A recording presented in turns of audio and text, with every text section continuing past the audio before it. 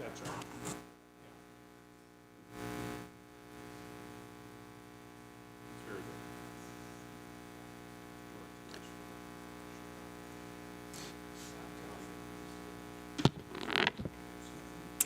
Good evening, everyone. It is 5:30 p.m. and I would like, are we ready to go? Broadcasting? Yeah, thank you. It's 5:30 p.m. and I'd like to call to order the joint work session of the McMinnville City Council and the McMinnville Planning Commission for Tuesday, December 10th, 2024. And I will turn it over to our Community Development Director to present. Yes, so thank you, councilors and commissioners. Tonight we're going to be talking about our housing production strategy. Evan Hippis, our affordable housing planner, is here with us. He's the lead on this project, and then Beth Goodman from Echo Northwest is our lead consultant on the project. As you know, the housing production strategy is something that is mandated by the state, and we need to submit it by the end of this next calendar year. I'm already thinking I'm in 2025. But it's also really important. So it's a time for us to talk about what our housing needs are in this community and the things that the city can put in place as a toolbox to help incentivize or even mandate our development community to build the needed housing that we have. The strategies and the toolbox that we put together does have pros and cons and consequences and opportunities. And so what we want to do tonight is go through a list with you that has been developed by the Affordable Housing Committee of that toolbox and talk about what those different tools are, their impact on the housing needs, and the opportunities and consequences associated with them for the city as an organization and the community as a whole. As we develop this product, when we put together our final list for the toolbox, we will be held to implementing those. So there used to be a time when we thought we could put together a list of things to consider as part of our toolbox, and we would evaluate them and see what makes the most sense for McMinnville. Recently, there's been rulemaking at the state, and through that rulemaking process, what we've learned is what we put in our list is what we're going to be doing. So it's important for us to be thoughtful about it and mindful of what they are, but also they are tools that we need to produce the housing that we need. So with that, I'm going to turn it over to Beth and Evan to lead you through a presentation. We want to give you some more data about what our housing needs are, and then talk about the tools themselves, and then open that up for conversation with you so that you get all the questions you need answered about those tools, and you can provide us some direction for moving this forward. So I will go ahead here. I'm Beth Goodman with Echo Northwest. What we're going to do is walk through a presentation where we're presenting you some information. I'm hoping that we can walk through the first half of the presentation relatively quickly, but if you have questions or concerns, I think it's probably best to ask them as we go along. So if you go to the next slide. What we're doing here is developing an 8-year action plan of how the city will promote housing development and also preserve existing affordable housing. So we've talked to you at the last meeting about McMinnville's unmet housing needs. We'll go over those very briefly again today. We've been talking with a number of stakeholders as well as looking at a lot of data about housing need in McMinnville, so understanding the barriers to developing housing that's affordable for people to live and work here. What policies are needed to encourage housing that meets McMinnville's housing needs? We've got 4 categories there, or 3 broad categories and an other category. We've been looking at actions in each of those categories. We'll talk through those. And then answering the question of, if we take those strategies, those actions together, are we achieving more fair and equitable outcomes for housing in McMinnville? And that's the challenge of the housing production strategy. Next slide, please. So we've got our timeline here very briefly. Where we are at this point is we've completed number 1, the housing analysis. We are working right now on number 3, developing housing actions. A little bit separately, we'll be working on land use efficiency measures, which are policies that the city can implement to meet the unmet land need for residential housing within the existing urban growth boundary, or look at an urban growth boundary expansion, or both. We're not quite working on number 2. We're certainly not talking to you about that tonight. We're working on it in the background. By May of 2025, you'll have a complete housing production strategy. We'll still be working on the land use efficiency measures, as well as with another consultant working on code changes. So that will continue, I believe, into the summer. But we'll have the housing production strategy project wrapped up in May 2025. So next slide, please. All right, so you're required to adopt your housing production strategy by December 2025. Adopting it means you're committed to implementing the actions in the HPS over the 2026 to 33 period. And by 2033, you'll be working on a new housing needs analysis. You'll have worked on a new housing needs analysis. You'll be working on a new housing production strategy and doing some evaluation of how did the actions in this housing production strategy, how did they work out?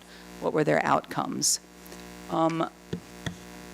So it's entirely likely that some of the actions in the housing production strategy may well be, as you get into them, you may well find, oh, this isn't the right action. We thought it was, but it's a little bit different. Or maybe there's some new resource from the state or federal government that would better meet this housing need, so we should take action on that.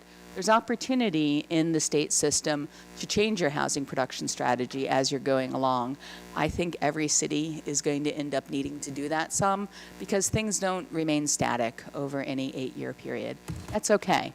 Remember that actions not identified in the housing production strategy can still be implemented by the city, but you won't be held to specific action by the state.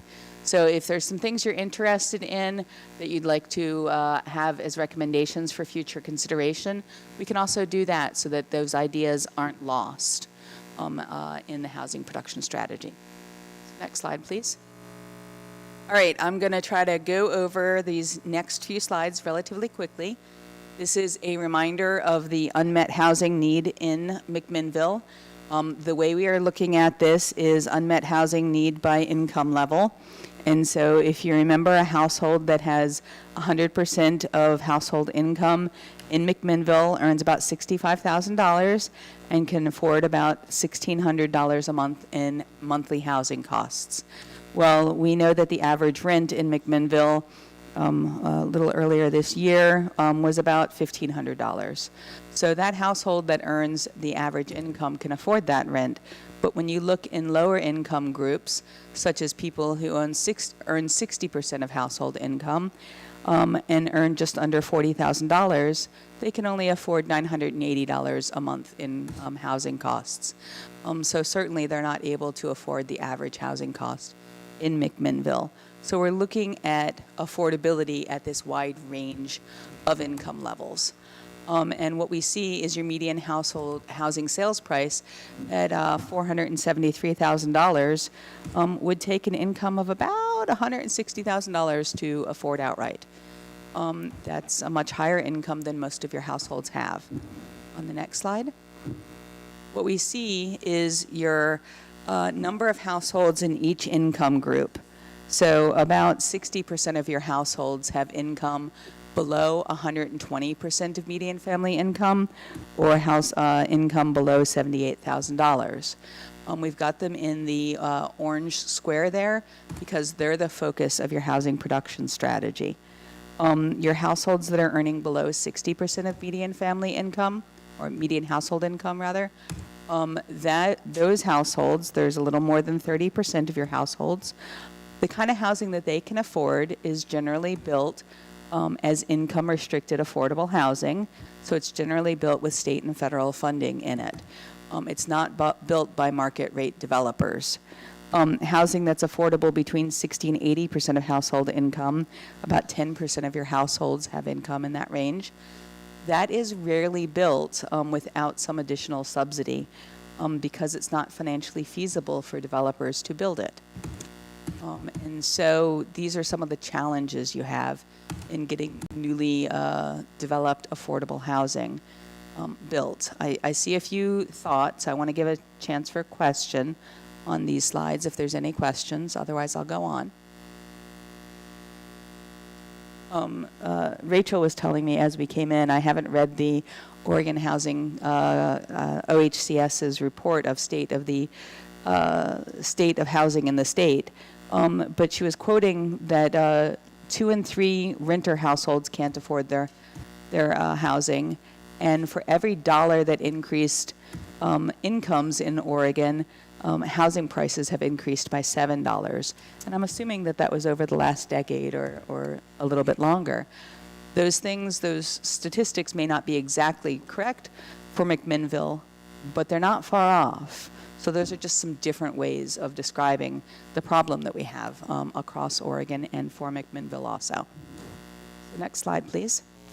So we're not just thinking about housing needs by income level. We're thinking about housing needs for different groups of people.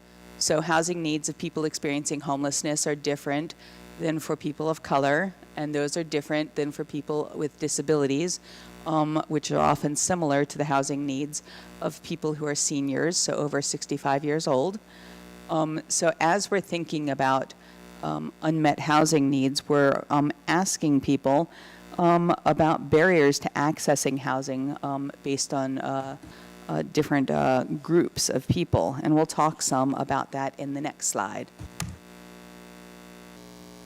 So some of the themes of unmet housing need by those kind of specific groups are about access to affordable housing. So need for changes to zoning and need for housing that's available for renter and ownership, need for diverse housing types. You've done some work over the last few years in increasing the types of housing that can be built in McMinnville, so including things like your missing middle housing, like cottage housing, townhouses, et cetera. Both need for market rate and income restricted affordable housing. People are looking at access to housing in urban areas, and we're also hearing about need for infrastructure planning for your urban areas. And so some of those are often in the areas that have been recently brought into your urban growth boundary. I know you're working on some area plans or have worked on some area plans recently. For that, that'll be part of what we're looking at in the future. So access that meets a household's needs. So size and configuration, number of bedrooms. So you've got a fair number of households that are single-person households, as well as households that are family or multi-generational households. Those households have different housing needs. People experiencing houselessness oftentimes need access to housing with services such as mental health, substance abuse, and healthcare services. Those services are generally provided by nonprofit organizations. I don't think we're suggesting that the city would provide those services, because I don't think most of us are social workers or healthcare workers those ways. But there are certain things that the city can do to support development of housing with those services. And then housing that is accessible for people with disabilities. And so that can go to things like zoning code. Of course, the federal ADA requirements fit in there, but also the city may look at incentives to support development of somewhat new and some amount of new housing for people with disabilities. And then, of course, access to housing without discrimination. So implementation of fair housing policies, continuing to work with the Housing Authority on fair housing issues. Those kind of things are some of the themes that we're hearing. Next slide, please. All right, so getting to some of the interesting stuff. Next slide, please. Potential actions for inclusion in the HPS. So when we think about what actions should the city take, because the HPS is an action plan that the city is going to implement, we need to think about what the city's role is in housing development. So the city obviously has a big role in public policy. So you can affect your zoning, your design requirements, that kind of thing. The city can also influence land You expanded your urban growth boundary. You're doing area planning for areas in the urban growth boundary. And then, of course, provision of infrastructure. Obviously, private developers have roles in each of these things also. The city can have some effect on market feasibility. So if you look at things like property tax exemptions for certain types of housing that the city really wants to see developed, that's how you can affect market feasibility. Cities rarely have a role to play. That's a big role in capital for funding development of housing. Cities could certainly, if they chose to and had the money to, provide low-income loans for things like construction. Not something I've seen cities do a lot. That kind of thing could certainly be something the city does. So as we're talking about the housing production strategy actions, we're thinking about what's the city's role. In the next slide. So I said at the beginning, taken together, the strategies, the actions have to achieve more fair and equitable housing outcomes. Well, these bullet points that we've got here all describe what that means. So that's affordable home ownership and rental housing, increasing housing stability and decreasing gentrification or displacement, housing options for people experiencing homelessness, location of housing in compact mixed-use areas, increasing housing choice in safe neighborhoods with high-quality amenities, especially for your historically marginalized communities, so your communities of color, for instance, or people with disabilities, and increasing fair housing, so decreasing discrimination for state and federal protected classes, which includes the people I've just been talking about. So that's what we're aiming at when we look at the actions the city has implemented and the actions that'll be in the housing production strategy. All right, so as we think about these issues, I think it's important to understand what the barriers are to housing development. So some of these won't surprise you, like lack of available development-ready buildable lands. It's something you've been dealing with for decades. Need for area-specific planning. You guys are doing that. Of course, you'll need to do some more of that. As you're doing your area-specific planning and planning for how your how your land in your urban growth expansion areas will develop, looking at potential for rezoning some land. So you recently implemented an R5 zone. I think that was a couple of years ago, but to my knowledge, you don't have any or much land zoned for that. And so that's an exclusive multifamily zone. So looking at some opportunity for that, so that you've got land in areas that are likely in the future going to be higher amenity areas where you could build more multifamily housing and not build single family housing.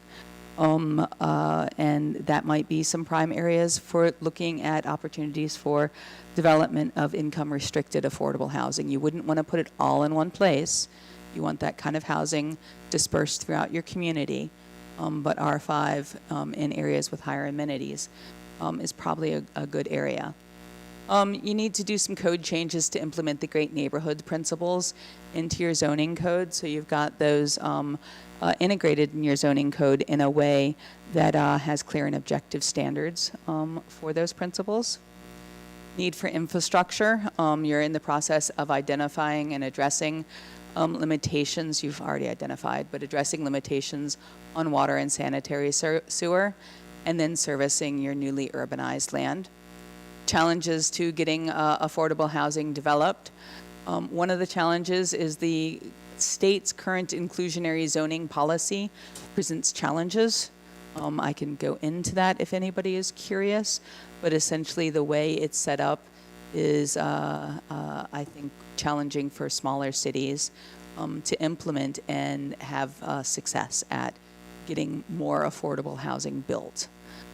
Need for funding, these are obviously external, and challenges in using Section 8 housing choice vouchers.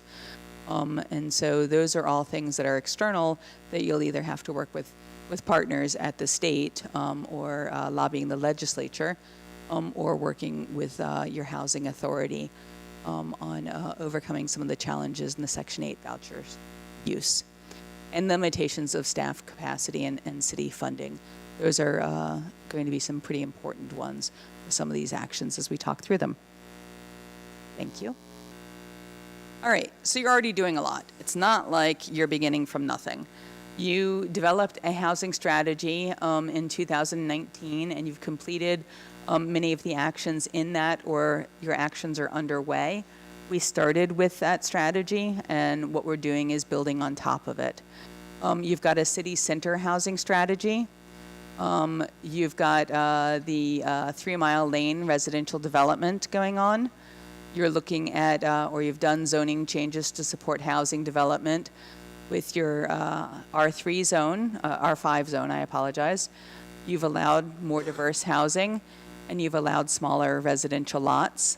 You're looking at infrastructure improvements, and you've implemented a CET and are deciding how to use those funds. So you've done some things, including some funding with the CET, the construction excise tax. These are great.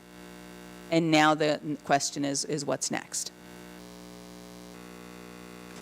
Before I pause again for questions, before we get into the actions, we've been doing a lot of community engagement.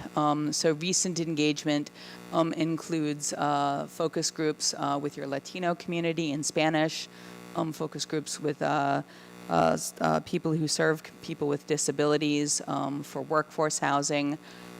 We've worked with your Affordable Housing Committee once. We're going to meet with them again next week and have the same discussion with them. We've had a number of project advisory committee meetings. I think it might be 3 by now instead of 2. We've got a survey underway that I think will close in the next couple of days. And we've held some work sessions with you all, and we've got more planned. We've got an open house coming up in the late winter, working more with the Affordable Housing Committee and the Project Advisory Committee, and then we'll be talking to you more. So we've done a fair bit, we're doing more. And implementing the actions in the housing production strategy is going to require more engagement for most of the actions. So many of the actions we'll be talking about in a few minutes, all of the details of those aren't worked out now. They won't be worked out in the housing production strategy. That's what you've got Evan for, essentially, Evan and Heather, to implement those actions and work with you through them. So before we go on to talk about the actions, y'all have any questions for me? Councilor Payne?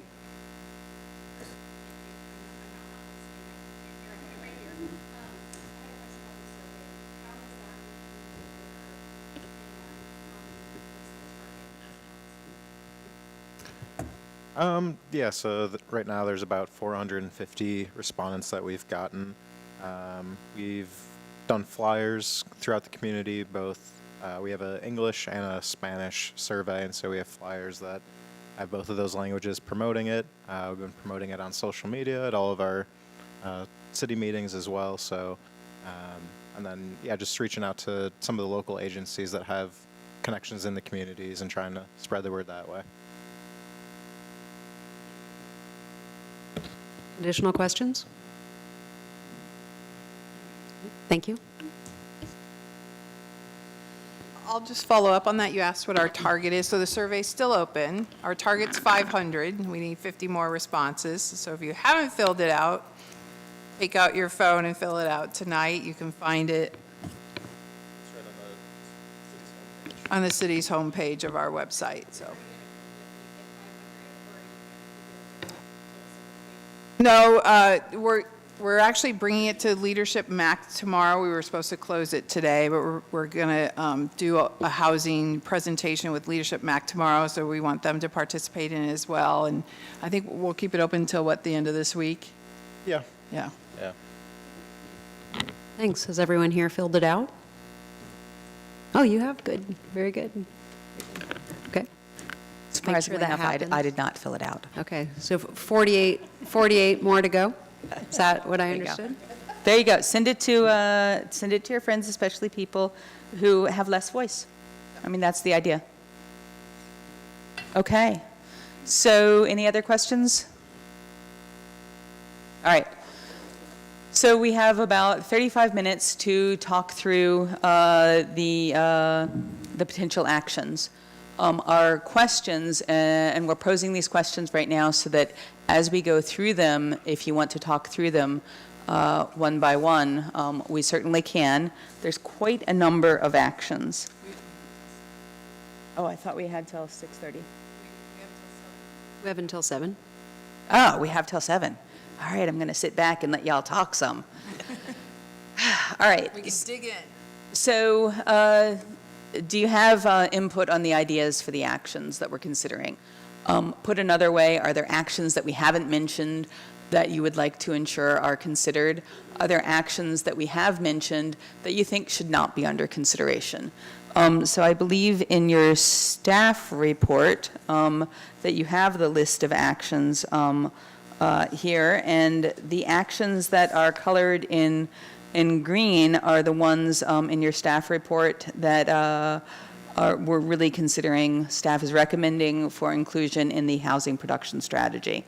And the ones that aren't in green are ones that we've collectively, with staff, your affordable house, your advisory committee have identified as, those are probably important, but you have limited staff capacity. You only have 8 years, and you have limited funds. So we're trying to focus on the most important ones, especially ones that we think can be accomplished. So we do have slides that. We do. That I'm go gonna through the them. actions, yeah. So do you want to go through them first? And then, so everyone gets a baseline of what they Sure. are?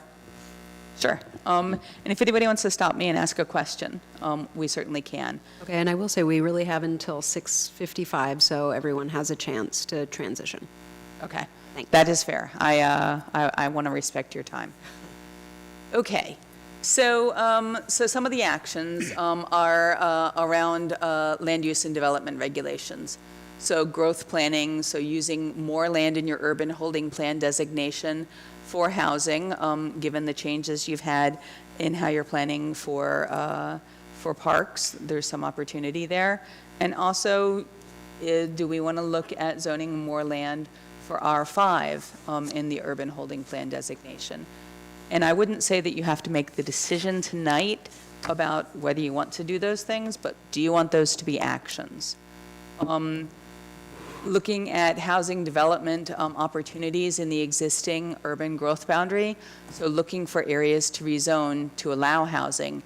Maybe you've got some land, let's say some industrial land that is just not functioning well. I'm just picking on industrial. That you might want to rezone for housing and look at industrial development somewhere else.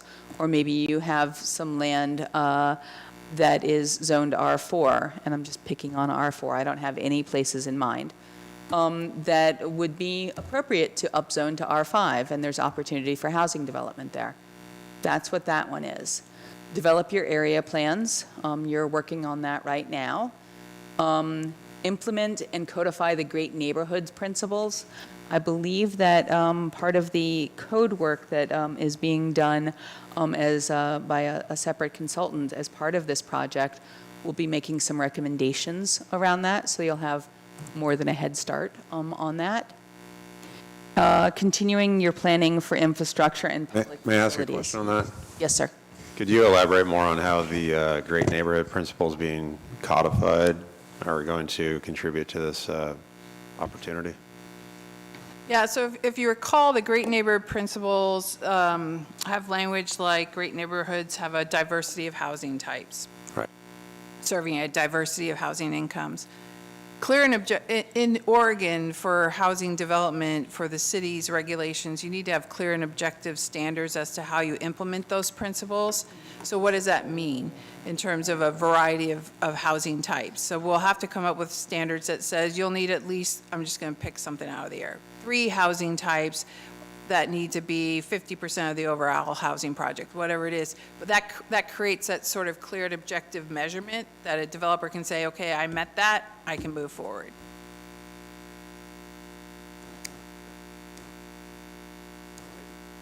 Otherwise, I mean, we've been implementing it as principles, but without clear and objective standards, there can be pushback to the implementation.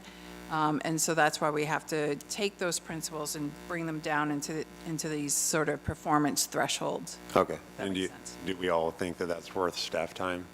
Because we have limited staff time. Yeah, so it's actually part of our, it's a consultant contract that's doing that. That's part of this work, which is grant funded through DLCD. Okay, thank you. So thank you for that. That's a great example of a question, so that we understand what we're talking about. I'm great at questions. Yeah. I appreciate that. I like great questions. So looking at infrastructure planning to support residential development, so that's identifying areas that are suitable for housing but have underdeveloped infrastructure capacity. Looking at to and through policies that ensure infrastructure extensions are sized to serve development, as well as extend beyond the development to get future properties. So you're doing good long-range planning essentially for infrastructure. Looking for infill development opportunities. So where do you have development opportunities where part of the barrier is infrastructure? So like water or wastewater collection, that kind of thing. So that ends up being about essentially coordinating your capital improvement planning and your facilities planning with your housing planning. Next slide, please. All right, so incentivizing and promoting accessible design. So what that is you've got some standards that exist in the world, like the Universal Design Standard or the Lifelong Housing Certification. There are other types of standards. You can use incentives like offering expedited review and permitting processing. You could offer planning or building fee reductions or density or building height bonuses. Those are examples of incentives for developers who are offering, say, some amount of the housing in their development to be developed using these principles. So that's a certainly incentive route. I know that in Wilsonville, they're looking at just making it an outright requirement, and some other cities are talking about that 10% of new housing, and 10% is an arbitrary number, 10% of new housing for developments, larger than however many dwelling units, need to be designed with these accessible design principles in mind. And just a reminder that here in McMinnville, the census data shows that nearly a third of our population identifies as having a disability. Do you know of other cities that have successfully mandated something like that? Wilsonville did in Frog Pond, their Frog Pond area. So when not you say citywide, but in a specific development? it's in a specific, it was a recent urban growth boundary expansion area. Okay. Some of these are a little bit newer and haven't necessarily had time to be implemented. What I would say is you wouldn't want to require it for all new housing because it makes housing more expensive. You got that trade-off. But if you require it for no housing or you offer no incentive, then you're going to be getting what you've gotten, which is probably not enough housing that has these accessibility characteristics. Okay. Requiring a mix of housing types for land that is going to be annexed. That's a little bit of something like what Heather just said about the Great Neighborhoods principles. That's the example that she gave. So requiring, 3 or more housing types on this land that would be annexed. And I would imagine that it's larger parcels of land, not necessarily single lot annexations. That kind of thing. Preserving low-cost housing to mitigate displacement.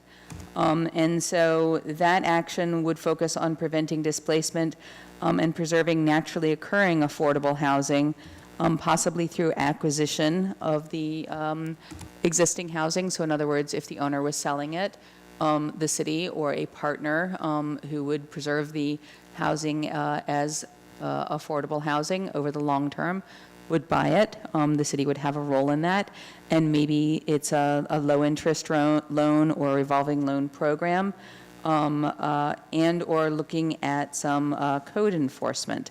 So the legislature has committed $15 million in lottery bonds to OHCS to create this naturally occurring affordable housing loan fund. So that's an example where some funding may come from. Thank you. The One moment, city could do please. that. Councilor Chenoweth? I'm sorry. Thank you, Mayor. I wanted to hit this particular item. Are there any other ways that you can envision that we would do that? We've seen a few areas, or at least I've seen a few areas in McMinnville that were low-cost housing that have converted into something that is not low-cost housing. So what ideas are there beyond acquisition? So, I mean, I think the biggest idea is going to be acquisition, whether it's the city or, as likely as not, a partner doing the acquisition. But I don't think that there's ways that you can require housing continue to be low cost. Obviously, there's the state, what's it called? When you're not allowed to raise rent above a certain percentage. The state rent control, there we go. But our state rent control allows a fair bit of increase in rent, and certainly in things like manufactured home parks, those rents, even though they're rent controlled, are rising very quickly. There's some different options for manufactured home parks, but those come back in a lot of ways to purchasing. Maybe the owners purchasing the manufactured home parks. So a lot of it becomes about control of the housing, and then working with the partners who are controlling it to keep the costs down. We could, at our last work session with you as a joint team, we did hear from you the concern about protecting our manufactured home parks, which are particularly vulnerable because they're planned and platted as subdivisions, so individual lots. Which make them more attractive. And we could do something where we're engaging in communications, regular communications with the owners to ensure that, if they get to a place where they want to sell it, that we learn about it early and can work with the tenants on a game plan to buy it. So in the state of Oregon, the tenants need to be noticed that there's the intention to sell the park, and they have the opportunity to put in a competitive bid. The time frame in which they're noticed and to put in a bid is very limited. So it's extremely difficult to get the financing together to be successful. McMinnville has done it once before successfully, but maybe one of our actions under this particular program is maintaining regular communications with the owners of these parks and letting them know that we'd like to, if they are intending to sell, a lot of them are locally owned, if they are intending to sell, we'd like to know early so we can work on that program. The owner of the park gets the fair market value, it's just who ends up as the next owner is important. And that is action number 23. Oh, there we go, sorry. So when you say that, you're referring, I'm guessing, to out in the greater Booth Bend area where that was successfully done? I think so. It was before my time, so I've only heard about it, so I think so. I have a question as well. I'm not sure if it would fall under this action item or perhaps it's what's detailed in the next one. Maybe a little bit of both. A number of years ago, we looked at a program where the city would be able to purchase county tax foreclosures for the rate of the back taxes, therefore making the county whole, and then the city would be able to transition that property to essentially an affordable housing developer or somebody or some other NGO that could put that land and that housing either as it was or with improvements into service, and that it would be deed restricted similar to the ways in which we see coming through now or that we have on our agenda later tonight. We didn't have all those functions in place at the time. I don't see that particular thing called out in here. I think it could kind of fit into either of these. Is that level of specificity too great for these actions that'll go into this plan? And is it too specific because it's reliant on a specific community partner for whom we can't obligate an action? And of course, as you said, we have to follow up on these actions. So I'm going to say yes and no. It's too specific, but there's no reason not to mention it as an option. So not necessarily saying the city will do this particular thing, but saying the city will do broadly this, and one of the ways it may do it is looking at foreclosures. Is that Yeah. I don't know if there's some other barrier there. No, I think that would be good. Currently, if you recall, the county elected not to foreclose on the properties and displace the existing families. They're trying to work with them so they can stay in the homes, which is great because that prevents the displacement. So maybe we can come up with some sort of wording that talks about supporting that, or if that's not able to move forward, finding another program which keeps it in affordable housing. Okay. Counselor? Yeah, and just to be clear, was not necessarily asking or advocating for some sort of rules that would allow us to force somebody to do something. It's not. I'm just interested, I've seen a few of our low-income areas that have gone, and just curious what that process could look like, so I appreciate your answers. Thank you. Certainly. Are there other questions there? So transitional housing is actually something that's a little bit different.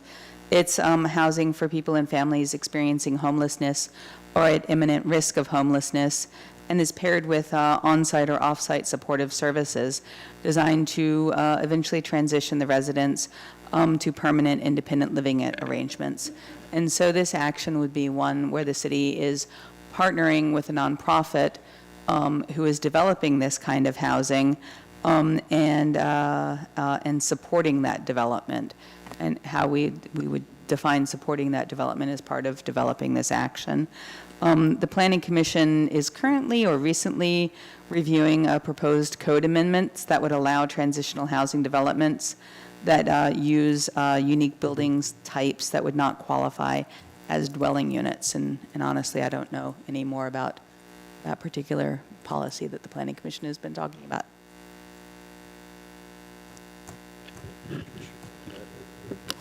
Yeah, so we actually just had an open house on transitional housing last Tuesday. The Planning Commission is going to be continuing their review of that in January before moving forward, but yeah, we're still kind of getting some public input on the proposed regulations that came out of the Affordable Housing Committee, but this action number 10 would be kind of just building on if those proposed regulations do become adopted, how can we look at incentivizing the development of transitional housing? Thank you. Counselor Menke? Yes, I didn't want it to be said that it's just dealing with not-for-profits, because I think people that are interested in a profit or as a marginal one would be interested in this too, and I want that to be clear because of the incentivization of trying to get this to happen. I think the trick ends up being the supportive system, services that are associated with it, but whoever's doing it, a nonprofit or a for-profit, if it qualifies, then yeah. And some of what we'll be talking about in a few moments will be some of the types of incentives and some of the other actions that may well blend well with some of these. So as we continue going through, I'll try to loop back a little bit to, hey, that could work with this, that could work with the other thing. But I think to Councilor Menke's point, maybe we revisit the language relative to this so it doesn't seem like it's niching it in. We are working on a code that would allow people who are holding their property for future development to do interim transitional housing. Yes. Oh, okay.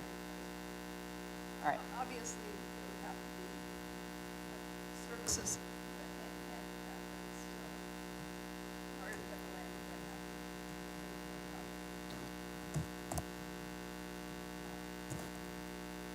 Taking notes to ask my questions later to find out more. Okay. I had a question on that one as well. Yes, sir. So in the packet tonight, it states that there's a significant need for transitional housing in McMinnville. And when the Affordable Housing Committee brought the transitional housing to the Planning Commission, Philip Higgins, who was the main speaker that evening, stated that he would be surprised if there were more than 6 transitional housing areas created within McMinnville.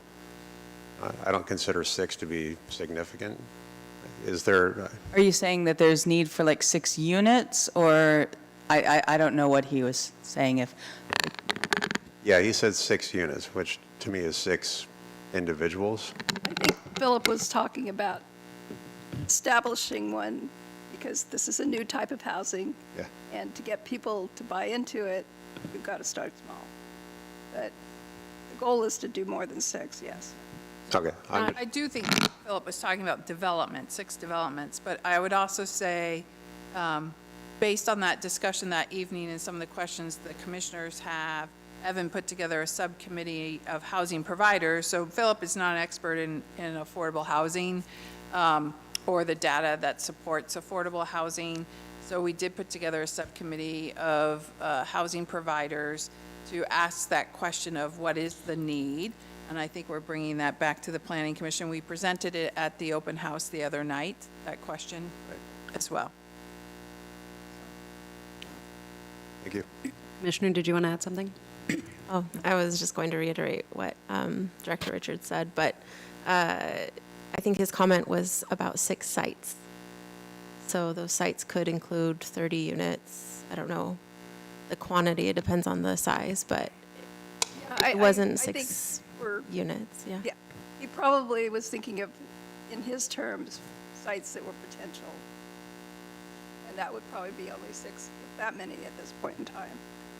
But also, as a part of the conversation, one of the sites that he was particularly interested in was talking about starting very small with maybe 6 possible places. Very good. Your question satisfied? Thank you. okay. Thank you.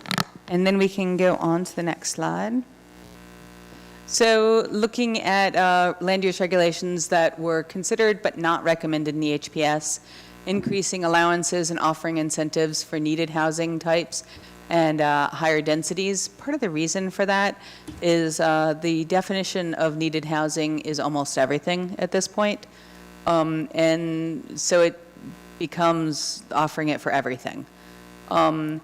Developing pre-approved plan sites, there were some concerns that that would be less, pre-approved plan sets, that would be less effective, given the unique nature of many development sites in McMinnville.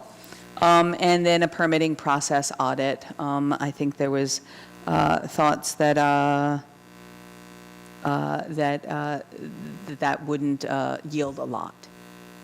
So, Yeah, and I guess to follow up on the plan sets, what we have learned in McMinnville is that people do not like the uniformity of design of product and would like a more unique, diverse design of products, so we didn't think that that was a good match for McMinnville. There are some communities that are doing pre-approved plan sets, and then those plan sets can be built anywhere. But it does lead itself to production housing, a production housing look throughout. And working with the community over the past many years, one of the things we've heard is that McMinnville does not want sort of that cookie cutter architectural design look in its neighborhoods. And we've gotten that feedback after a couple of production housing neighborhoods have been built. Thank you. I just asked Councilor Gary to maybe comment on that a little bit, because I know you discussed something like that within the Affordable Housing Committee. I don't know if it was necessarily an exterior look or an interior design or what, but it was an interesting conversation. On uniformity of design or on prepackaged offerings? Yeah, kind of a package offering. Oh, yeah, and we've anecdotally in my professional experiences, we've seen that throughout other communities, be it for an affordable product or for any sort of product. It just is easy way to demystify the process and move people quickly through, be it seasoned professionals or people brand new to the trade. People brand new to the trade who may have a lesser understanding of how to streamline through the bureaucratic red tape, but may be able to offer a more affordable product starting out in their endeavors. It brings those people along, and I think it offers a great product to that end. I think you'll see lower cost housing despite it being maybe it takes the thinking and the time out of it, so you can deliver that product quicker. So I don't know if that helps summarize that conversation, but in my experience, I think it would be a great idea. Not exactly what I was thinking, but I think it's a good conversation anyway. So I will ask the question, do you want us to move the developing pre-approved plan sets on the ideas on the list of actions recommended for inclusion in the HPS, or we could leave it in something for future consideration? I think we're probably better off for future consideration. We've had so many people from the community who are very upset about the planned development off of Baker Creek and other areas. I don't think that McMinnville has had the opportunity to have some of the pre-approved plans that are cookie that you can mix and match. I don't think that's come to our community where you can, different different roof, this color, and you can, they're all set, sort of like a pre-approved plan. I think the pushback is going to be really tough. Yeah, I think we've seen that cookie cutter appearance exists whether they're pre-approved or not pre-approved. I think the pre-approval is to push units through quicker on a smaller scale basis. I mean, I could be missing the intent, but if I end up with 3 lots and I don't know, any architects or any engineers or any way to get started, but I can go in and fast track permits with these 3 houses, and I can pick not ABC, but I can pick 3 very diverse houses. I think that's the value I see in pre-approved plan sets. Is I can see the value for smaller lot sizes, and so I have no problem. I don't think the community would have a problem with that because they'd be interspersed throughout the community. I think for the larger areas, it would be a big problem. Okay, so just kind of going around, it's not an official vote, but just kind of looking if this is something you'd like to be included at this time. We're just going to go quickly around the table because I know there's a number of slides still to move through. Commissioner Flores, would you like to start? And if I can just add, so the pre-approved plan sets is a fairly big lift of getting the sets put together, and so it'd be a matter of a discussion of how many as well. And then the other thing I see as problematic with it is because we allow such a variety of lot sizes, we'd have to decide Plan A can fit this type of lot versus not this type of lot. We have a lot of DIYers who are buying sets online and trying to make them work on lots, and it's very problematic for us. Director Richards, don't we already have pre-approved plan sets? No, we don't. So what happens is we do allow master plan sets to be provided by a developer that will review once and approve it, and then they can build that in their subdivision on the lots that they're building out.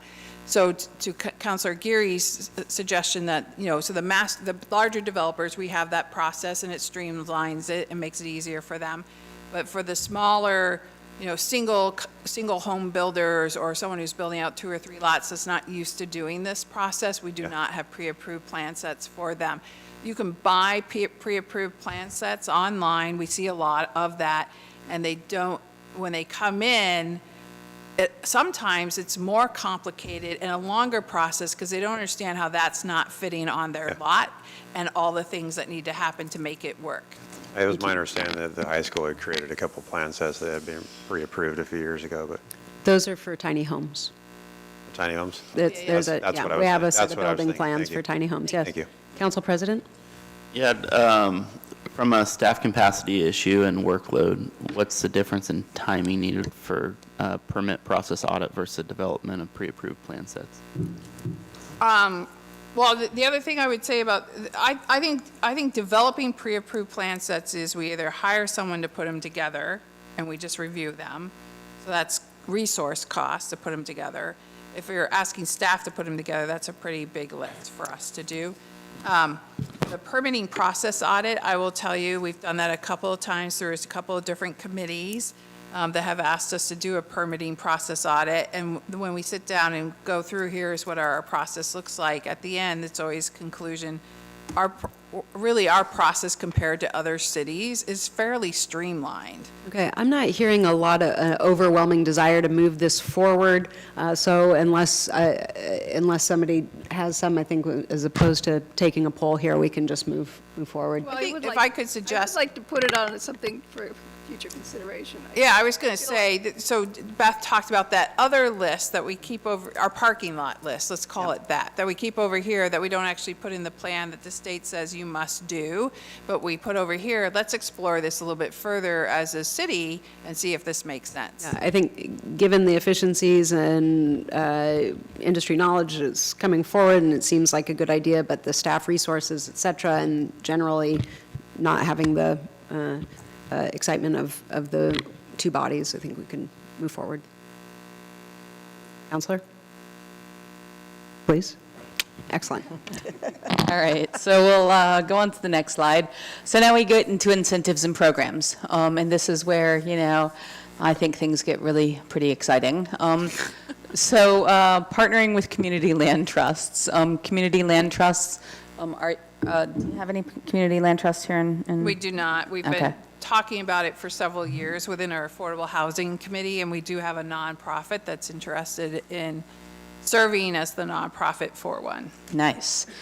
So Community Land Trust, they own the land, they build the housing, they sell it to a household, the housing that is income qualified, so the household is income qualified, they're lower income. And the land continues to belong to the Community Land Trust. It's a limited equity situation, so that when the house sells again, the household who owned it, they get some of the equity, the increase in value in the unit, but they don't get it all, so that when it's resold to the next people, they also get into the housing at lower than market rate costs. The great thing about Community Land Trust is it's a way to give lower income households access to home ownership. The difficult thing about it is that it's expensive to do on a per unit basis. And so the number of units you get is a smaller number of units than you'd get if you were building rental housing. That doesn't mean that it's not worthwhile. I think it's very worthwhile. And it's a way to get more affordable ownership housing. Now, you might say, what would the city's role in that be? Well, the city's role in that might well be about, say, land for affordable housing. So the city can, in lots of different ways, come to own land. One of the ways is, we talked about foreclosures a few minutes ago. Maybe there's a land foreclosure, or the city has purchased land and assembled land in a little land bank, or maybe the city has land that is surplus to need, where you've identified it as a place where housing should be developed, or looking at partnerships with institutional landowners. There's lots of different ways here. But if the city comes to control land, then you can, say, work with the Community Land Trust, who wants to develop a type of affordable housing there that will be affordable over the very long term for home ownership, and the city can, sell that land to them. It can give that land to them with, of course, appropriate agreements and that kind of thing to make sure that you're getting the public good that you're looking for out of it. But that's one way that a city can partner with a land trust. There's other ways. I'm sure I'll talk about them in a few moments. And so those are two different actions. This next one came from our advisory committee, and it's basically about the fact that if I wanted to build a house, I might have trouble buying land to, build my own house. And so this is about helping individuals control land development to build housing that meets their needs. It's about essentially taking the housing developer out of the process and having the housing developed by, small developers, local contractors, that kind of thing, and helping people get the housing that they can afford built. It may not be what the market wants to have built, and that's okay, because you're not looking at the incentive for profit there. You're taking that profit incentive out of it. This is one that I know Heather gets really excited about, and one that I sometimes have a little bit of trouble envisioning exactly what it looks like. And so if Heather has anything to add to my little description. I don't know how it gets done, but it was brought up in our PAC that right now in McMinnville, with limited land, we have developers who are entitling the land and then selling it for $225,000 a lot. And that in and of itself is creating an issue of affordability. Then we have developers who are building out their subdivisions and putting their housing product on the market at what the market will support, right? And if you have a supply and demand offset, so we have more demand than supply, the market's at a higher expense. So the discussion was, if we can get, for people who need housing, affordable housing, land in their control, then they hire a developer to build their home, and they negotiate a developer's fee, and then that's controlling the cost of the home rather than the market and the supply and demand. So I don't know how we get there in terms of that control, but it essentially helps us with their current issue that's happening in McMinnville, which is high demand, low supply trajectory of housing expenses, because it's coming out as a commodity. And so just so you know, Evan just added numbers to these. In your staff report, that's number 22. So you probably saw me frantically searching for it. Commissioner? On this issue, isn't this what Habitat for Humanity does? In some regards, I mean, they Yeah. also, Habitat carries a second on properties, which they carry, and so that keeps the housing costs down as well, but yeah. Yeah, I don't see anything in any of this about working with local nonprofits like Habitat. And I don't know if we can add that somewhere, just to identify it.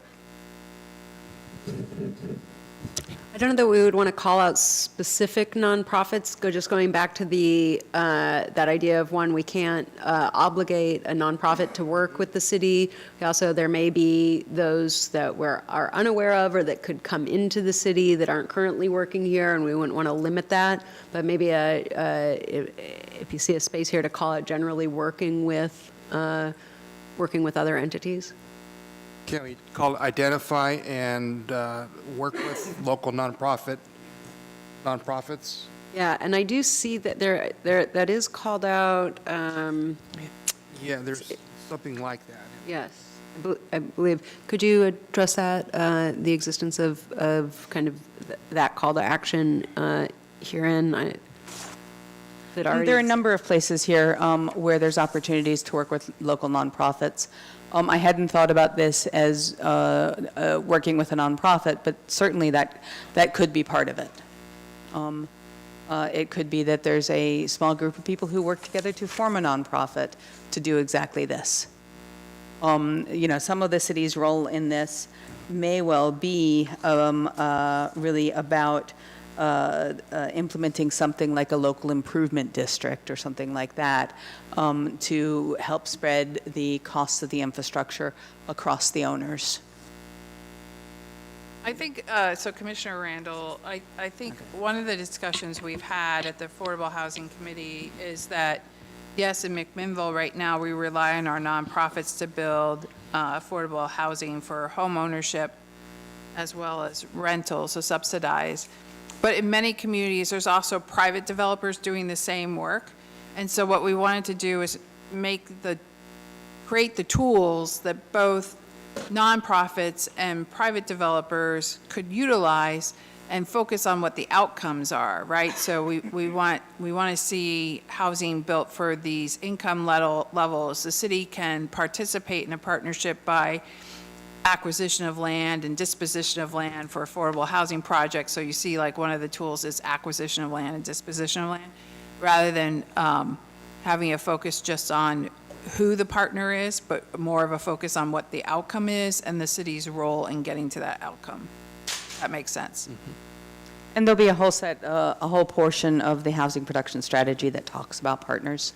We haven't worked out all of those yet. So it is 6:35, so we've got about 20 minutes left. So I'm going to continue moving us on. One of the next actions is about looking at implementing the multi-unit property tax exemption. It's a property tax exemption that is for multifamily housing. It's for market rate housing. The idea is that you grant it, you being the city council, in situations where the developer has applied for it and is giving some amount of housing that will be affordable over the next 10 years. So it's rental housing, of course. What I like about MUPD is that it's very flexible. A city gets to decide where it's going to apply a MUPD zone. It's often in things like downtowns. And then it gets to decide what are the requirements for being awarded MUPD. How long will that tax exemption be for? Up to 10 years. The city has, before the tax exemption is awarded, worked out with the overlapping taxing authorities whether they will participate or not. Once you've got 51% of your taxing authorities participating, then everybody participates. And it's an incentive that's sufficient sometimes to get more genuinely affordable housing that's affordable in that 60 to 80% or up to 100%, up to 120% of household income. And so that's what it's really gearing at, is how do you get more multifamily housing there. Some people refer to it as voluntary inclusionary zoning. So, they're doing inclusionary zoning, but they're choosing to do it. The developer is applying for it. The city council gets to decide if they're going to award it or not. You don't have to. So it's a very, very flexible property tax incentive. And just to add to that, so there is an inclusionary zoning bill rolling through the legislation this next session to try and get inclusionary zoning for smaller cities. And I was at a work session where we were talking about it. And what was interesting to me about this concept is for housing that is serving 80% area median or less, and they're built by nonprofits, those are all off the tax rolls for 90 some odd years, right? And what we're talking about is getting someone to build affordable housing that comes off the tax rolls for 10 years. So it's less of a tax impact in terms of the tool, but it gets the needed housing built and puts specificity behind it for a certain length of time as to the type of household it's serving. To clarify on that, each independent tax district, so the school district or the fire district or Shemekidah would all get You would to choose. talk to all of them, and this goes to what percentage of property tax does the cities make up? Does the school districts make up? Usually, if you get the school district along with the city on it, you hit that 51% threshold. And quite frankly, the school district can get their funding essentially a different way. You're talking to the chair of the new fire district? I didn't know that. Well, I'm being honest. The school district can get their funding a different way, so they're not losing their funding through the state. So yes, the fire district would be in that discussion. So all districts would be impacted, just 51% have to agree to form it. Yes. And it's governed by state law. So there's state law that spells out how it's applied. Okay, so it's not quite like an urban renewal district, but kind of. And it's much shorter than an urban renewal district. Okay. In the same effort, though, it reduces the tax base and doesn't give the city or emergency services of any kind taxes to serve that area. Right. To serve that one development, that one building. That's why it's a case-by-case basis. But the other reality is, we started off by showing you the need. So over 50% of our future housing units in terms of need are going to be subsidized in some manner or another, right? And the housing that is subsidized through LIHTC programs, state tax credit programs, things of that nature, are usually built by nonprofit developers, and they're off the tax rolls permanently. And this is a way to get the needed housing with a tax impact that's limited. Can I ask a follow-up as well? So you said this is for 10 years. That means at the first, basically at the sale of that property, if that property sells, then the value that we've saved is gone, right? Because we've now come to market value of whatever it sells at and whatever it becomes. So we got a 10-year window, but then the problem just comes back to that same area more than likely. It may well, yes. Or rents may be raised after the property tax abatement is done. Okay. So, but that housing by that point has depreciated some and is 10 years older and not as expensive as newly built multifamily housing. So, in other words, housing, newly built multifamily housing is more expensive than older equivalent housing. In other words, housing rents are higher on newly built housing generally than they are on housing that's, say, 20 or 30 years old. Unless the housing that's 20 or 30 years old has been improved quite a bit. Okay. I guess another way to look at it is, so these are on 8-year cycles, these housing production strategies.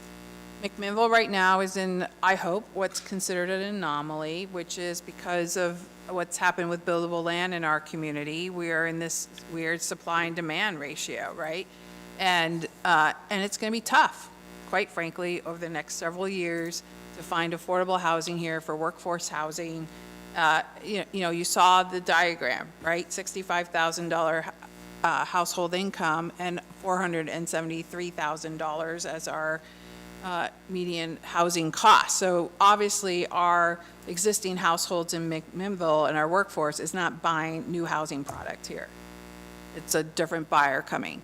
So we need to come up with programs in this interim period before we get the expansion lands in the city and built out to provide, to sort of rectify that supply and demand ratio that's out of proportionality right now, so that our workforce, our continued workforce that's serving our community can live here if they choose to want to live here. Recruitment for employees is difficult for our employers right now. Thank you for saying that, because one of the things that keeps echoing in my mind is a comment made to me by the Willamette Valley Medical Center CEO, that it's all levels of housing. Yes. And one concern I have is when we're focusing so much on one level of housing, we're going to push out the other levels of housing that we also desperately need. So I hope we stay cognizant of that. That's the higher end executive housing Yeah. that you're talking to, yeah. So that's where the planning's going to be important, right? I think in the conversations I've heard in this community over the last many years, form and aesthetics are important in terms of how different housing types blend into a neighborhood and how there's perceived impact on property value and quality of life. Equitable amenities throughout the neighborhoods is also important. So that's why the planning piece of this will be so important as to how we incorporate the different types of housing needed in this community. So I'm going to move us on. So the next one is about system development charges. So one of the ideas is deferring when system development charges are paid by a developer to the point where I think its final inspection happens. It could also be a different point, like occupancy, but I think final inspection is what the city is leaning towards, so that you still have some stick to require the developer to actually pay the system development charges. You won't issue them their inspection if they don't. And so the idea here is that when a developer is taking out their loans, part of their loan has to be for the system development charges. And if they don't have to carry that in their construction loan, then they are not paying interest on it. And so that gives a little help for developers.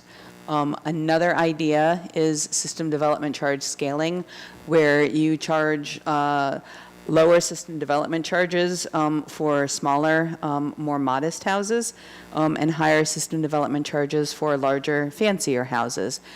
You'd have to go through, the next time you do your system development charge methodology, you'd need to work that in, and you'd presumably need to balance out so that you get enough system development charge revenues out. So it's effectively, you know, very, very close to, if not actually, net zero impact to your revenues, just shifting where it's being paid. I think the obvious example is charging lower system development charges for a small cottage rather than a 1,200 square foot house, rather than for a 4,000 square foot house, for instance. And some cities are doing that. You So have just that's shy of 10 minutes to go through the remaining items. Okay, I think we're going to get there. Next slide, please.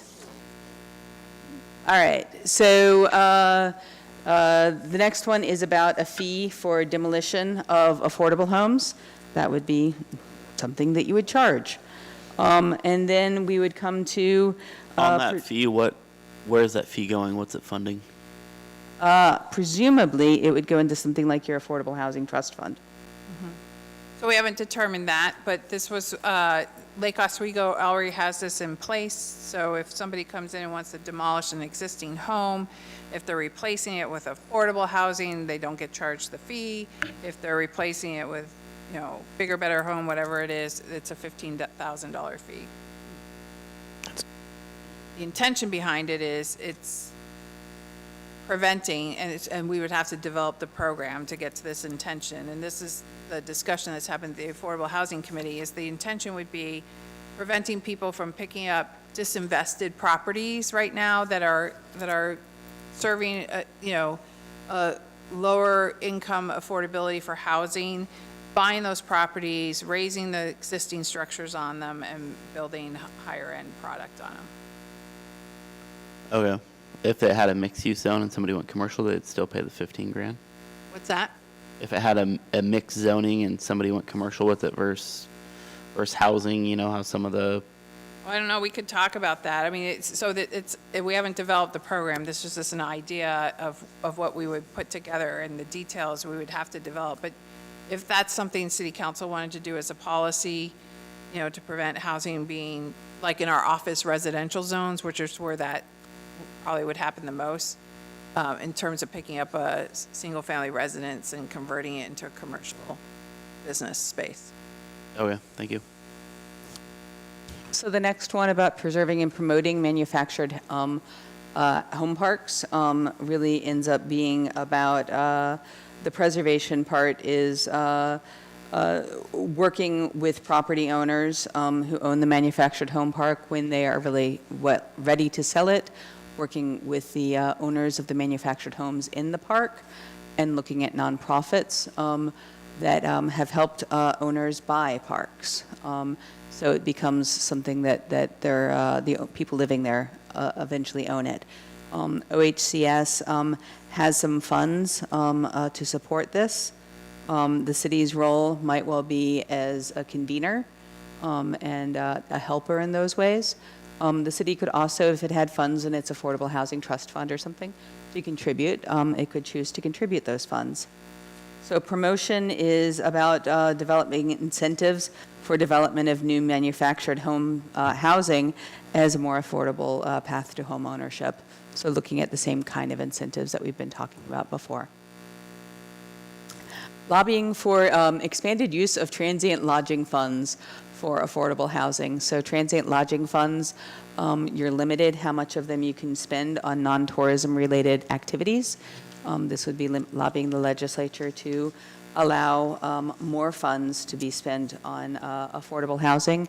And the nexus there is that people who work in tourism often have lower wages, and so often have trouble affording housing.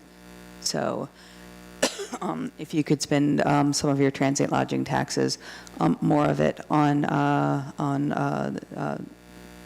housing programs, that would be good. This wouldn't be an effort that would be happening in a void. The League of Oregon Cities has been surveying cities. There's a lot of conversation about this, especially happening in coastal communities that have been so heavily impacted by tourism, as McMinnville has, and that haven't had the ability to keep up with infrastructure to support that level of tourism. One of the main opponents historically has been the Oregon Restaurant Lobby Association, and from what I understand, they're amenable to changing this right now as well. And so this is an active conversation that is very much on the radar of legislators and many cities.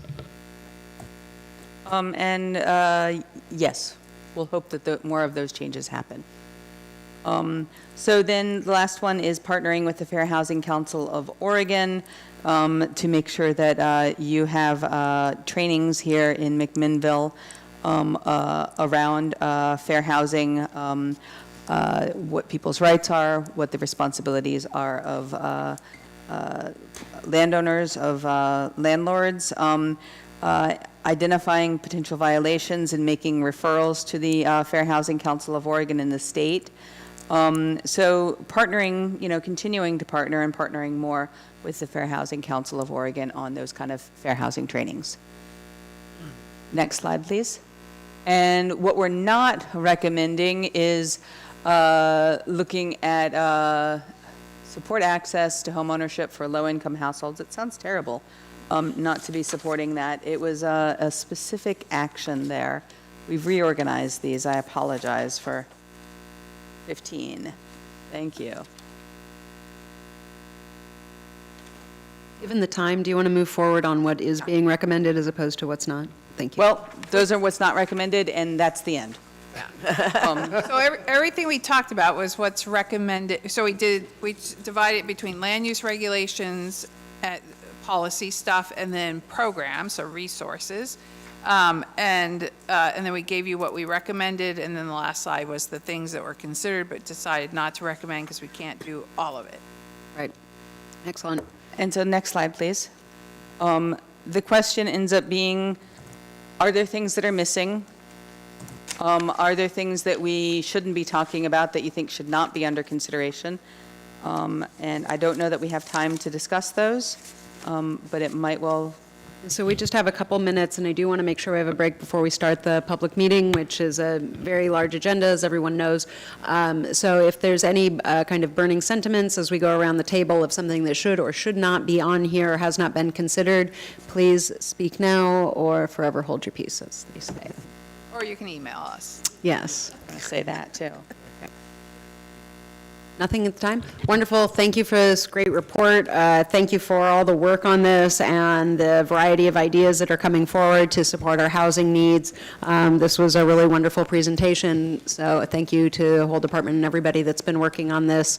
And we will adjourn the work session at 6:53 p.m. We will start the council meeting promptly at 7, so councilors, if you will please be back in your seats in time, I would appreciate it.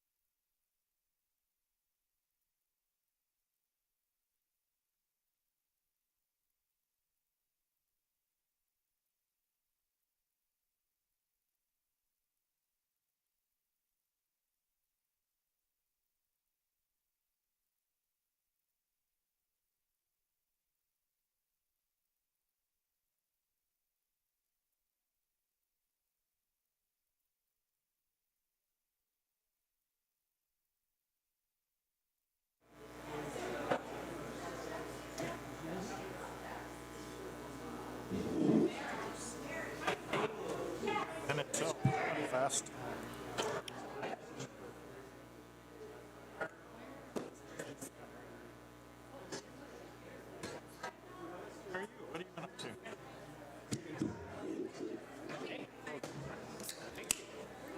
Okay, it is 6:59 PM, so if I can ask people to come in and find their seats and ask council to find their seats so we can start the meeting on time. We are noticed to start the meeting at 7 o'clock PM, so if I could invite everybody in and to find a seat, greatly appreciate it.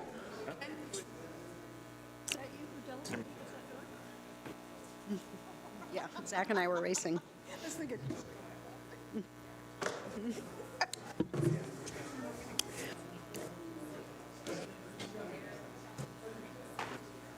All right, and it is 7 PM. Good evening, everyone. I'd like to welcome you to the December 10th, 2024 regular business meeting of the McMinnville City Council. And I would ask our city recorder, Claudia Cisneros, to do a roll call, please. Counselor Geary, Good evening. Counselor Menke, Here. Counselor Chenoweth, Present. Counselor Peralta, Here. Counselor Payne, Council President Garvin, Here. and Mayor Drapkin. Here, thank you. And could I ask Councilor Geary to lead us in the Pledge of Allegiance? If you're able, please stand and join us. I pledge allegiance to the flag of the United States of America, to the republic for which it stands, one nation, under God, indivisible, with liberty and justice for all. Thank you, Counselor. Tonight on the agenda, we have noticed that we are going to have ceremonies and proclamations. I would like to start by inviting all of our department heads along, including but not limited to our Police Chief Matt Scales, to come to the front of the room, please.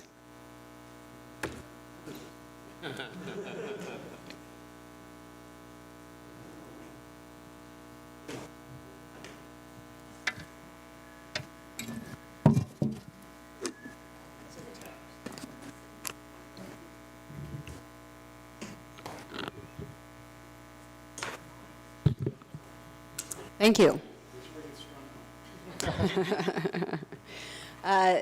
This is a proclamation in honor of our police chief, Matt Scales. Whereas Matt Scales was hired by the city of McMinnville on July 1st, 1993, and whereas Matt Scales was promoted to police chief on July 1st, 2011, and whereas Police Chief Scales has demonstrated leadership for the police department, the city of McMinnville, and the law enforcement profession through his 31-year career. And whereas Police Chief Scales has been steadfast in his support for and collaboration with all city departments and members of the executive team.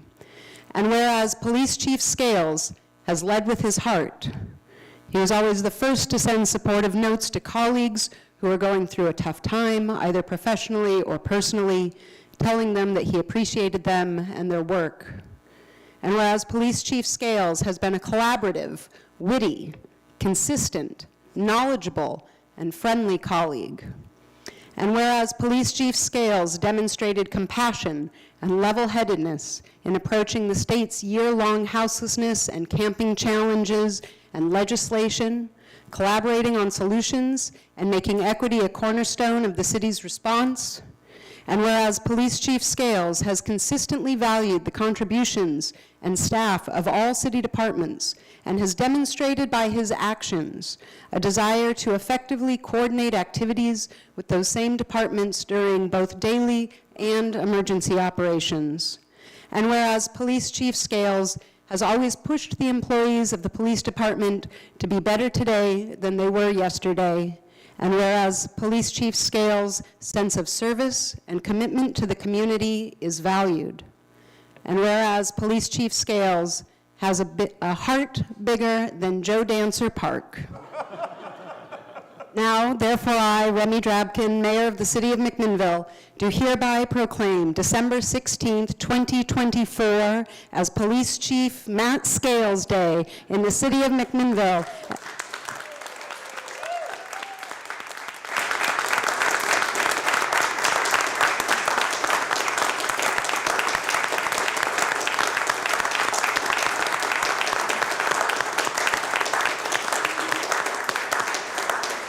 And urge the community to reflect on the passion and leadership of this caring and community-minded police chief who is leaving a legacy behind. In witness whereof, I have hereunto set my hand and caused the official seal of the City of McMinnville to be affixed this 10th day of December, 2024.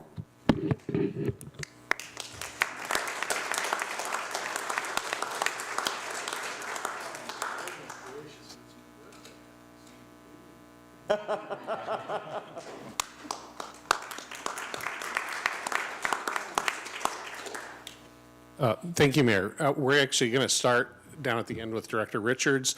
The mic's going to skip Chief Scales as it comes this way, though. So let each of you say a few words.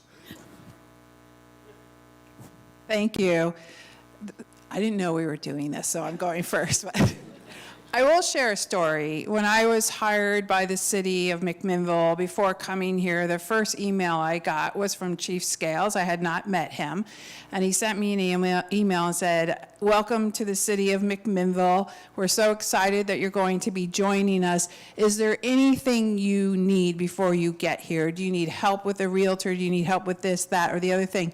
Getting that email from you made me feel so welcomed into a new community that I was nervous about moving to and bringing my family to. And it exemplifies how I've seen you interact with your colleagues and your employees in the community over the last 8 years that I've been here. You lead with your heart, and thank you for doing that.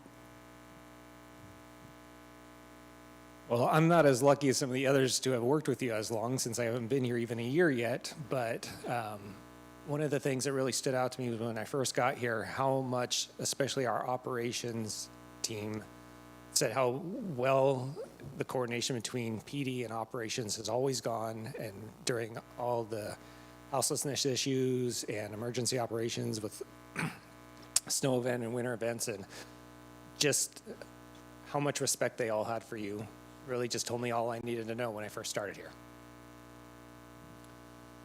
I also haven't been here long, but I noticed the other day I was cleaning up some notes on my phone, and I had some from my own interview here. You sat on that first panel, and my notes from that, as I'm trying to keep names straight and everything, right next to yours, I wrote friendly. It made an impression right there at the start. I've been here a little while, but I remember when the chief was a patrol guy down in the basement of the police station where he would write reports. And I remember a lot of singing going on then. It still happens now. I mean, the police department always has some chief songs going on, but you were a leader then when you were in the room, and you're a leader now when you're leaving the room. And I've always appreciated driving by the police station and seeing you working there in the fishbowl and just feeling like the city's in good hands because Chief Scales is here. So thanks for your service. Most days, yeah. Last year, maybe. Not the last few months. I've always really loved your ability to show emotion, as you're doing right now.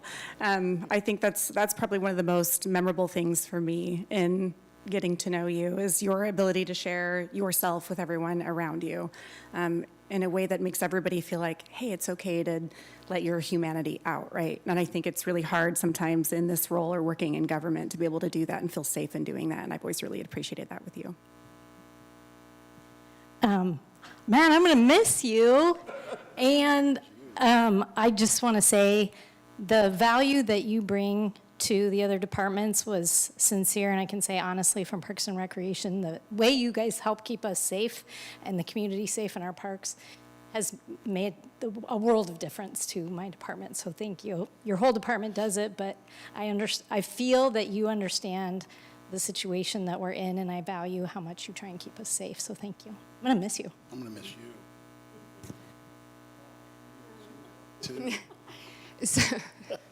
So like the others, I actually was cleaning up my email from when I first started here the other day, and I also have several very welcoming emails from you. What I can't decide is if they were to welcome me or to prepare me for the work that was ahead. We've been through it the last couple years, and always with a smile on your face, so I really appreciate working with you, and I will miss you as well.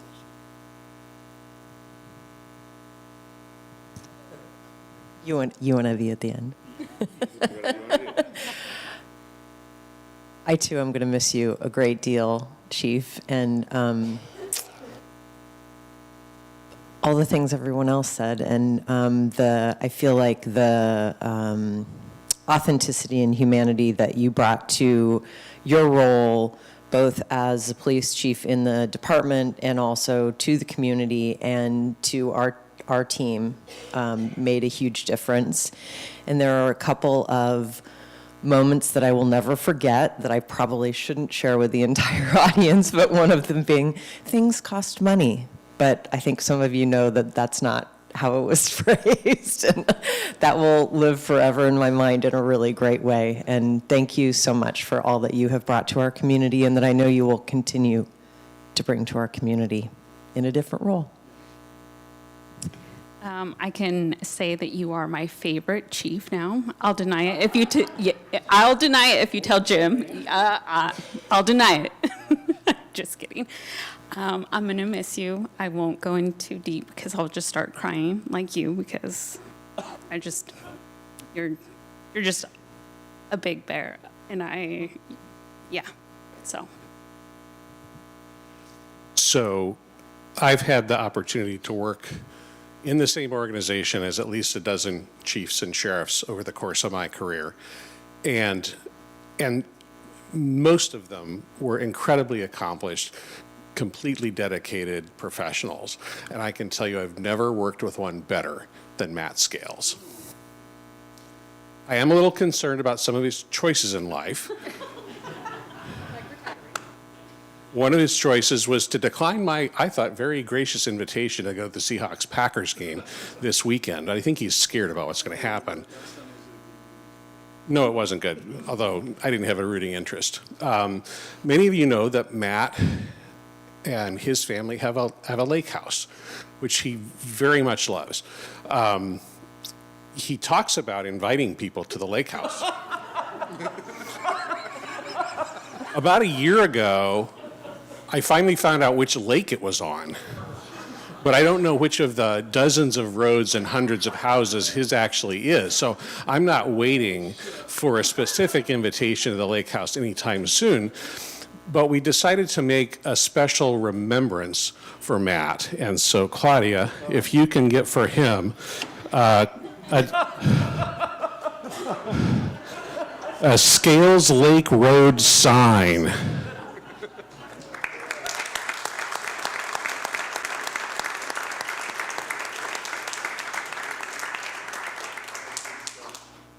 Wow, unexpected.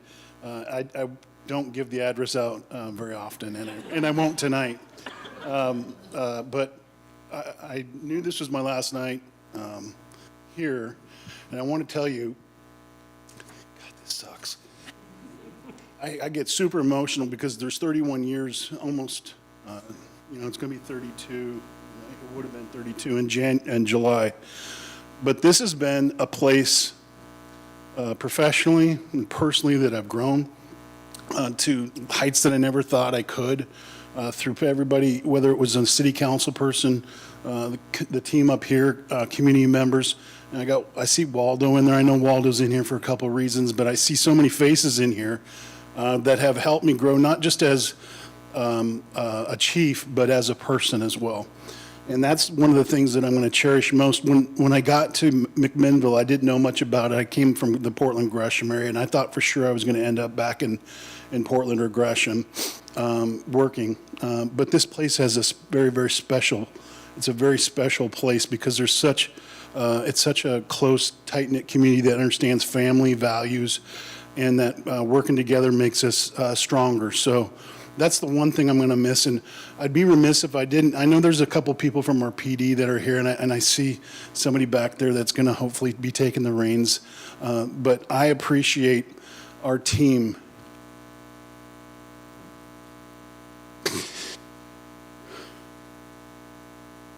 And the sacrifices they've made through every day for the city.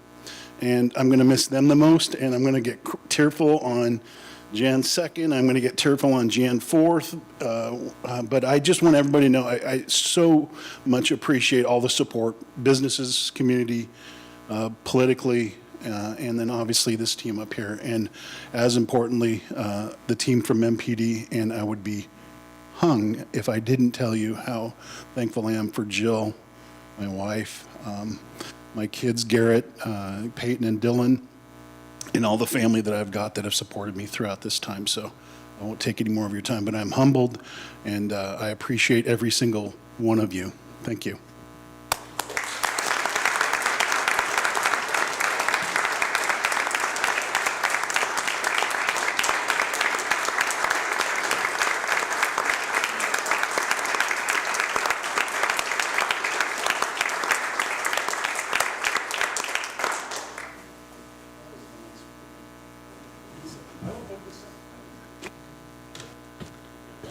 Thank you all so much.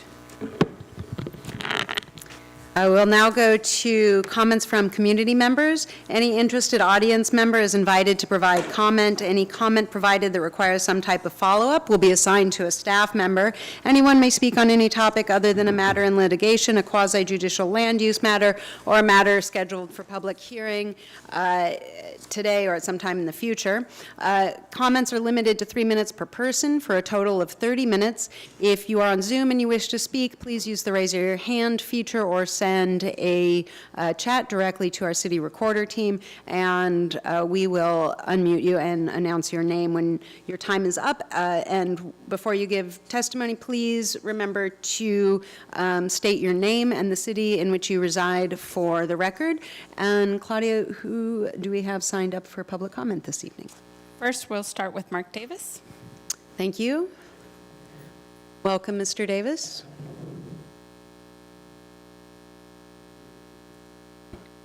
A light goes on there. Thank you, Mayor Drabkin, members of the council. Mark Davis. I live here in McMinnville. I'd like to make a brief comment on the affordable housing or the housing production strategy meeting that you just had. I worked in the affordable housing field for about 20 years. I think you have a lot of good ideas there. I think it's going to be a real challenge to implement a lot of them, but you know, life's full of challenges. What I didn't hear, and I'd like to throw out as maybe something that could be included in the plan, or at least everybody should be thinking about, is that there's two sides to the equation. I mean, basically, you're trying to get more affordable housing because our median income is so low. And really, I think that we should have an equal effort trying to raise the median income of the community. I mean, that would go, that way the market could handle the housing need, which is, with all due respect, and I was an affordable housing developer, is a lot more efficient than the kind of things we have to go through to build affordable housing through the nonprofit or government sector. So I'd encourage, you know, you've got MEDP, you've got other means to try to bring higher wage jobs into the community, you know, increase wages for the people that are working here in the community. I think those efforts ought to be also brought forward. And then I'd like to note that next month, we're going to have 3 new people sitting in the dais. And I'd like to express my appreciation for Councilor Menke, Council President Garvin, and Mayor Drabkin for their years of service to the community. And I know hundreds of volunteer hours that they put in on behalf of the citizens. It's, you know, our city wouldn't be, you know, as what we are today without all the volunteer efforts, and I hope you'll all be recognized in some way at some point. Thank you. Thank you. Thank you. Who do we have signed up next? That's everyone that has signed up. Is there anyone else in the audience this evening that would like to provide public comment? And I'm not logged into the Zoom yet. Is there any, so when I ask this, if you don't mind monitoring it, is there anyone on Zoom that would like to provide public comment this evening? I'm seeing any. Okay. Unless anyone on the council objects, before we go into our presentations, I want to move 2 items up. We have 2 items where we're doing appointments, and because we do have a very lofty agenda this evening. New business, we have an appointment to the McMinnville Water and Light Commission, and then in your resolutions, Resolution B, number 24-61, is the reappointment of members to boards, committees, and commissions. And so I'd like to move those to the agenda, or to the top of the agenda at this time before we go into presentations. So we'll start with our McMinnville Water and Light Commission appointment. And I would ask, and as you know, I'm making a recommendation for the appointment of Denny Elmer for a 4-year term with a term expiration of December 31st, 2021. And does any counselor have any questions about this recommendation? Did you just say 2021? I did, but I meant December 31st, 2028. Thank you. Yeah, those are good for clarity. Thank you. Any questions, Councilor Chenoweth? No? Okay. I would then ask for a motion to appoint Denny Elmer for a 4-year term. So moved. Second. I have a motion from Councilor Chenoweth and a second from Council President Garvin. All those in favor, please signify by saying, I'm sorry, excuse me. Is there any council discussion? Great. All those in favor, please signify by saying aye. Aye. And those opposed say nay. And the appointment has passed unanimously. I'm looking around. I don't see Denny in here this evening, but we're very happy to have him join the Water and Light Board. In my opportunity to talk with a number of community members and bring this forward, Denny had served on our county's budget committee. He also is a local developer and so an end user of the product that Water and Light is in charge of delivering to the community, and has a history of forest management as well, and managed timberland for quality, which is how the city and the Water and Light Department manages our 6,200-acre watershed. So thank you so much for joining the McMinnville Water and Light Commission. And then Resolution number 2024-61 is, pardon me, I have this pulled out here, is a resolution appointing and reappointing members to cities, boards, committees, and commissions. And I would ask Heather Richards, our Community Development Director, to present. Yes, thank you, Mayor and Councilors. So every year we go through a process of we have people whose term limits are terming out, and we thank them for their service, and then we solicit new applications for our city council appointed committees. These are the committees in the Community Development Department that are doing the bulk of the work, really. They're the ones who are making recommendations and working with staff to bring recommendations to you as city council to consider. So we have appointments for the Affordable Housing Committee. Those are 3-year terms. We had 5 openings. We have 3 appointments to recommend to you tonight. Everybody who applied was interviewed by a interview panel that included representation from city council and council leadership, the mayor or the council president, from leadership on the committee itself, and then also the staff liaison that supports the committee. And then these recommendations are coming to you. We also have a recommendation for an appointment to the Landscape Review Committee, which is a 3-year term. We have a recommendation for 4 appointments to the Planning Commission. 3 are 4-year terms. 1 is a 3-year term fulfilling Dan Tucholsky's term, who was recently elected to City Council. We have an appointment to the McMinnville Economic Vitality Leadership Council that operates a little bit differently. There are 3 at-large seats for that the city council appoints. And then our economic development partners all appoint 2 members representing the McMinnville Downtown Association, MEDP, Visit McMinnville, I'm forgetting one. Oh, the Chamber and the McMinnville School District all have their own appointments to that. And we're recommending 1 at this point in time. The MEVLC actually votes on the recommendation to you for that at-large appointment, and they have recommended Carson Benner for that. And then we are working on 2 other appointments that we'll bring to you in the near future.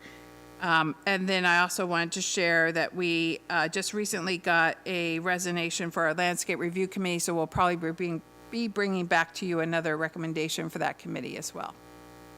Thank you. Could you announce the names of the appointees and their respective positions? And if you're in the room and being recommended for appointment this evening, if you don't mind standing up so that you can be acknowledged, that would be wonderful. And if you're on Zoom, thank you for being here.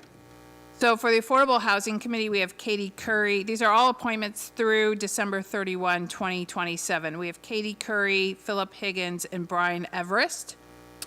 For the Landscape Review Committee, this is for a term through December 31 of 2027, Brian Wicks. For the Planning Commission, these are for terms through December 31, 2028. We have Rachel Flores representing Ward 1. We have Sidoni Winfield representing Ward 2, and Brian Everest representing at-large commissioner. And then Brian Randall is being appointed for a term through December 31, 2027, fulfilling Dan Chichalski's term, and he represents Ward 2. Then for the McMinnville Economic Vitality Leadership Council, this is for a 3-year term for an at-large committee member, and we have Carson Benner with a term expiring December 31, 2027. Thank you so much. We have a number of reappointments this evening, and those individuals have had an opportunity to get to know the community. We have one new appointee this evening, which is Brian Everest, who is here. And I wonder if you wouldn't come up for a moment and introduce yourself to the community, other than by name only. Hello, my name is Brian Everest, and I am here in McMinnville. I'm being appointed tonight, or recommended tonight, for the Affordable Housing Committee Commission. I have worked in affordable housing development or housing development for the last 30 years, so I'm excited to bring that experience to both of these committees. I appreciate the opportunity. Wonderful. Thank you so much. And so I would now ask for a motion to approve these recommendations. So moved. Seconded. I have a motion from Councilor Menke and a second by Councilor Geary. All those in favor of approving resolution number 2024-61, please signify by saying aye. Aye. And those opposed say nay. And the resolution has passed unanimously. Thank you so much.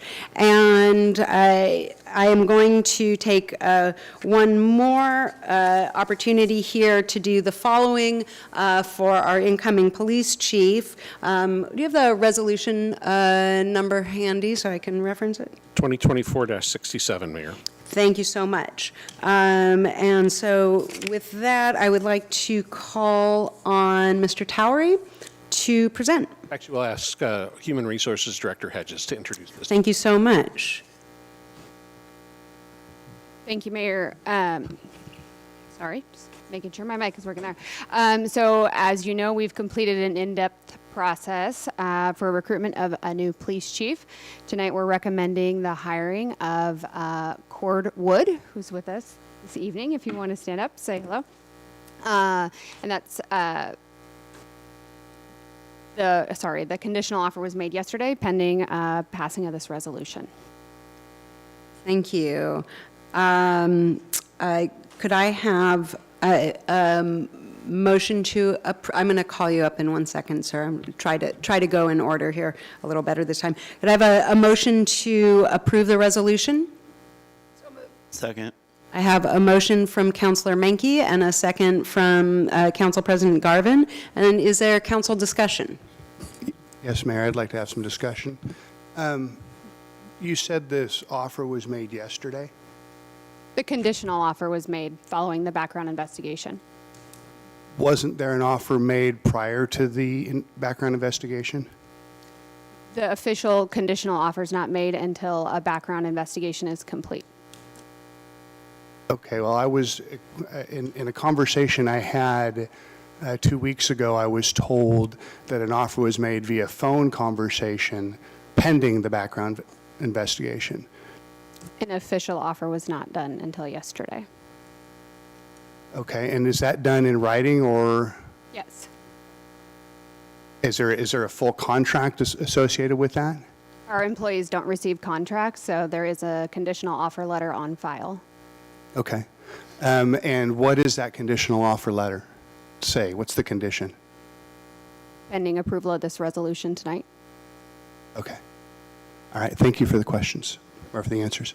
Thank you. Any additional council discussion this evening? Not hearing any. All those in favor, please signify by saying aye. Aye. Aye. And those opposed say nay. And the resolution passes unanimously. Congratulations, sir. Would you please come up as well and take a moment to introduce yourself?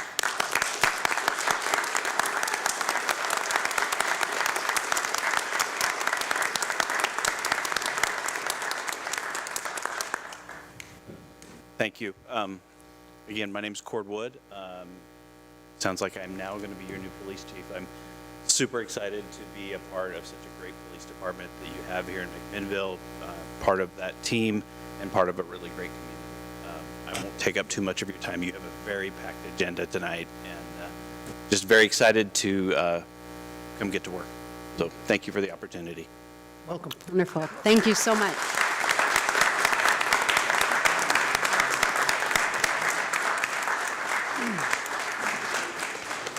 And Mayor, if I could, just to note, to let folks know that soon-to-be Chief Wood has work experience in the cities of Independence and Corvallis, as well as several years at the Oregon State Police. He lives close by, and we are excited to have him join us. His first day on the job will be January 6th. Wonderful. Thank you so much. We'll now go to our presentations this evening. We do have 3 presentations. I'm going to thank our community partners who are coming tonight, and we are starting with our quarterly update from McMinnville Water and Light. And I welcome up John Dietz, the general manager. Thank you.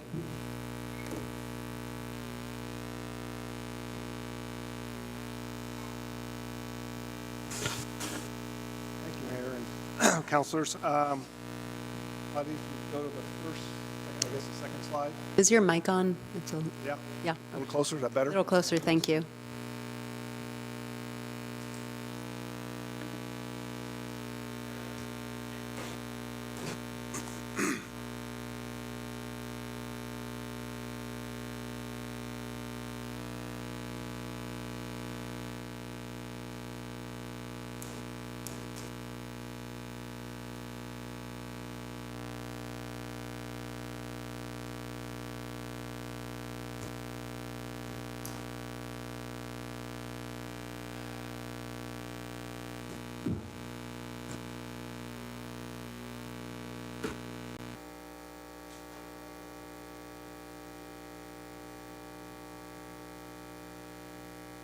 It's like wind energy, it takes a while.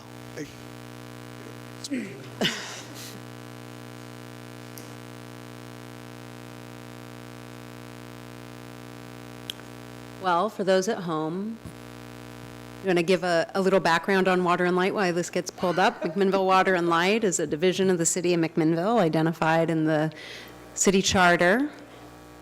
Thanks for the water. Yes, do. Oh, there we go. Oh, well, perfect. There we go. Maybe not perfect.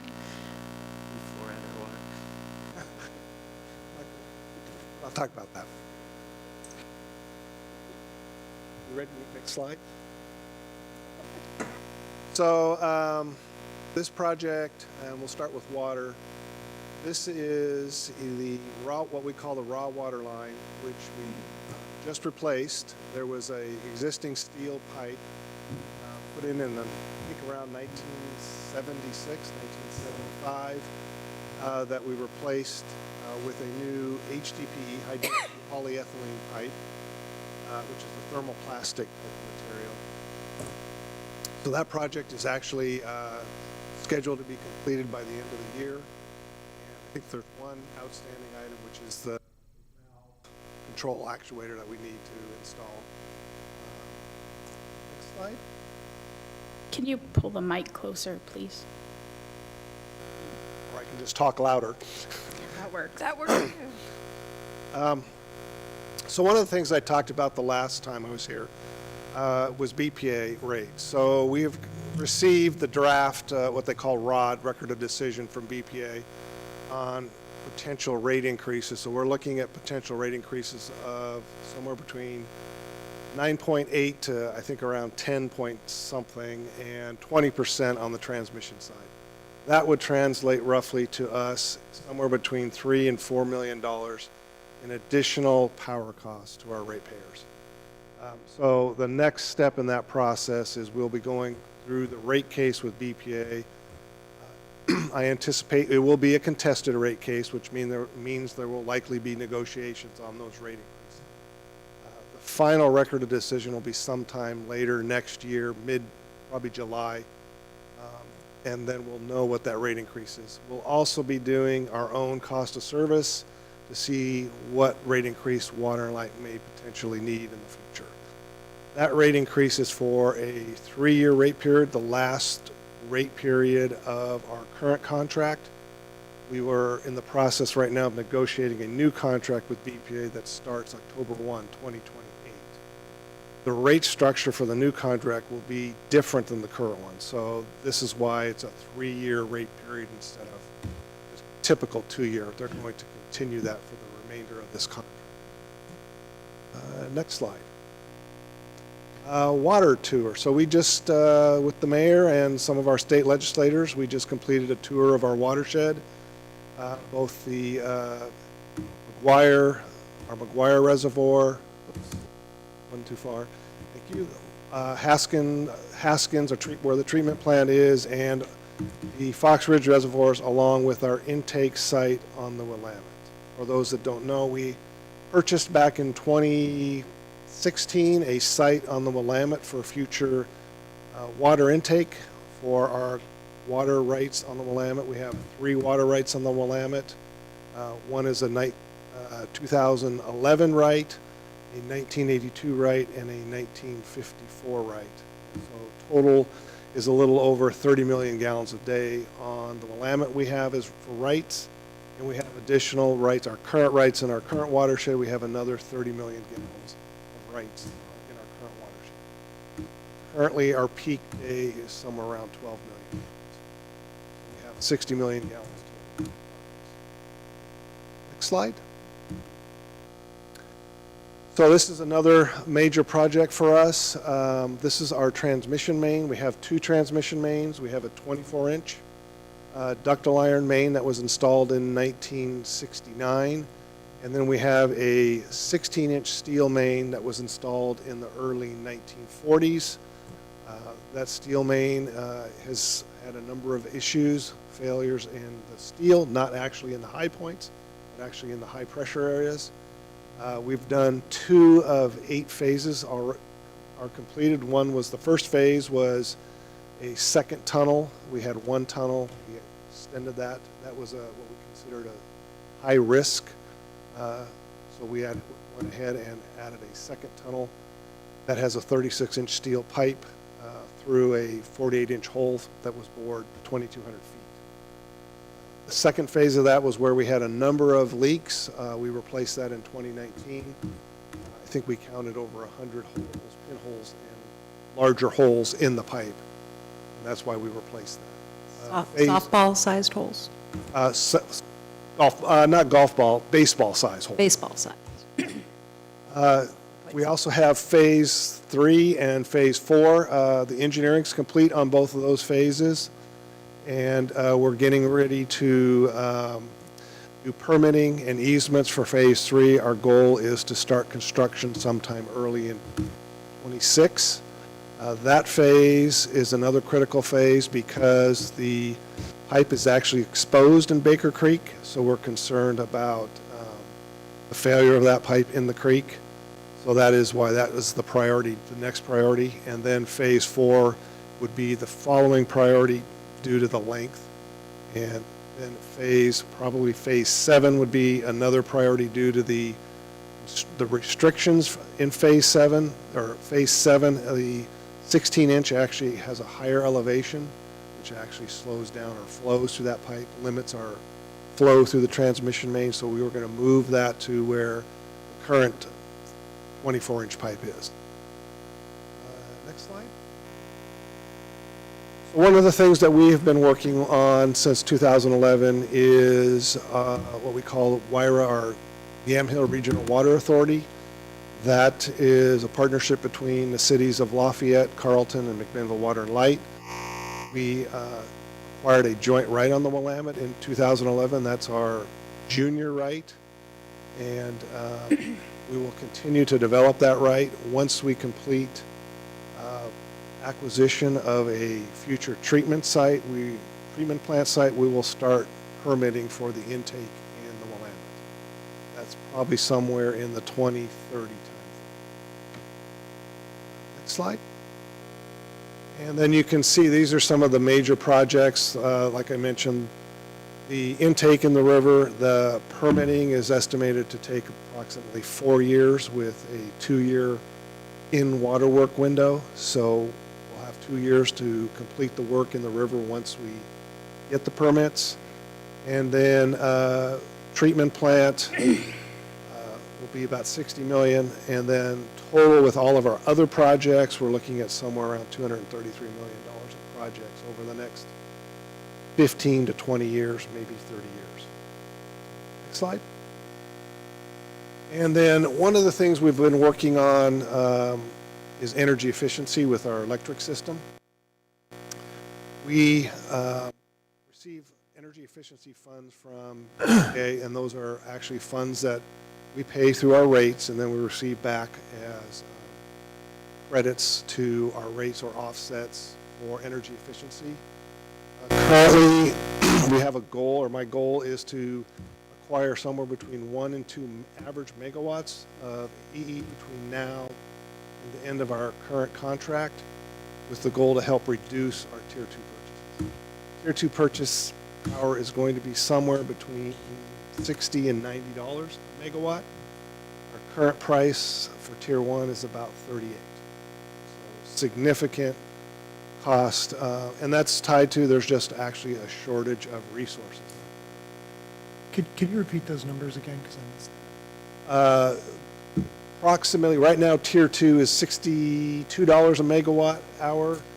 Estimates in 2029, 2028 timeframe are $90 a megawatt hour.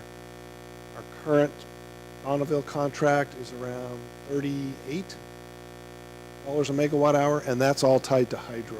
We have a little bit of wind in that portfolio, but most of it is hydro. And then there's about 8% nuclear from Columbia Generating. Next slide.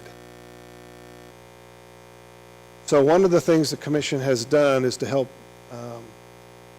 speed up energy conservation is we took $100,000 from our clean fuel credits to put towards enhancing our rebates for heat pumps. So the current BPA rebate is $900, and Water and Light Commission added additional $1,500 per heat pump to incentivize adoption of heat pumps.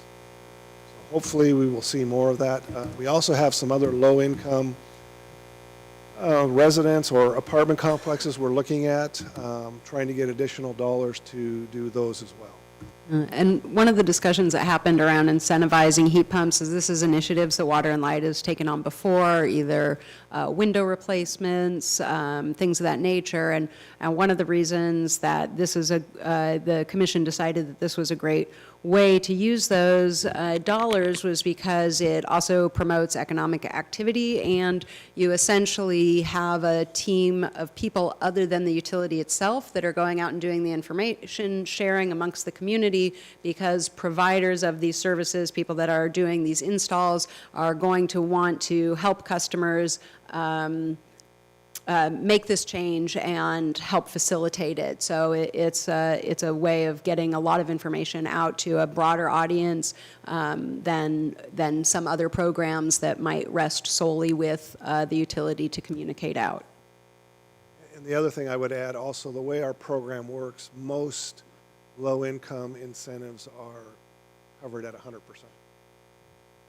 Council President? Are we going to general questions or just sticking on this slide? I know the next slide is question. So heat pump question, is it just for ductless heat pumps like the one pictured, or is it for all heat pumps? All heat pumps. Any home that is either resistive or does not have a heat pump, there is potentially a little bit of rebate if it's a higher SEER, replacing an existing heat pump. But most of the incentive is for new heat pumps. Okay. And then do you see any EE rebates coming out for lighting? I know around 2010 you guys did like a T12 to T8 conversion rebate, but I haven't seen anything for like T8 to LED. For commercial or residential? Either or. We did do a direct install program a couple of years ago, but right now there is no incentive for lighting. Residential lighting, I think there might be for custom projects with large buildings, but right now, no residential. And then on the heat pumps, it says the amount varies. So is that based off like the tonnage that they're putting in? How big a heat pump? So it's based off there's a SEER rating in the heat pump, how efficient it is, and so you need to meet that SEER rating to get the rebates. Okay. And then my other questions were related around the YRWA. The last bullet point says there's no cost to join, and then the following slide lays out essentially $87 million in costs. So is that all on the hook of the McMinnville city residents, since Mac Water and Light only provides water to basically? So if we provide water to them, then there'll be some type of contract where they would pay a specific rate for that contract from that. Okay. So, yeah, that cost would not be bore by our. Okay. What Water and Light is looking at is more of a resiliency project for us because we have one source, and that source has 10-mile transmission. And with there being no cost to join, has there been discussions with other neighboring agencies like Amity or Dayton or Sheridan? Dayton actually used to be a member and dropped out, but I did have a conversation with Yamhill a few weeks ago, and starting to have conversations again with Dayton. Okay. And of the 233 that's called out and the $2016, so it's obviously going to be more than that. Is that something that Water and Light anticipates to cash flow, or are you going to need to bond that? We will probably need to borrow money for the treatment plant because what our goal, the commission's goal is to spread those costs out over a number of years. So one of the things that we're fortunate about with our water rights on the Willamette is we have 30 years to perfect those rights. So we can spread those costs over a number of years. Okay. Thank you. And thanks for coming again to present. Next slide. Good timing. Right there. Questions? Mr. Deeds. Thank you for the information about the rate increases from BPA and the estimated costs for the infrastructure associated with water. Do you have any idea, like on a year-over-year basis, what that would mean for ratepayer costs? Like, I don't know if you have a specific house type, like a 2,000 square foot house, or if you've modeled that to get a sense of what those cost increases might look like for consumers? Not yet, because we don't have the specific rate impact model from BPA. They will do an impact model for each utility, and then we're going to do our own cost of service on top of that to see what costs will be. I suspect the commission, if the commission has been fairly consistent about keeping rate increases at 5% or less, so they may spread that rate increase over the remaining 3 years of the rate period. But we'll see what happens when we get to that cost of service. That'll be the key for us. On the water side, water infrastructure, One of the things that we did receive some ARPA funds from the county for doing the engineering on phases 3 and 4 of the transmission main. So we'll be looking for additional dollars for that, hopefully 4 grants. The other option we have, obviously we have timber revenue to help offset some of those costs. And then some of it, some of those costs are tied to development, which developers typically pay 100% of those costs. Thank you. Thank you. Additional questions? None. Wonderful. Thank you very much. Thank you. Next, we're welcoming Linfield University and Interim President Becky Johnson to present. Thank you so much for being here this evening. I like your Linfield colors. Very well done, coordinated.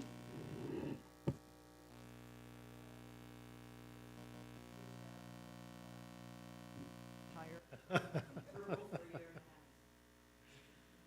been at Linfield since January 1 last year, so almost a year here, and I will be here for about another 6 months. We have announced our next president at Linfield, Dr. Mark Blagan, and he will be arriving at that time. So I just want to give you a quick update. Oh, there you go. Give you a quick update about Linfield. I'm sure a lot of you are very familiar with Linfield, but I want to give you some idea of where we're going in the future. So next slide, please. You probably know that we started as the Baptist College of McMinnville way back in 1858. We are a private nonprofit university. It got renamed Linfield University in 2020, and we did that as we were adding graduate programs, and we were dividing our university into 3 academic units: arts and sciences, business, and the School of Nursing, which is up in Portland. We are governed by a board of trustees, 32 right now, and almost all of those are alumni of Linfield University. So next slide. We have a number of notable alumni. I had to turn in this slide a week ago, and it's already out of date because Michelle Johnston Holthouse is now co-CEO of Intel instead of Chief Revenue Officer when Gelsinger stepped down. But a number of notable alumni. One that's not on there, 2 that are not on there.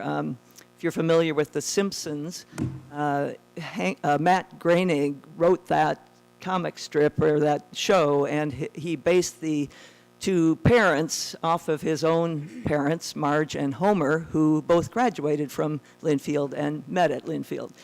So I think I would call them our most famous alumni of Linfield. Me too. Our top majors that students are interested in are nursing, business, education, and psychology. Next slide. We welcomed 424 new undergraduate students this fall. That was up 10% just in terms of new students. Our U.S. peers were down by 6% at the same time.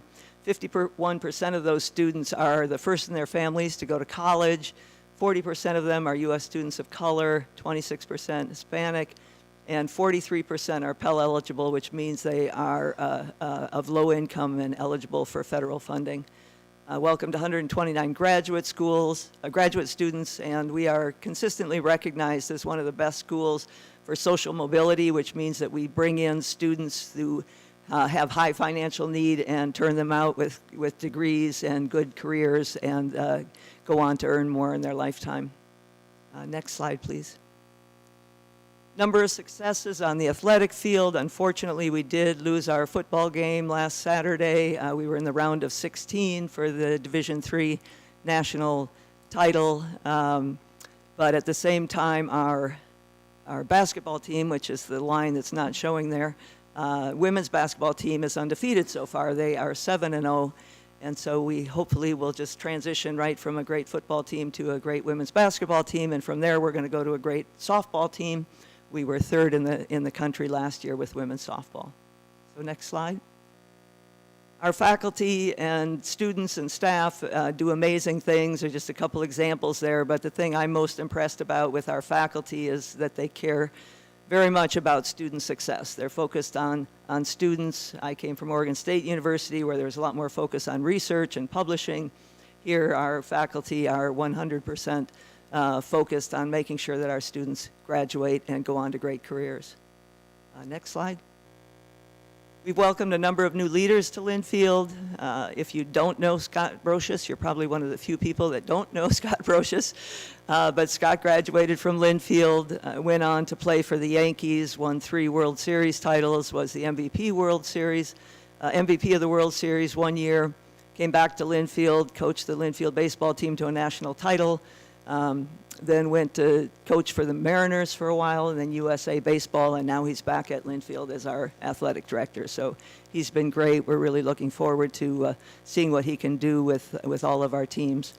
Another name you probably are familiar with, we welcomed Anna Maria Ponzi as the director of our wine studies program. The Ponzi family was one of the first wine families here in the Valley, and Maria grew up in that industry, and she has great connections for our students and faculty. And again, I think she's going to help take that program to the next level.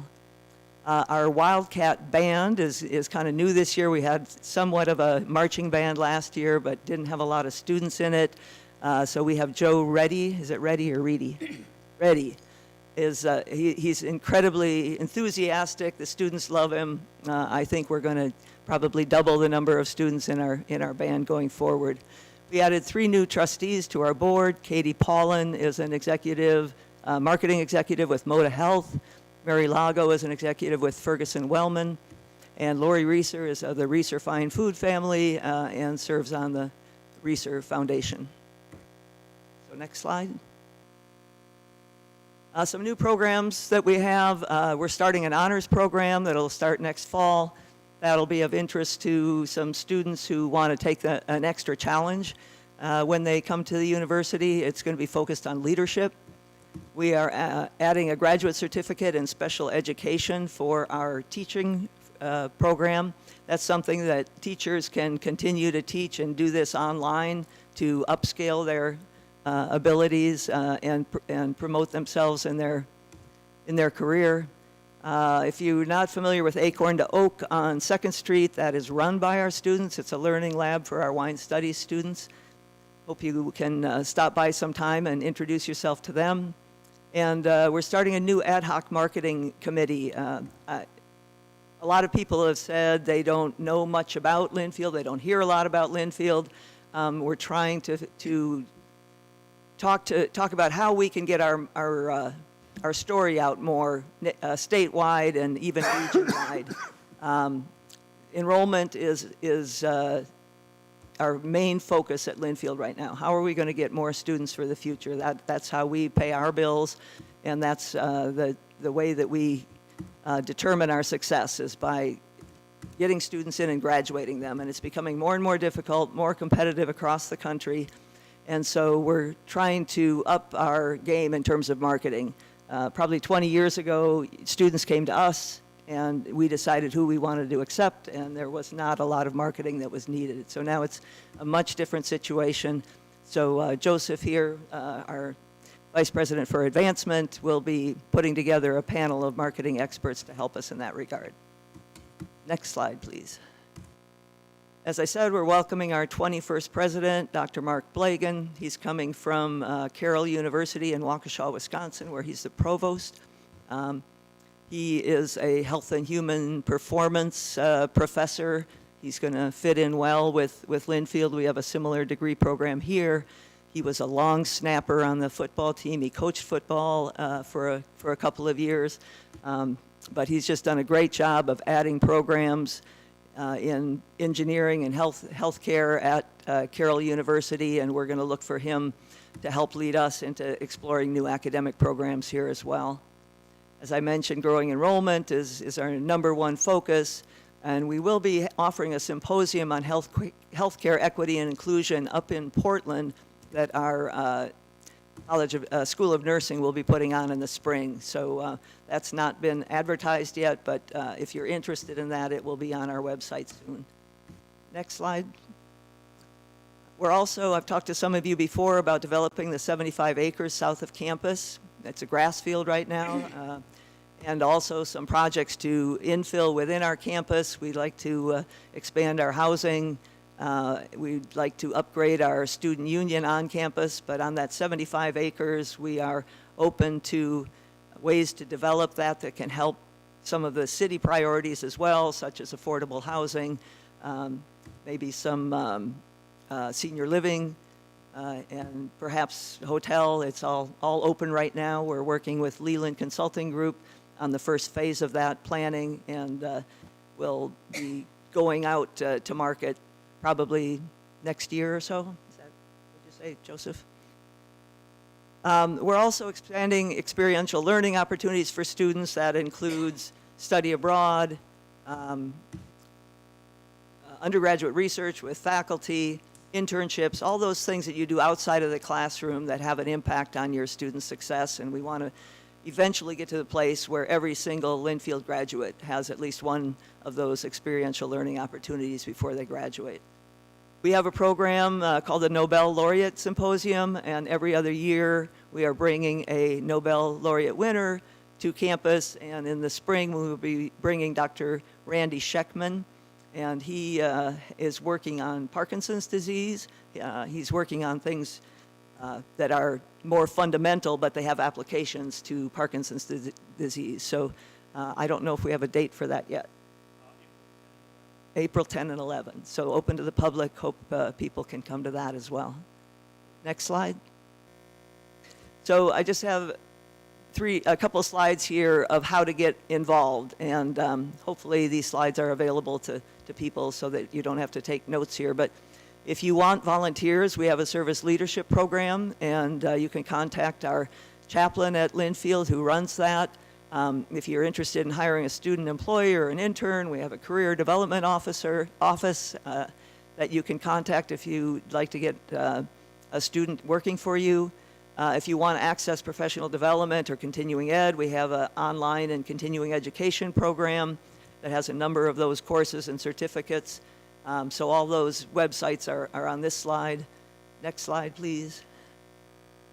And of course, we have lots of events at Linfield that are open to the public, and the websites, again, are here. If you're interested in any of our athletics competitions, you can go to golinfieldwildcats.com. We have art, we have music, we have theater. Our library is open to McMinnville residents, and then we have a number of signature events as well. And so we have a main calendar on our website that you can see all of those events. So my last slide is just to talk a little bit about the economic impact that Linfield has on our region.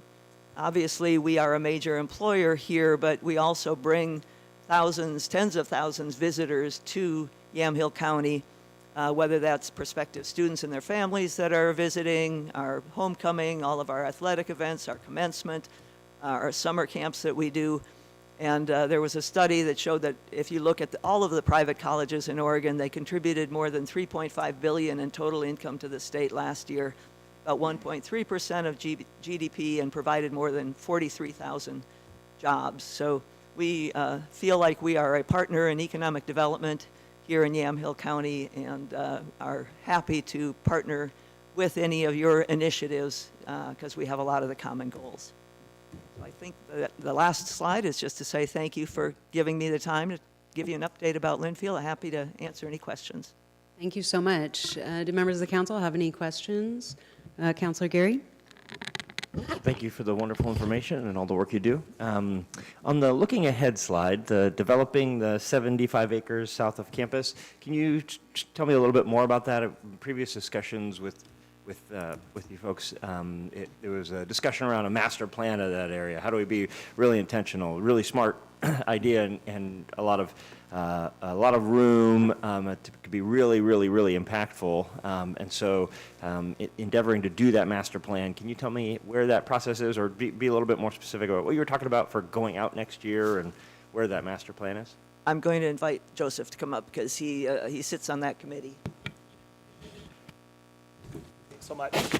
Great question. We, Dr. Johnson mentioned, we've hired Leland Consulting. It was just this week that we're interviewing campus planners, master planners, to be able to come up with conceptual renderings and program for all the space.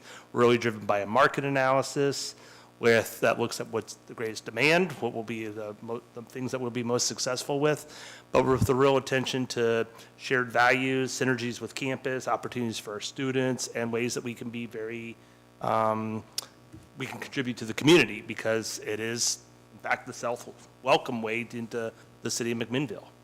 So just in terms of timing, master planning right now, interviewing firms.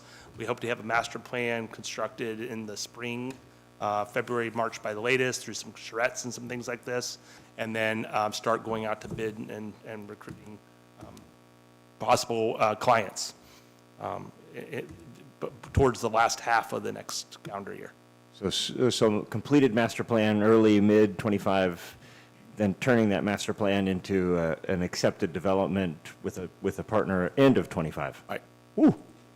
Yeah, we're moving on a pretty good clip here. Excellent. It will, always is a little odd talking about somebody else's piece of property, but you mentioned ways to make sure that that master plan works for the community and is very gracious, and we've both entities, long before either of us were sitting here, have been great partners in that. And if there's any way during that consultant and planning process that the city can be an asset in that to sort of advocate for the community at large, please don't hesitate to include us in that planning process. Thank you so much. Thank you. Council President? Yeah, just first, Dr. Johnson, thanks for your interim service, and it's been great to see you continue the great work Linfield's doing and get us a new president, as well as land on an amazing athletic director in your tenure. Outside of that, I would echo anything Councilor Geary shared about the 75 acres. It's long been just this vacant plot of land that's had a great walking trail around it, but outside of that, it's been something I've always wondered what Linfield is ever going to do with. So it's great to hear that you have a plan, although it's a very aggressive timeline. I wish you well in that. And if there's anywhere for the fire district to fit into that, be sure to knock on the door across the street, and we're happy to work with you on that. And then as far as your whole slideshow was very positive, I'd like to see that enrollment was up. The one thing that being someone that went to Linfield right after high school, after looking at other four-year degrees around the state, thinking that Linfield was out of my price range, the one thing I didn't see in your slide was, how Linfield can work with students and drive that cost down, and that it really can be affordable to a low-income McMinnville graduate. You did highlight the Pell Grant, but I think that's somewhere that Linfield has missed the mark on marketing, is letting people know that it is more affordable than you actually think it is. So in future presentations, maybe highlight some of that stuff. I won't be at the dais anymore, but that'd be my only constructive criticism. Yeah, I appreciate that, and I feel the same way coming from the public university system. When I saw a $50,000 price tag, I thought that meant that people were paying $50,000 to attend Linfield, and very, very few people actually pay $50,000. We have very generous scholarships, as all small private universities do, and I know that sticker price keeps people from even inquiring enough to find out that they can afford it. You saw how many Pell-eligible students we have, so we make it affordable for low-income students. So the Pell Grant it can be up as much as $7,000. The Oregon Opportunity Grant adds another. Pell's probably more, you can get $7 from Oregon Opportunity Grant. And then, our average scholarships are probably in the $20,000 range as well. So you're not, if you're a low-income student, by the time you're looking at your net tuition, it's not that much more than the public universities in the state. Yeah, mine was actually less than Oregon State and U of O.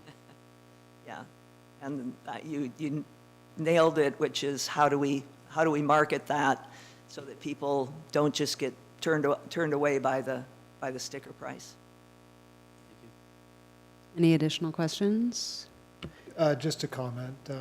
I just want to thank you for the work that you've done to stabilize Linfield over the last year and a half and really improve the morale on the staff at the university.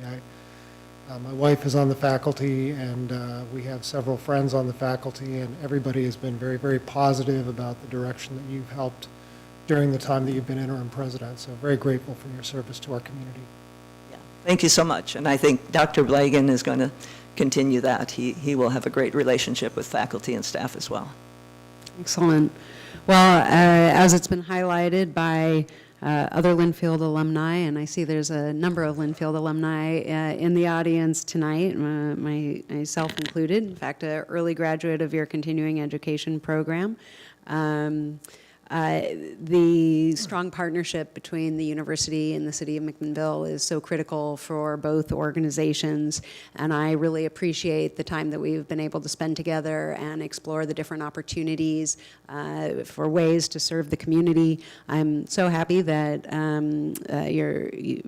you have so much motion on on master planning, and that you're working with Leland Consulting, who, as you know, has been a great partner to the city of McMinnville as well, consulting on our urban renewal plan, consulting on the Northwest Rubber Development site currently, and who has a great relationship with our Community Development Center, and we know that that partnership will be very important going forward. And I appreciate your focus on programs for community needs, nursing as an overall program, knowing that we've sustained a 20% staffing shortage at our hospital, as mentioned earlier. And so focusing on degrees that really serve the community, education as well, just continues to demonstrate how locally focused Linfield University is. And I look forward to seeing what those continued partnerships are as we look at new entrances to the city and different ways that the city can also help you promote some of the things that have been discussed here tonight, but other programming as well, as we proudly declare the city of McMinnville to be the home of the Wildcats. Go Cats. All right. Thank you so much. Thank you.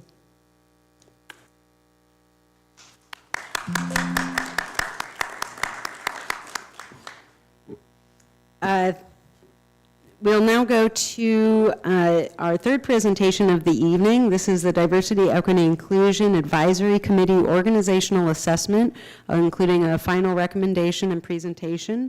And we'll be concluding with a motion to approve those recommendations.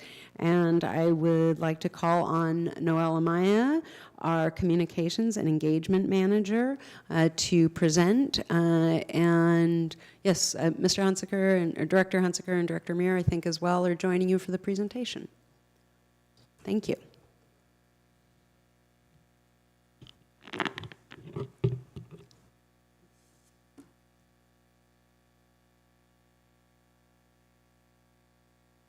All right, my turn. All right, so good evening, Mayor and City Councilors. I've got a relatively short presentation for you, so hopefully this doesn't take too long. And then we'll get into some Q&A and discussion if there is any. Next slide, please. So I thought I'd start off with a quick slide about the goals for this evening. I went ahead and put up the rational aim there, or the practical goal for tonight's presentation is that I'll be asking you to accept the organizational assessment final report and approve the modified work plan for the next 12 to 18 months. The lasting impact of this work, which I think is the most important part, is the experiential aim of tonight's conversation. I want you to walk away tonight feeling confident in supporting how this work strengthens the city's commitment to its core values. Next slide. So how did we get here? How do we create a plan if we don't really know what we need? The DEIAC asked themselves that same question quite early on in their work when they created their first goals document, which was informed by their ordinance. I went ahead and highlighted these two pieces above because this is really the meat and the potatoes of what the committee does, or rather what we as the city have asked them to do. We're actually coming up on 4 years since the committee was formed. We're about to see 2 of our longest standing members transition off and pass the torch to a couple of new members here in the new year. So thank you, Efren and Tony, if you are listening online. Early on in their work, the committee spent the first year meeting each director and learning about our city's core services. This was their first step in understanding both who we are and where we are as an organization. And these were the first actions geared towards their role as an advisory body. Their role as an advisory body has been somewhat of a struggle. When you really think about the work of DEIA itself, And the kind of folks who sign up to champion it and serve on that committee, these are folks who are passionate. They want to do something positive. They want to be part of the change that they want to see in their own community. And this was also a theme that emerged from Talitha's final report. Committee members have struggled to understand how to actively influence change from where they sit, even small change. And making that connection between advising and action has been difficult for them, especially without any sort of commitment to any specific body of work. I'm not going to get too much into the work of the assessment itself tonight, since this was all provided in detail in the staff report and in your packet. But I do want you to focus on is our top priority that was outlined in Talitha's report, and how we see the next 12 months or so ahead of us. For that, I'm going to pass it off to City Manager Jeff Towery to present the next few slides. Thank you, Noel. I also want to thank Noel and Jody Christensen for the project management and support they provided to the committee and the consultant team over the course of the last several months. Next slide. As we talk about what the motion to accept this report really means, what it means is that we will start to evaluate and work plan the recommendations that are in the document, and as suggested to be amended. Noel's going to get into that detail a little bit later on. She'll also talk specifically about how this plan directly connects with both our core values and MACTOwn 2032, our strategic plan. But you have seen through the document that there are recommendations for staffing and budget investments in this work, and I just want to assure you that your action tonight, presuming that you take it, will really set us on the path of evaluating those in the context of the other activities. I don't think that's me, but it might have been. I apologize. Mind restating your last statement, the end of your thought there? Do you want to assure? So I want to let you know that the work that we do is going to be in the context of how we make recommendations and bring other recommendations forward to the council. We will be evaluating all the recommendations, but we'll do it in the context of the strategic plan, our core services analysis, and for the recommendations that have budget implications, we'll be doing it in the context of our budget review process. And so just want to assure you that we'll use the systems for prioritizing all of our work and all of our service needs to address the recommendations in this report as well. Slide, please. So these are the three pillars, the three strategic pillars in the modified work plan.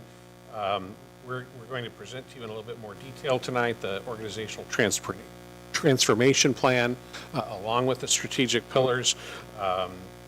The recommended actions are set to go over the course of about 5 years or so. We'll be talking specifically about the next 12 to 18 months and some of Noel's recommendations to you tonight. Just note for the public record, Pillar 1 supports and builds on work that the city has already been doing.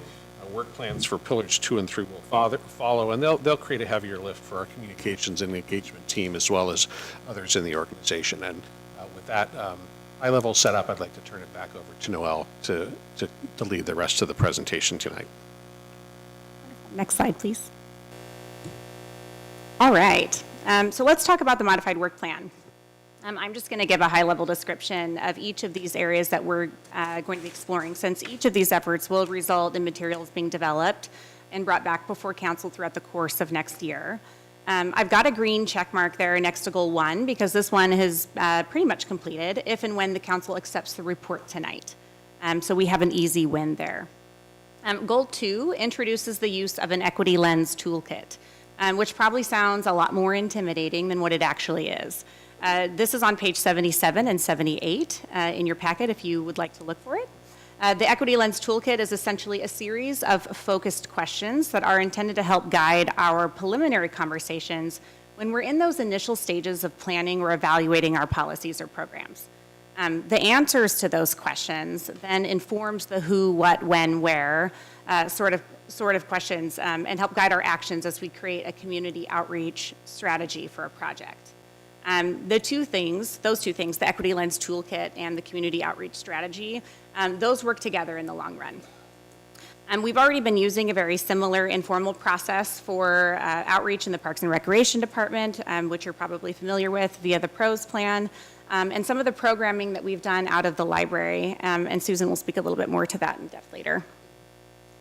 Less important but interesting, the City of Hillsborough has some really good insight in how to train employees on the internal use of an equity lens toolkit.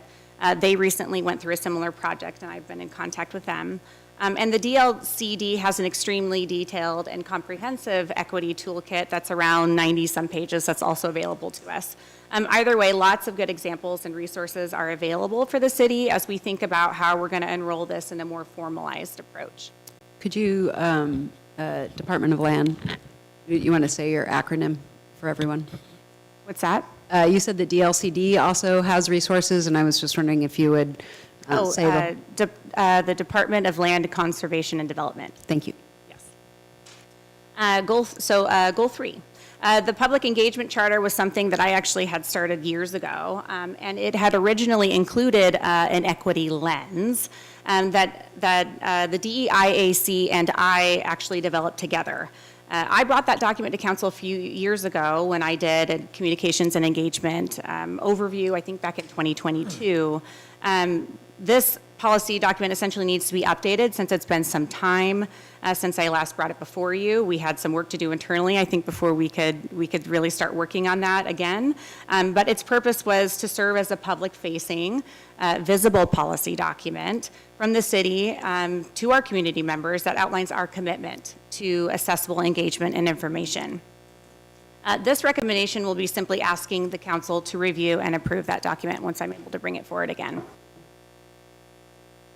Goal 4, an employee engagement survey is an internal tool and one that we, as we discovered during the assessment, is not something that we've ever done before at the city, or at least that we could find record of. Many organizations use an engagement survey to get a snapshot of job satisfaction and how folks are feeling about the work environment in a confidential, anonymous, and safe way. It's almost like a way that employees get to sort of performance review their employer. The HR team will lead this piece, and I will likely support this work in some way or another come the end of 2025. And Vicki is here tonight to answer any questions anybody has about that piece. And Goal 5 is pretty straightforward. The HR team and I will be working together to get some foundational training and enrichment opportunities scheduled for employees. These trainings will likely support our shared definitions. As I mentioned above, we have set aside funding from the original ARPA funds that were slated for DEI implementation, which were the same dollars or the same funding source that funded this project. And they were earmarked as part of last year's budget and as well will be included in this coming year's budget. Next slide.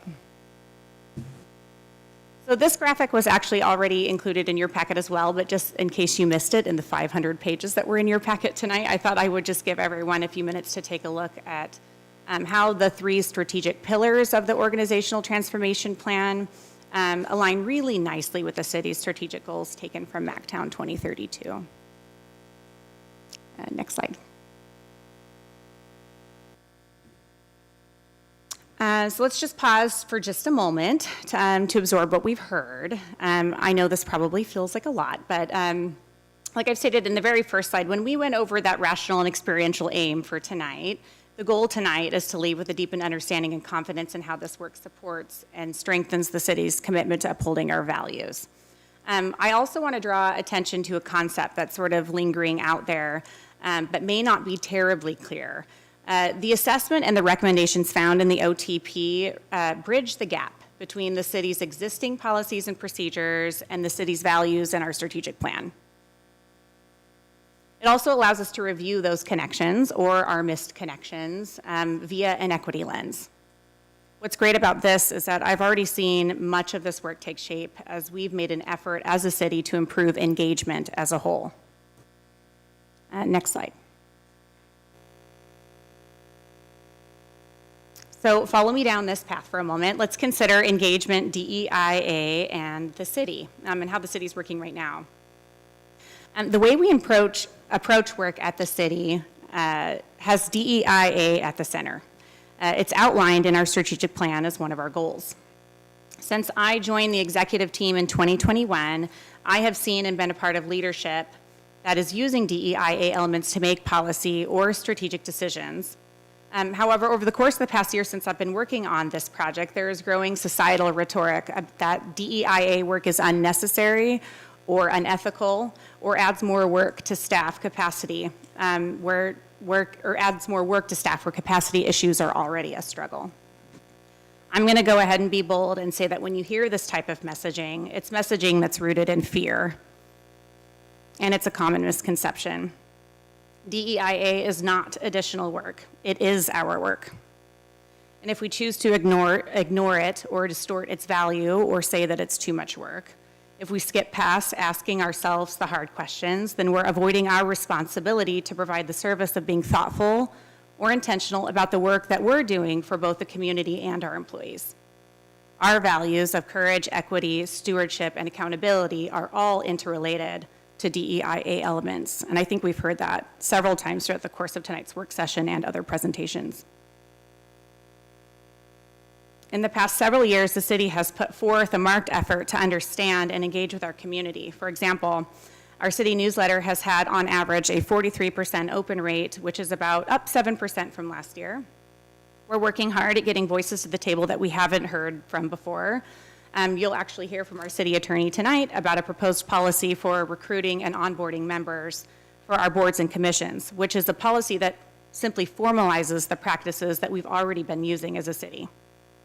Our project advisory committees are focused on involving stakeholders. Our Innovation Center PAC is a great example of that. And we're looking at ways to involve our DEIAC and leaders from our stakeholder groups early in our planning and development projects, like we've been doing through the housing production strategy. The quarterly financial report to council is another way that we're consistently looking for new tools or methods that increase transparency to you as the decision makers and to the public. All of these examples illustrate that an interest to bring a more DEIA-centered approach has already been a goal of the city, independent of the assessment. And the work plan that we're discussing tonight simply brings forth structure and visibility to the program. I'm now going to pass it off to Susan, who's going to talk about how this work has been embedded into our past projects. And then with Geoff, who will give some examples of how we've already been starting to have conversations about how this approach fits nicely into the work that we're doing in public works. Thanks, Noelle. Next slide. So I'm here to give some examples of how this work is integrated, and inclusion and accessibility is really one of the tenets of Parks and Recreation, and it's been that way for decades. We learned a lot through the PROS plan and building on some of the ideas that are in the plan and also that we developed as part of our community outreach and engagement plan. We broke it down into human-centered, mission-centered, and place-based approach for our communication. And through looking at that lens in our community, we based the mission outreach on things like churches, nonprofits, Department of Health and Services, school district, sports and fitness groups. Then we looked at the human-centered contacts like PTAs, Downtown Association, Schmeketa, SNAC, Unidos. And then we looked at place-based opportunities to connect with our community, like apartment complexes, manufactured home parks, businesses, including those along 3rd Street and Highway 99. And looking at our community through those lenses, it did a couple things. It allowed us to go meet people where they're at, because those are kind of the ways that people interact in the community. And then it also allowed us to appreciate their time. And so you may remember we had some drawings and incentives for people to participate in our survey. Looking at the community that way, we came away with, I think, over 200 distinct ways to engage and opportunities to make those connections and ask our partners to distribute the information for us. We also started going door to door and doing some more footwork as well. So that really helped us. We have the traditional ways of engaging the community, like the newspaper, MCM, and social media, but that opened up a new channel for us to work with a community. And we had thousands participate in that as a result of it. You remember we had quite a conversation about the parks levels of service, and that's a conversation that the National Recreation and Parks Association has led in allowing us to not just evaluate numbers, but to look at quality as well. So I think we have 15 playgrounds in McMinnville, and looking at the age of those and making sure that we are providing for clean and safe parks for our entire community was really a different way of looking at it, not just quantity, but quality as well. And it allowed us to zero in on the neighborhoods that are furthest from opportunity, that don't have some of the infrastructure in place, and make sure that we were planning for those parks to be safe and clean through the life of the plan as well. So our final pros plan really takes those things into account, and ultimately will hopefully achieve our goal of everyone deserving a great park in McMinnville. That has also allowed us to look at things financially differently as well, and really right-sized our budget, both for capital projects, but more importantly for the ongoing maintenance in order to keep those parks safe. I also wanted to talk a little bit about the J. Pearson Park. So there's one of our photos from it. That was our first barrier-free park that we constructed in McMinnville. It's the future of all parks, and we said that when we opened the park. There was no additional cost to one of the small things that you see in this picture, but I want to point out the reason why that carpeting there is blue is because when we engaged with the community, we asked a mom what she thought about the design, and she said, if there's just some way I could focus my kid who has some emotional barriers to participating in parks to stay in a certain area, he would be independent, he would be able to play with his peers, and I wouldn't have to worry about it as much. And so we made the carpet blue, and she can say, stay in the blue. And it gave her kid the opportunity to be more independent rather than going with a traditional green carpet. So those types of conversations with the community as we're planning this, and this was really a community-led park design process, really help us understand what are the little things that we can do within our systems that make a big difference to those people in our community so that they can feel included and get access to our programs. So the other thing I want to just mention is we have an adaptive hangout coming up on December 10th. This is December 20th at 5:30 p.m. It's a free program at the community center. We invite families who have any barriers, physical or emotional barriers to participation, come hang out with us. It's free. We talk about how to integrate people into our programs. We talk about our adaptive programmings. We do sensory-friendly swims, adaptive gymnastics and dance. We have the adaptive sports like soccer, basketball, and baseball. 4 years ago, I brought the audible soccer ball that chimed. I wanted to let you know the new technology. This is also an audible soccer ball, but it's also designed to move slower. So it rolls a little slower than a regular soccer ball, and it really helps our adaptive soccer program.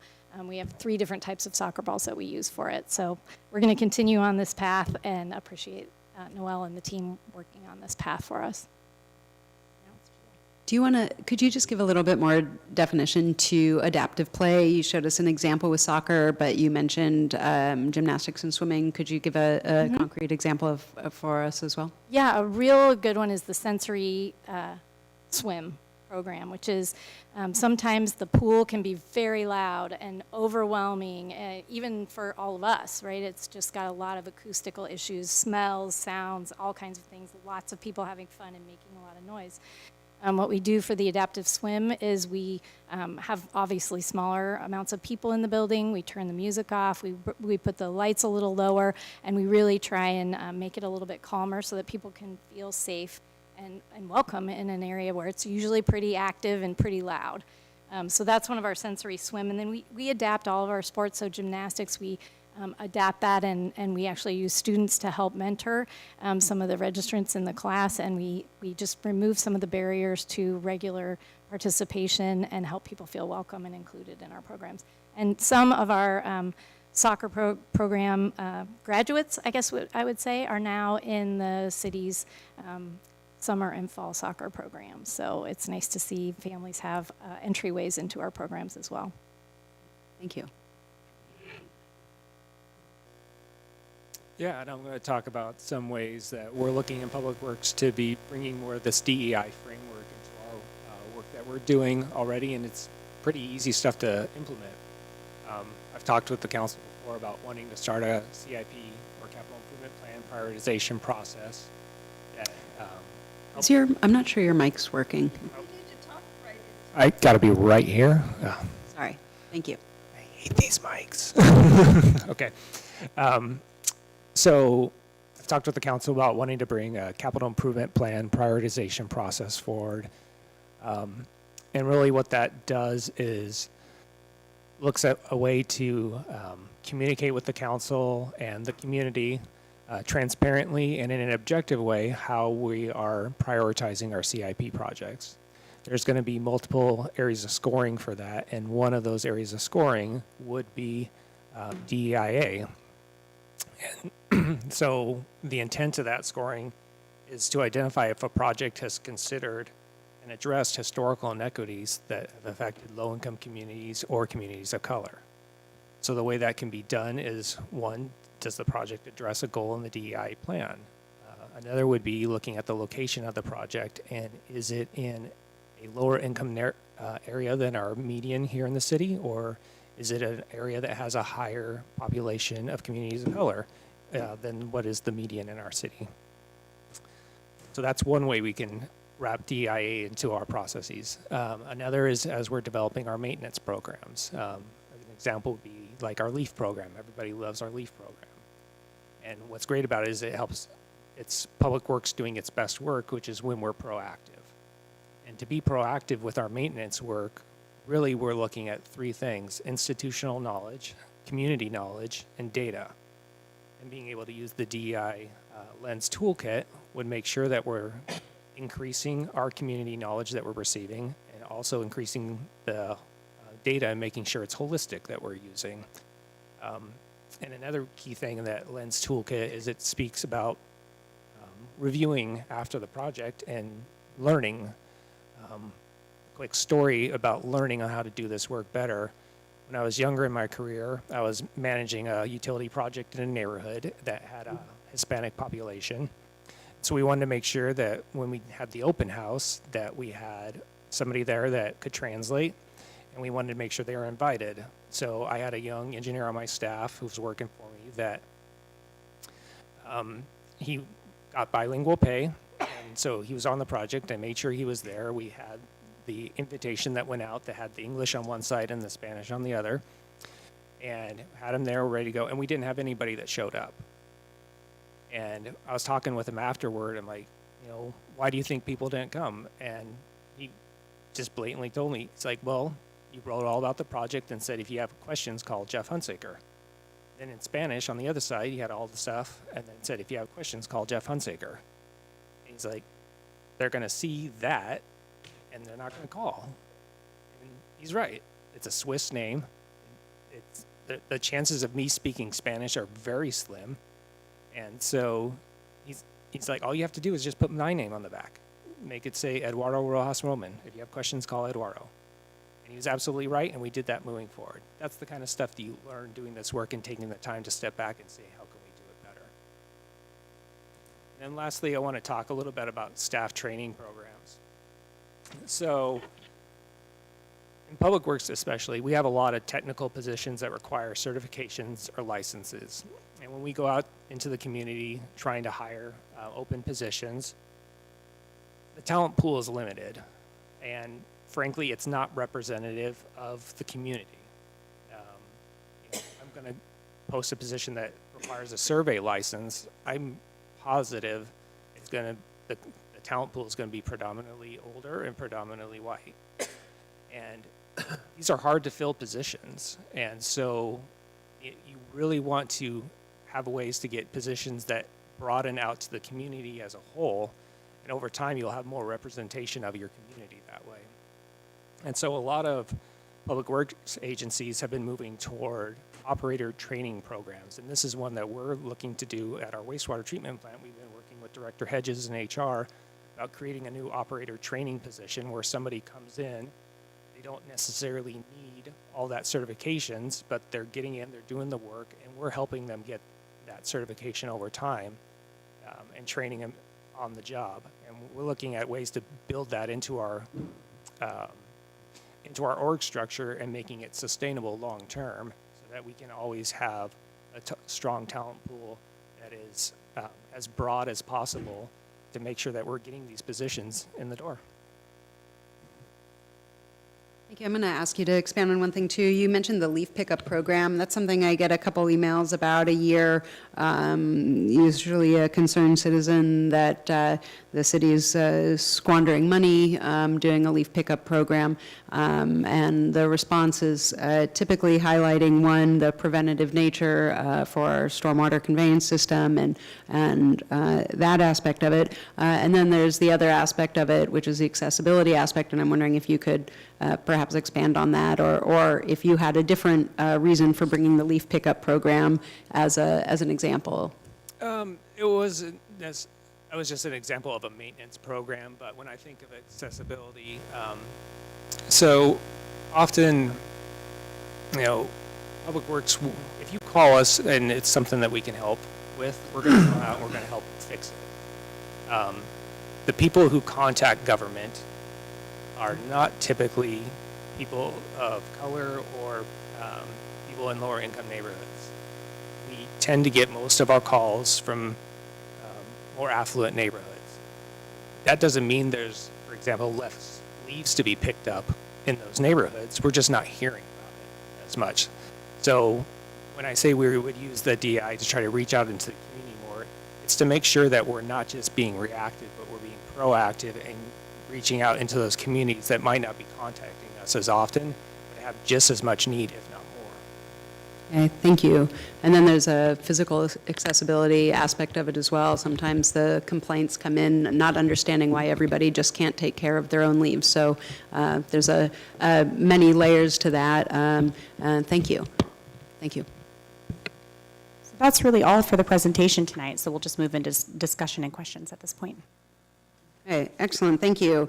Well, I will open this up. Do counselors have questions of staff at this time? Counselor Chenoweth. Yeah, I have a few concerns. The first is, the comment that it's rooted in fear. Some of the most powerful voices that I've heard on the topic of DEIAC in opposition to DEIA have been minority voices and those that are traditionally marginalized. I can give you an example out of the Lake Oswego area, a man by the name of or Wilsonville area, a man by the name of Ben West, who is a gay man, who has married and has children, who has spoken quite eloquently as to why DEIA is not the right approach to solving what is really a matter of disrespect to individuals. So I have a little bit of concern when we kind of offhanded dismiss those who have concerns with DEIA as being just fearful, perhaps bigoted, whatever terminology we want to throw out there, when in fact they might have some legitimate concerns. So that'd be my first concern I'd have with this discussion and the way it was framed. Over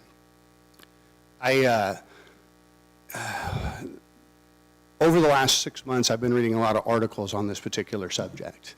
And I'm seeing a movement among corporate America to move away from their DEIA programs. And one of the things I've learned through the years is I make an awful lot of mistakes. I'm human and I fail routinely. I've learned that I need to learn from others' mistakes because I can't make them all in my lifetime. I only have time for so many. And so the fact that corporate America is moving away from DEIA gives me pause. It makes me a little concerned to say, what is it that they have experienced that has caused them to move away from these programs? Or at least under the auspices of DEIA. Maybe they're wanting to transition and name it something different. I don't know, but they're moving away. And I think that is something that we need to spend some time figuring out, get an answer to that question. I can come up with some good guesses, but I don't know for sure what those reasons are. I have some concerns.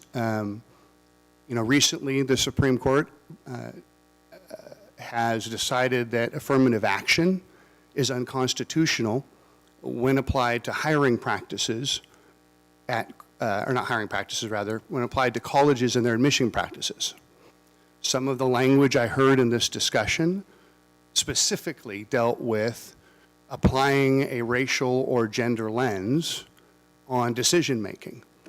And I worry that if the Supreme Court is heading down the path of saying the 14th Amendment cannot be used to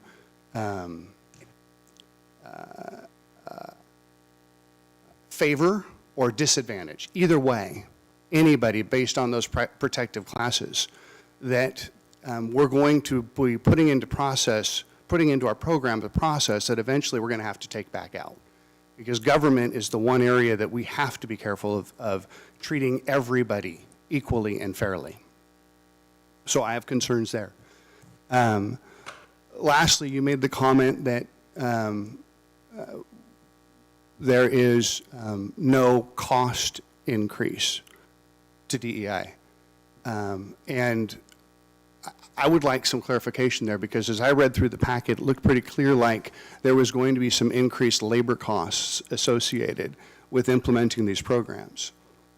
So when you say that, do you just mean that in the theoretical, there's no cost? Because you're right, when it comes to treating people with respect, we always need to treat people with respect. When it comes to treating everybody the same and welcoming them, we always need to do that. I totally agree with you on that. But if there's an actual labor cost to implementing programs, I would like to know what that number really looks like. Sure. We modified the work plan for the specific, what I presented to you tonight, removing the additional costs of an added staff member, which to my memory at the moment, I think is the only really additional cost that was as part of, included in part of Talitha's original recommendation. So if that, is that what you're referring to? Yeah, if you've modified it to where there's now no work cost associated For the with first 12 to 18 months. And as city manager stated early in the presentation, each year we're going to look at the other strategic pillars of the OTP and reassess where we're at. If there's the ability to add capacity to communications and engagement, we'll review that as part of the normal budget process. Thank you. I mean, and I want to really stress this. I really appreciate when you start talking about some of the cool things we're doing with the parks. I am so grateful for that. You know, hearing how we're allowing folks to be able to be a part of our parks program that otherwise could not be is great news. Reading in the Talitha packet that 100% of external respondents said they felt welcome when dealing with the city was fantastic news. That's what we want to hear as city councilors. But I do have some concerns in the way that this has been presented. Thank you. May I respond to another one of your comments? I don't believe that Director Hunsaker said anything about applying affirmative action to his hiring practice. I believe what he was saying, and he can clarify for himself, so I don't mean to speak for you, is that he would like to open the pool of opportunity for folks to make sure that we are supporting a workforce here in McMinnville that is reflective of our community. So that piece. The second piece, you shared concerns about other organizations removing certain aspects of DEI or DEIA from their programming. Did you have specific concerns that you can outline for us tonight about our program that you would like to remove? I'm not going to get into the details. I'd be more than happy to send you the different organizations that have pulled DEIA out of there or are scaling back their DEI organizational charts. There's probably in the news over the last 6 months, there's probably been 20, 25 different companies that have made that declaration. But I'm not asking about what other organizations are doing. I'm asking whether or not you have a recommendation. Fair enough, but my for point to our you, organization and what you feel should be removed from what I've presented tonight. fair enough, and my point was I don't want to start heading down a path that other organizations have already tried and determined that for some reason or another it's creating more problems than it's actually solving. So if I could sum this up, I hear that you're asking if there are modifications to the plan that are being recommended, and I hear Councilor Chenoweth, you saying on a more philosophical level that you have concerns, but that you do not have specific concerns about the plan as it was presented tonight. Would that be an accurate summation? No, that would not. I'm just not interested in going piece by piece with that in this type of format. I'd be happy to sit down and have a long conversation with you one-on-one and discuss that.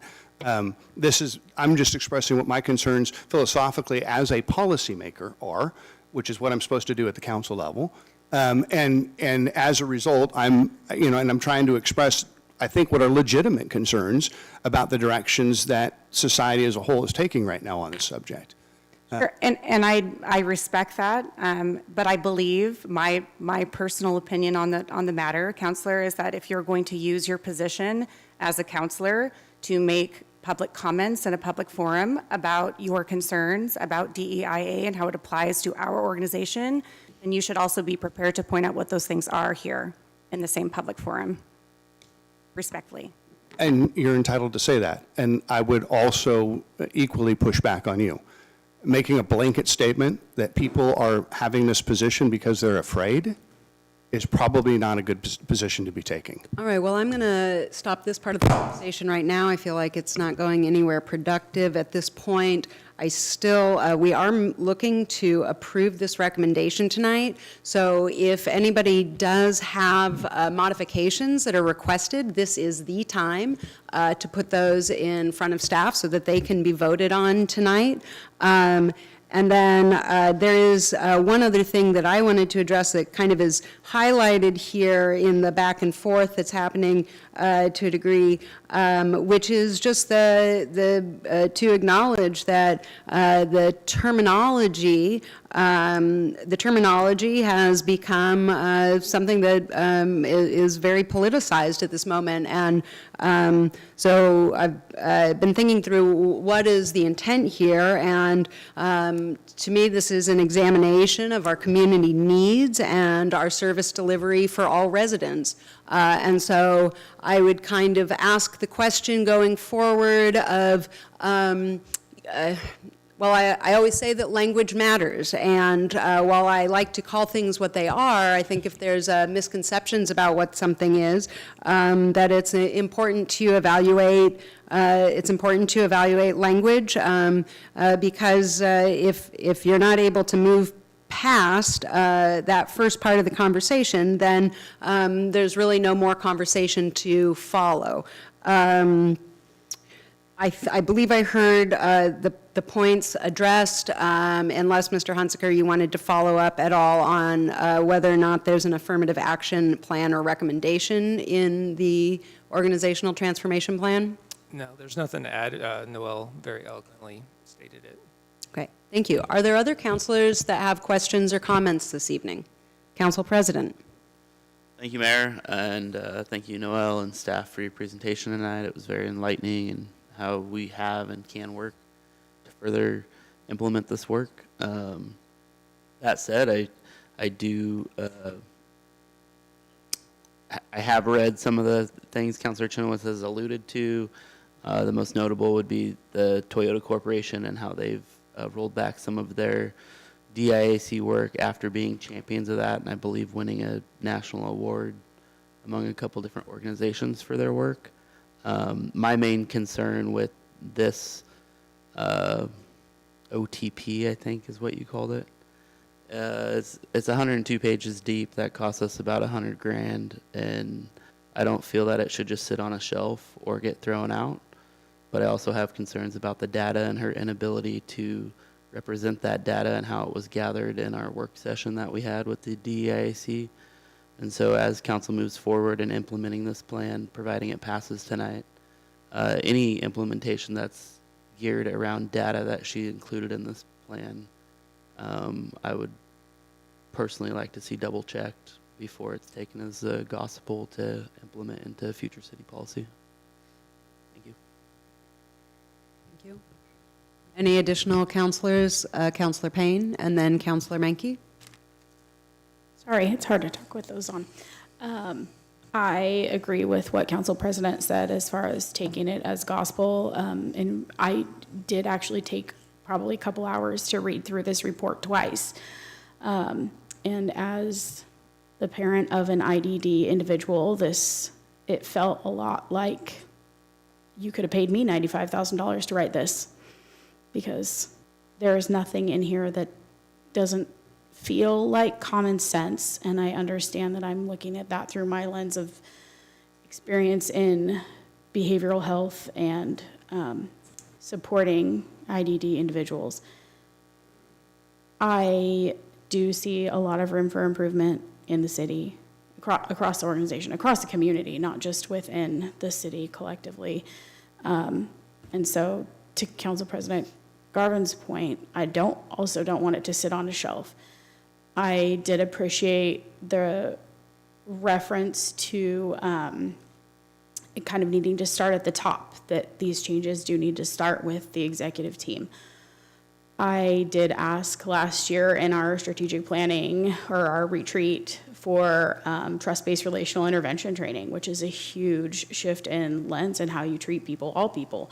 It's not just specific to cultural identity, gender identity, disability.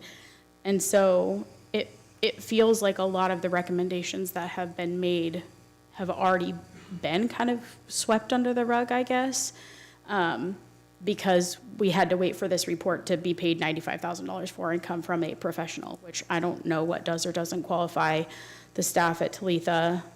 What I know is that all of our stories are different, and I want to honor that without spending more money on consultants, which I can drive that home later.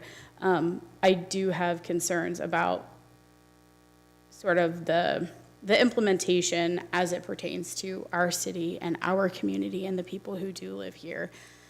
It seems like it's very kind of big budget, massive community based for resources that we don't have. And I think one of the benefits, and Chief Skill said this, is we're a tight-knit community here. Like, we can do this work together if there's work that we need to do. I'm still sort of kicking around whether I'm going to vote in favor or not. I appreciate your time and the work that DIC does, and I'm gonna miss some of the members that I've been able to interact with one-on-one. So thanks for your work. Thank you. Councilor Menke? Yes, I'd like to thank you for your work. Personally, I found this evening's presentation and what was in the reading much more interesting this go-around than the first one. I haven't had a lot to do with the DEIA aspects of this, and so it was helpful. I particularly found the analysis of the Parks and Rec, how people reacted to various parts and, concerns about various things. I thought that was very interesting. I personally feel like this is important for us to do. I just, we do have a high Latinx community, a high number of like 25% to 30%, and I think that's really impacts what we do in this area, and I don't think we reach out nearly well enough to them. The police department aside, I think we need to do more in that area. It's difficult. As I say, I don't have a lot of contact per se with this, but I think it's an important thing for people to kind of internalize and understand. And it's not going to happen easily. But I appreciate everything you guys have said tonight, and I mostly appreciate the Talitha report. I think dusting it all in the city manager is a little bit more than you needed to do, but obviously the executive team is going to have to play a big part in this, and hopefully everyone will get on board on it. Thank you. Other members of the council? Councilor Geary? Thank you. Thank you, Noel, Susan, Jeff, good to see you.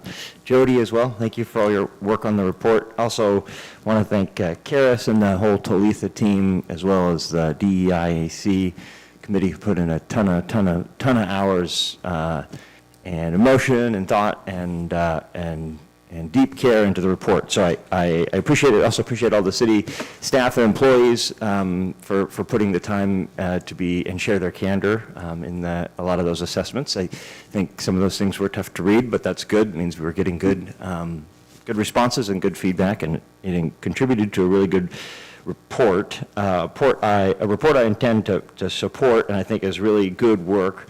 I think, as it says in the report, it will help us to reinvigorate our mission to deliver high-quality services in collaboration with partners for a prosperous, safe, and livable community. I also think that this report and the work that it'll do as an employer out there delivering services to people will make us a more fair, diverse and inclusive city with a more dynamic workforce. And in a constantly evolving, in a community of constantly evolving problems, a diverse workforce will help us meet those. I saw firsthand in the pros plan as we developed that, and I spent a ton of time in a lot of those meetings. I saw firsthand the further into the community we reached. We represent 36,000 people in the city of McMinnville, 36,000 people who have an equal say in every decision that we make up here. And the further and further and further and further down and further into the community where that don't get their voice represented, how impactful those voices are when we change the way we represent them, and the city changes the way that they access those people and listen to them. Firsthand, we were up there drawing changes to the pros plan that made that pros plan better, that impacted, hey, I have to cut across this spooky part to get to Winco from my house, and you have a park really close. Can we have that right there? Our community got better because we did that. And it's because we do things like in the work we're already going to do, choosing ways to focus and listen. And I think this plan represents that. And everyone deserves to be represented in our process, and this gets more people represented. Thank you for the work. Thank you. Councilor Peralta, do you have anything that you would like to add? Yes, thank you, Mayor. I would like to say that I learned a lot about what we mean by inclusion when we talk about DEIAC, just as a result of being exposed to this process. I haven't necessarily agreed with every conclusion of the consultant. The cost of the consulting report was significant, but that's a sunk cost now, and I was satisfied generally with the finished product. But it really kind of opened my eyes to the fact that I wasn't aware that a third of the city is handicapped, disabled. I didn't know that. I was certainly aware that in my ward, 35–40% are Hispanic. A large percentage of that population are immigrants. I do think that it's important that we reach out to the entire community. I think that the city has done an exceptional job in the last couple of years in terms of improving that. I think that we're stronger when we have boards that represent the entire community. I think we're stronger when we have staff that represents the entire community. And I think that that's something that if you're part of the dominant culture, it's not something that we really think about. I mean, I'm Hispanic, but I'm not an immigrant. And so my set of experiences is very different than what the set of experiences is of people who are immigrants. My mother was handicapped, had a stroke. 40 years of the last 40 years of her life, she was partially paralyzed.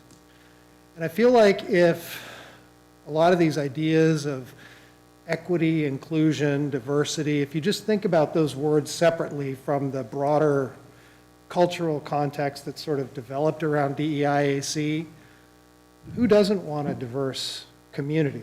Who doesn't want a community, at least in Oregon at least, a community that's equitable, a community that includes all voices? And so from that standpoint, I'm supportive of the direction. I think that one of the things that I've really appreciated about the city's approach versus other organizations that talk about DEIAC is that anytime I've ever encountered it, like whether it's in a government space or a business space, it's almost like, okay, we're going to develop this policy, and at the end, we're going to bolt on this report that says DEIAC.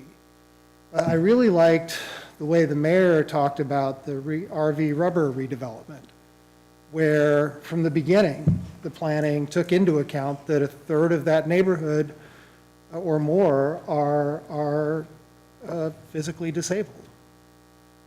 And so if that informs how we develop that project in a way that from the front, we make it so that anybody can access that location, I think that's a fine thing.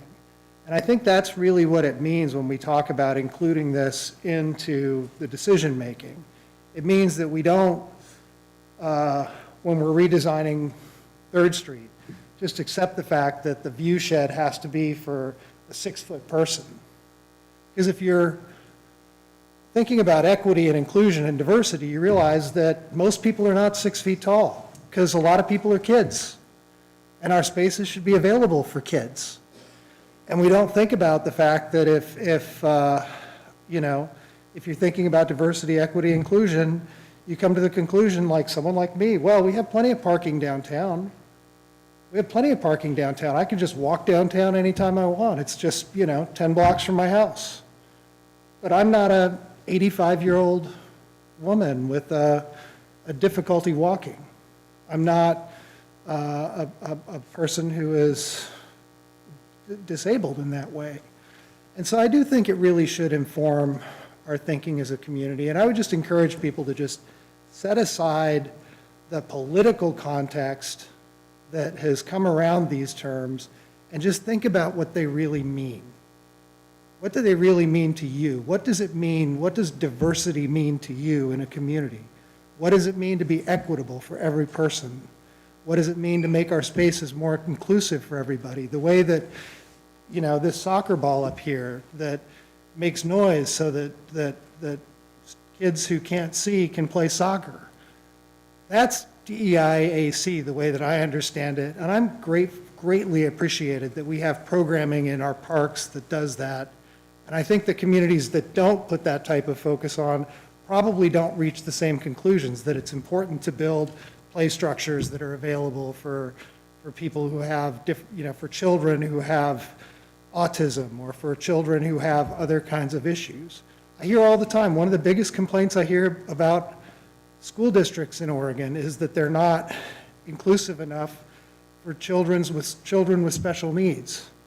But they probably should be, and if that kind of lens was applied to school programs more often, those schools would be much better places for children with those needs. So I apologize for saying really more than I intended to. I hadn't formulated those thoughts ahead of the meeting, but I appreciate Mary inviting me to speak, and I'm going to be a yes on this, and I just encourage people to think about not the political context, but just what do these terms mean to you, and are those things really bad things?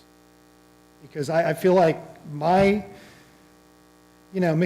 at one time was a sundowner town. McMinnville at one time was a place where a person of color couldn't buy property in the city. We still have, I'm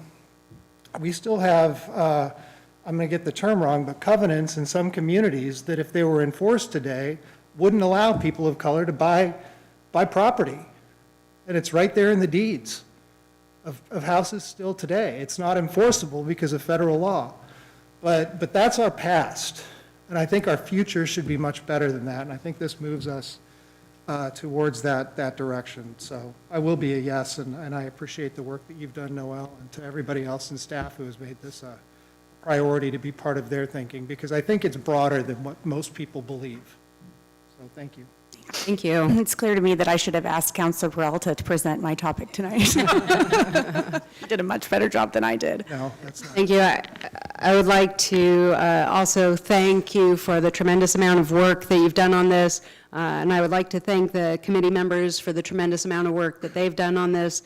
Thank you all for the presentation you gave this evening. And I would ask for a motion to approve the recommendations of the Diversity, Equity, and Inclusion Advisory Committee and the Organizational Assessment and Oregon Transformational Plan and Work Plan. So moved.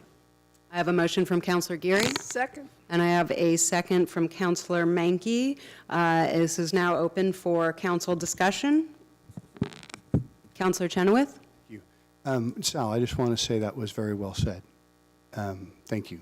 And I hope in my comments it was made clear that I agree with like probably 95% of what you're saying. Put it on the record. And that my concerns do stem predominantly from the political area that has gripped our society regarding this, and it's in the rhetoric that is used, and unfortunately by both sides. And so thank you for what you said. Thank you for sharing your heart and putting that out there. Counselor Peralta? Yeah, Chris, Counselor Chenoweth, I really appreciate that. You know, the other thing I will say is that I think part of the reason why this has become polarized is because a lot of times communities don't take the approach that our staff has taken with this. A lot of times the language that comes up around this is actually more exclusionary than not. And I think that a lot of times people react to the fact that they believe that they're being excluded from the conversation and they can't really talk about why. And one of the things I really appreciate about the way that our staff has approached this is that they really broadened the frame and made it actually genuinely inclusive, not just inclusive in name or in word, but in deed. So I thank you for your comments, Chris. And the only other comment I would make is that I agree with you, Councilor Payne, that a lot of what's in there is common sense, and that's one reason why I'm going to support it, because I'm definitely going to support the common sense position. So thank you for that comment. I have a question. Are we, the motion that was made, I understand that it goes to the acceptance of the report, and I want to clarify, I guess, that we're only making a work plan decision based on the 25-26 year. Right, on that strategic pillar 1 that I presented on tonight, correct? Council President? Just to further clarify, a yes vote on this is not, and I believe Jeff stated it early on, but is not authorizing any FTEs to be added to the city budget. That'll be done through the budget process. It is not at this point, no. Okay, thank you. Thank you. Any additional comments at this time, or additional conversation, rather? Okay. Not hearing any. All those in favor, please signify by saying aye. Aye. Aye. And those opposed say nay. And the recommendation has passed unanimously. Congratulations.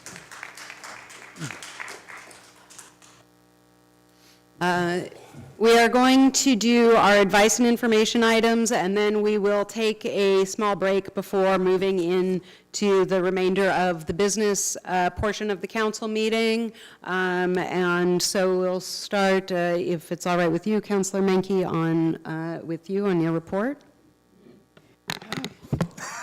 I believe we have an Affordable Housing Committee meeting next week on Wednesday, and we'll be continuing, obviously, the conversation we had earlier tonight in the work session. We were supposed to have a YCAP executive session this last week, and it did not happen due to lack of people wanting to participate. However, the good news is that on our audit questions, we're down from 63 questions from the auditor to the accounting staff to 6. So I'm feeling very encouraged that we're going to be out on time this year. Thank you. Councilor Payne? As you know, Landscape Review Committee chose to reappoint Brian Wicks, and Lipsick doesn't meet again until the new year. That's all I have. Thank you. Councilor Peralta? Thank you. MCM 11 rescheduled the board meeting from the 9th to the 16th due to several members of the board being sick, including myself, and the Council of Governments doesn't meet until the 17th, so no reports until next year. Thank you. Councilor Chenoweth? Noted. Councilor Geary? If you heard from Councilor Menke on affordable housing. DEIAC, you heard from us earlier tonight, and the next meeting will be this Thursday. MURAC had no organized meeting in lieu. The focus on the December 12th at 7 p.m. here at the Kent Taylor open house on the Northwest Rubber, so not open house, community design workshop. I think I called that right. Community design workshop on the Northwest Rubber site. And 3rd Street improvement, we'll hear from us next week at the 18th, on the 18th. And there's also was an open house on the 2nd. And a survey. Lovers of survey rejoice. There's a survey. Thank you. It's in the newsletter. Council President? Nothing to report, thank you. Okay, well, I'm going to do this in the opposite order of which I was going to do it, since Councilor Menke has stepped out for a moment, and I would like her to be in the room for the second, what will now be the second of the two things that I have to announce tonight. The first thing that I'd like to make the community aware of is the Sprout Summit. And the Sprout Summit is aspiring to be the premier event in our state to activate industry leaders, community organizations, and government to collectively create sustainable outcomes. This has been a shared effort of McMinnville Economic Development Partnership, Kinesis, which is a firm, a development firm outside of Portland who's been working with the city and has given their time pro bono for this event.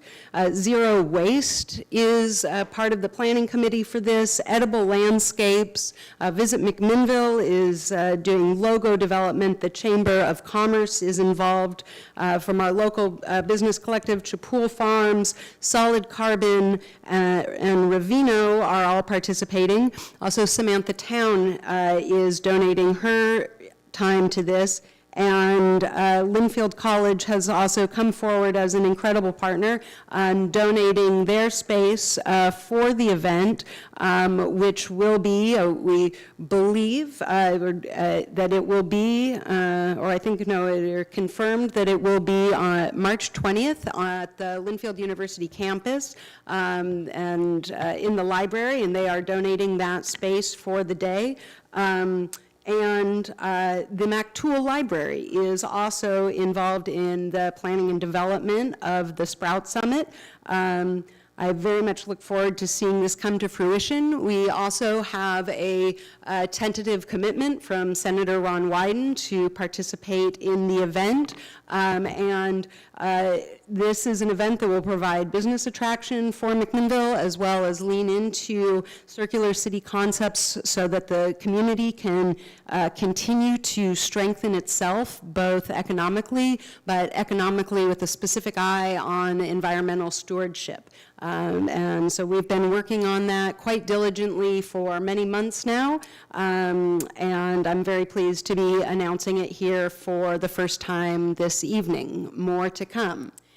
And then my second announcement tonight, I could not be more pleased to tell you that I have received word today that Any Door Place, a navigation center, the city's first low-barrier shelter, is set for opening for overnight sheltering on January 2nd of this year, with 25 of the 36 beds available immediately, and the remaining 11 beds will follow as soon as there's some additional waterproofing complete. And I want to sincerely thank Jody Christensen, who has worked tirelessly on this effort and has spent a tremendous amount of her time and her heart and her soul to bring this to our community, this much, much, much needed facility.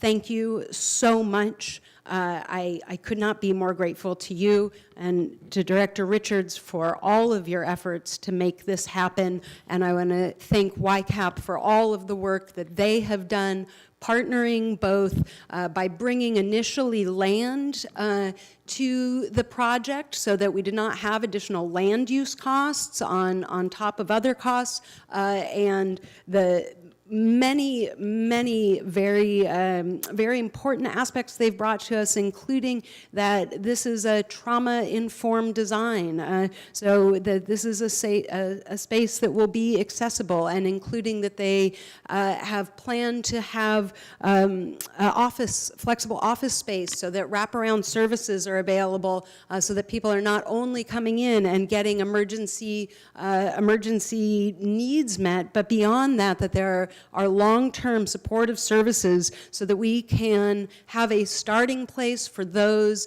that need to be on the journey to transition out of homelessness.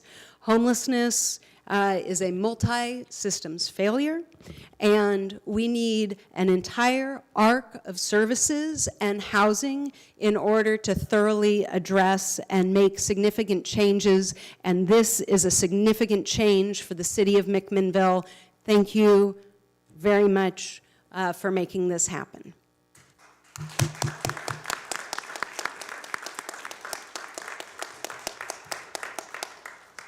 And with that, we will take a 5-minute break or 6-minute break and come back at 9:25 for a whole set of resolutions and ordinances. Thank you.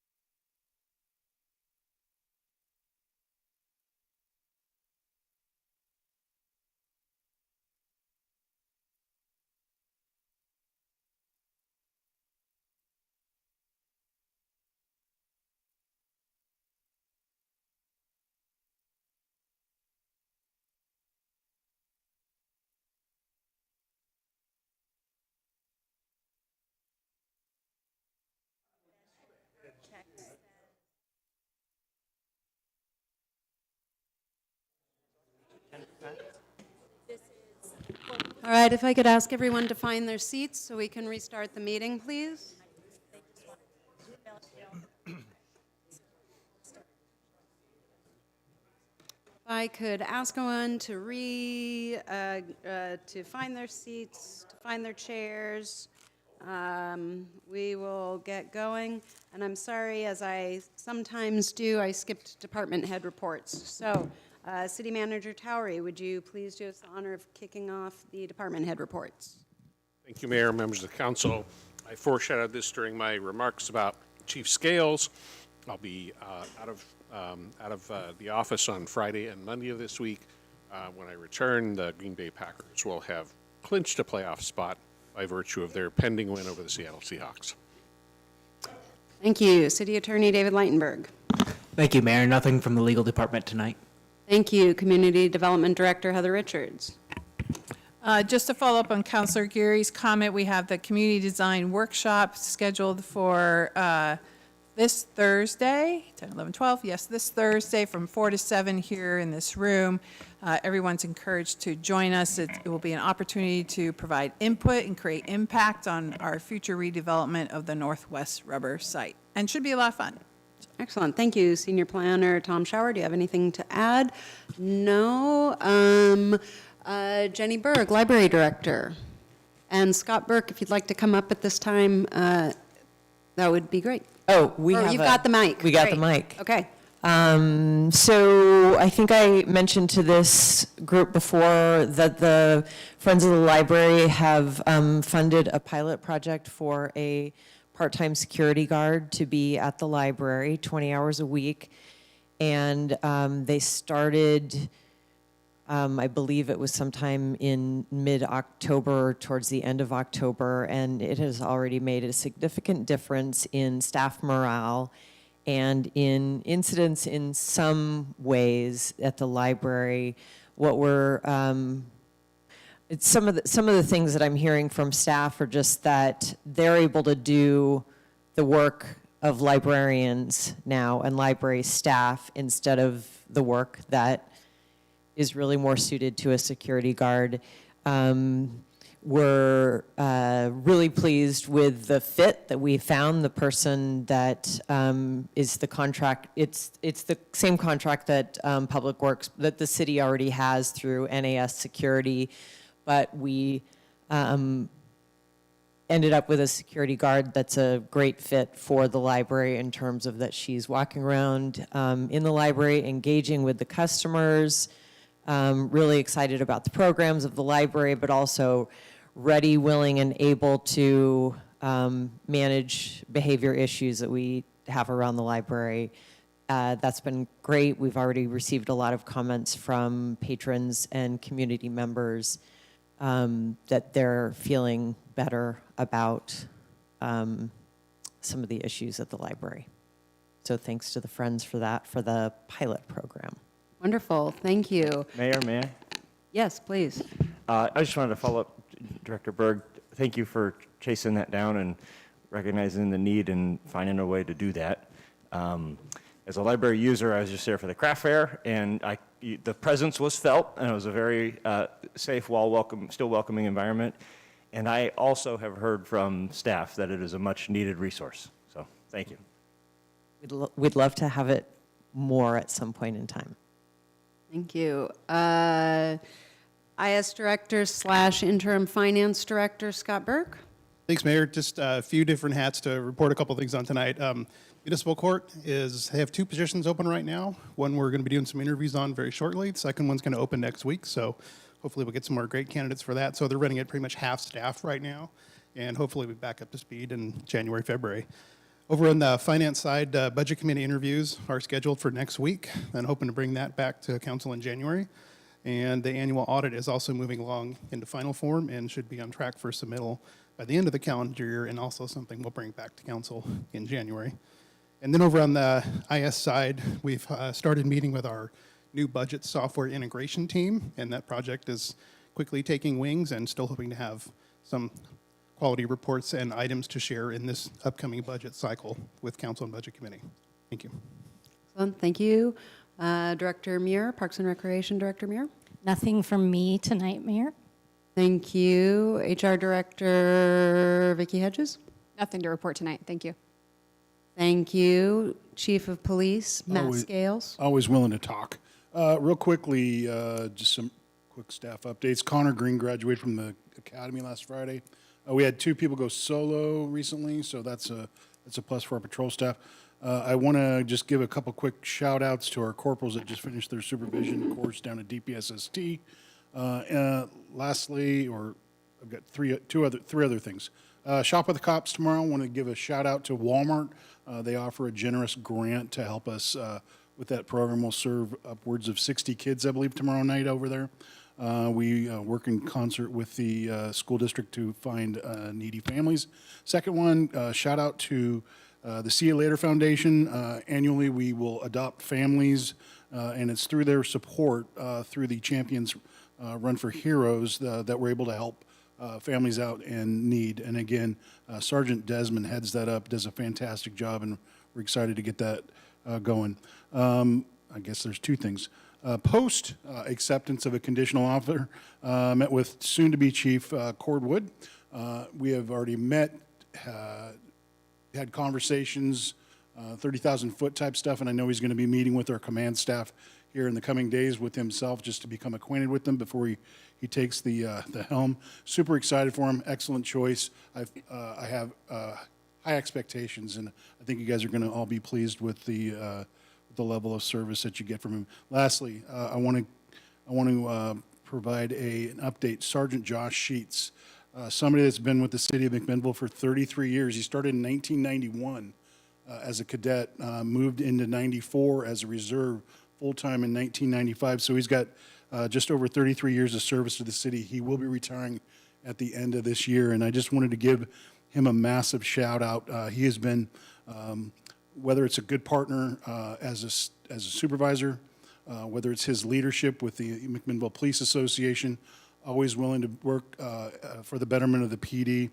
He has been a steadfast pillar within the PD, and I think it deserves at least a quick round of applause that we offer our thanks to Josh for his 33 years, not here tonight, but of course I think it's appropriate if we could. Yes.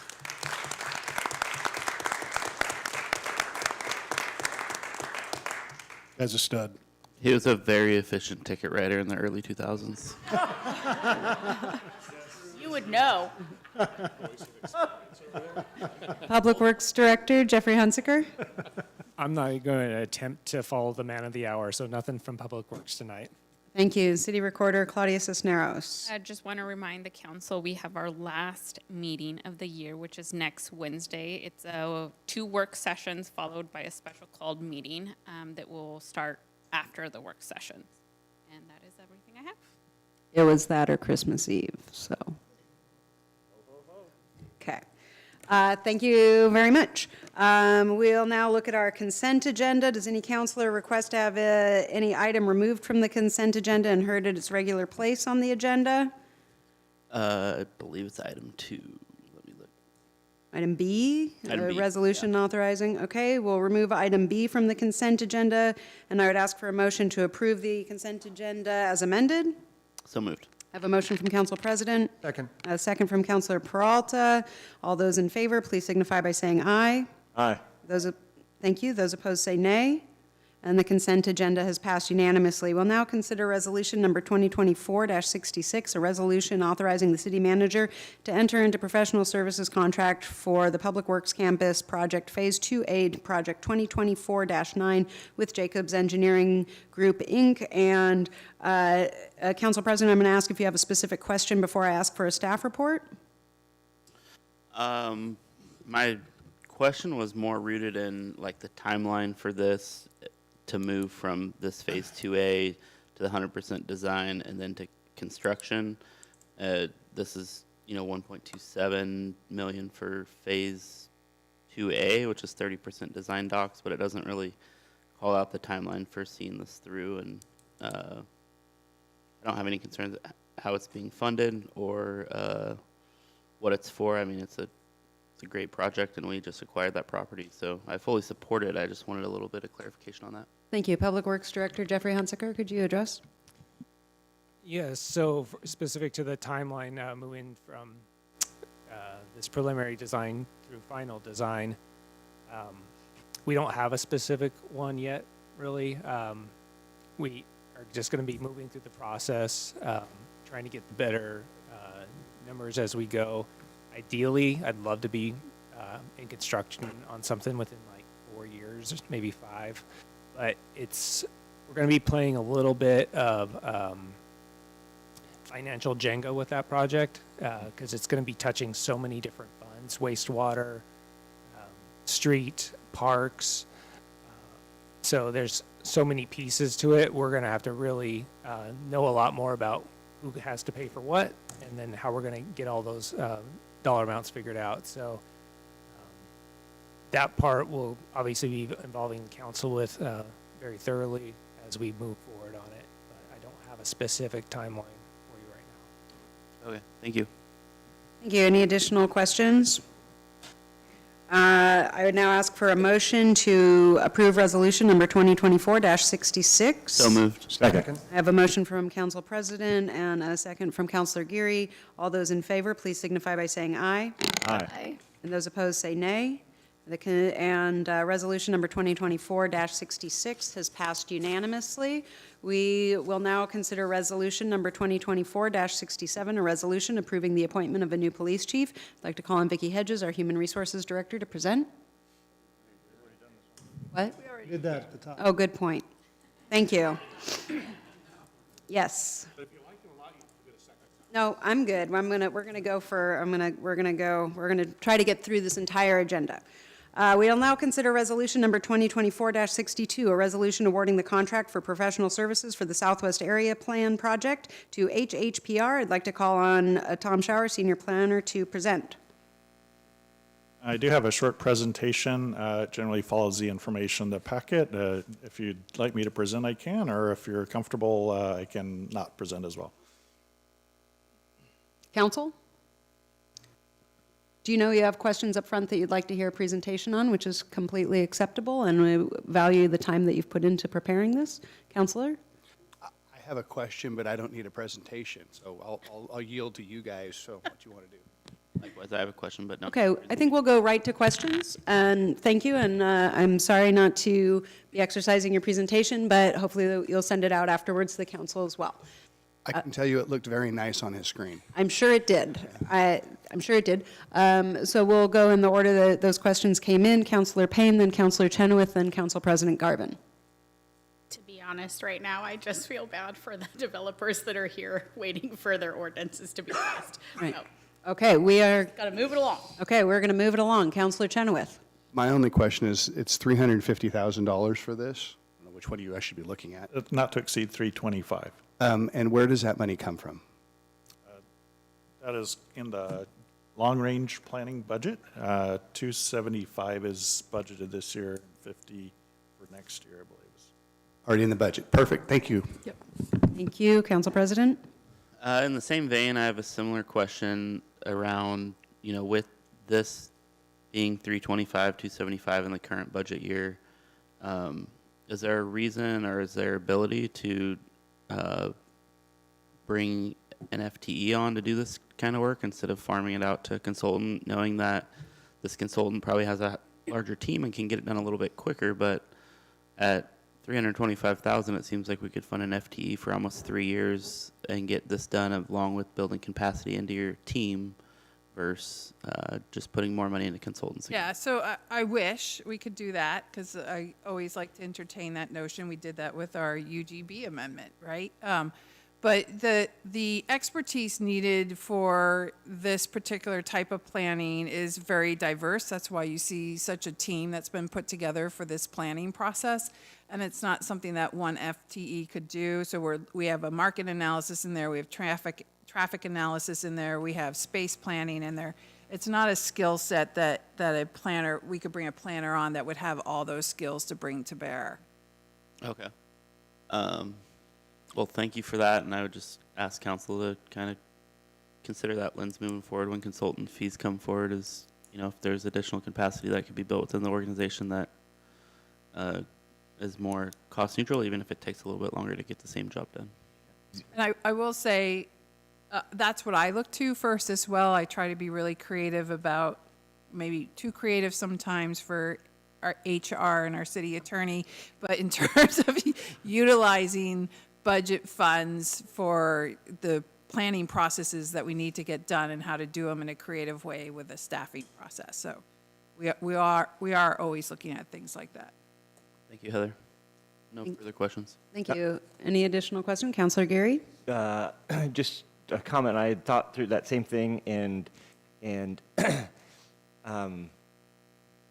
to get a 2-year guarantee from someone you were to bring on for this whole thing seems like the biggest wobble in the spinning plate to me. If you were going to bring somebody on to do this work, requiring that person to be throughout the whole process and to the end was where I thought that would be the riskiest endeavor, right? I mean, the institution that we're hiring to do this will guarantee that that gets to the finish line more than we could hire someone on to do that and hope that they stay on, or we're stuck with pushing the rest of our staff capacity to that and backfilling. And so I thought that was the biggest argument I thought towards the consultant-driven approach. Yeah, and Tom has shared the slide about what the team is comprised of there. And so, you know, you'll see HHPR is the land use planning specialist, space planning is Walker Macy, public involvement is JLA. So it's bringing together different industries into a collective team to do the work, and then the staff will help with the project management piece of it. The other thing I wanted to share was, if you recall, we combined 2 areas into this area plan to try and, one, be more efficient in terms of the mobilization, but also to get more of the land done so that we can start moving this forward into urbanization. Speaking of grouping these two together to keep going, we've done one of these plans. This will be our second A, second B. Where are we in terms of, I think we had 5 area plans that we wanted to do as part of it. When we started with identifying those and creating a schedule to prop those up and complete those works, where are we now if we're going to be starting this effort on the schedule you proposed? Where does that keep us? Are we behind that schedule? Are we in front of that schedule? Are we right on that overall schedule of where we should be? That's a great question. I'll have to come back to you with the answer to that because I hadn't looked at it from that perspective, because we did line up sort of our 5 area plans and scheduled it, and now we're combining 2 together. I will say that to me, the most critical area plans to get done early was the Fox Ridge Road in this area. Then the next one is Riverside South, which has already declared vociferously how much they do not want to come into the city and develop. So I'm not as concerned getting that done in an expeditious manner. Okay, so you'll let us know where we are in Yeah, terms of I'll work. follow up. I'll bring that back to your next meeting. And then I know we hit some delays on that first one, and whether they were, you know, ours or external circumstances. Are we doing anything differently in this approach than we did previously to expeditiously finish this plan? Yeah, so we are working with the same lead team. You'll see that HHPR, and so they, we have both. We're novices going through the first effort, and hopefully the learned lessons will help us with the project management on this effort in terms of keeping to the deadline and the time frame to get it done. Okay.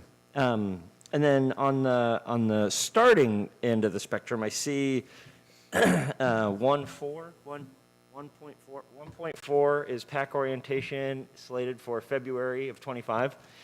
PAC being, can you talk to me about what the PAC is comprised of and how you're going to achieve that deadline, or how they will achieve that deadline? Yeah, so we've already solicited applications for the Southwest area plan, and our next step will be going through them and reviewing them to. We have an internal policy document as to the demographic profiles that we're trying to make sure we're representing on our project advisory committees, being that they're representative of what our demographic profile is as a community. We don't always hit it in terms of people who have expressed interest in the project advisory committee, but we do look at that sort of list of who we want to see represented. And to give you some idea, it's a list that looks at our marginalized populations. It also looks at residency in terms of short-term residency, long-term residency, so we're getting different lenses on that. We also look at community leaders and partners that are significant to the planning effort, so we want to bring them into, and then property owners. So there are some significant property owners in this southwest area. It's important for them to be involved and have buy-in to the final product, so they are also on the project advisory committee.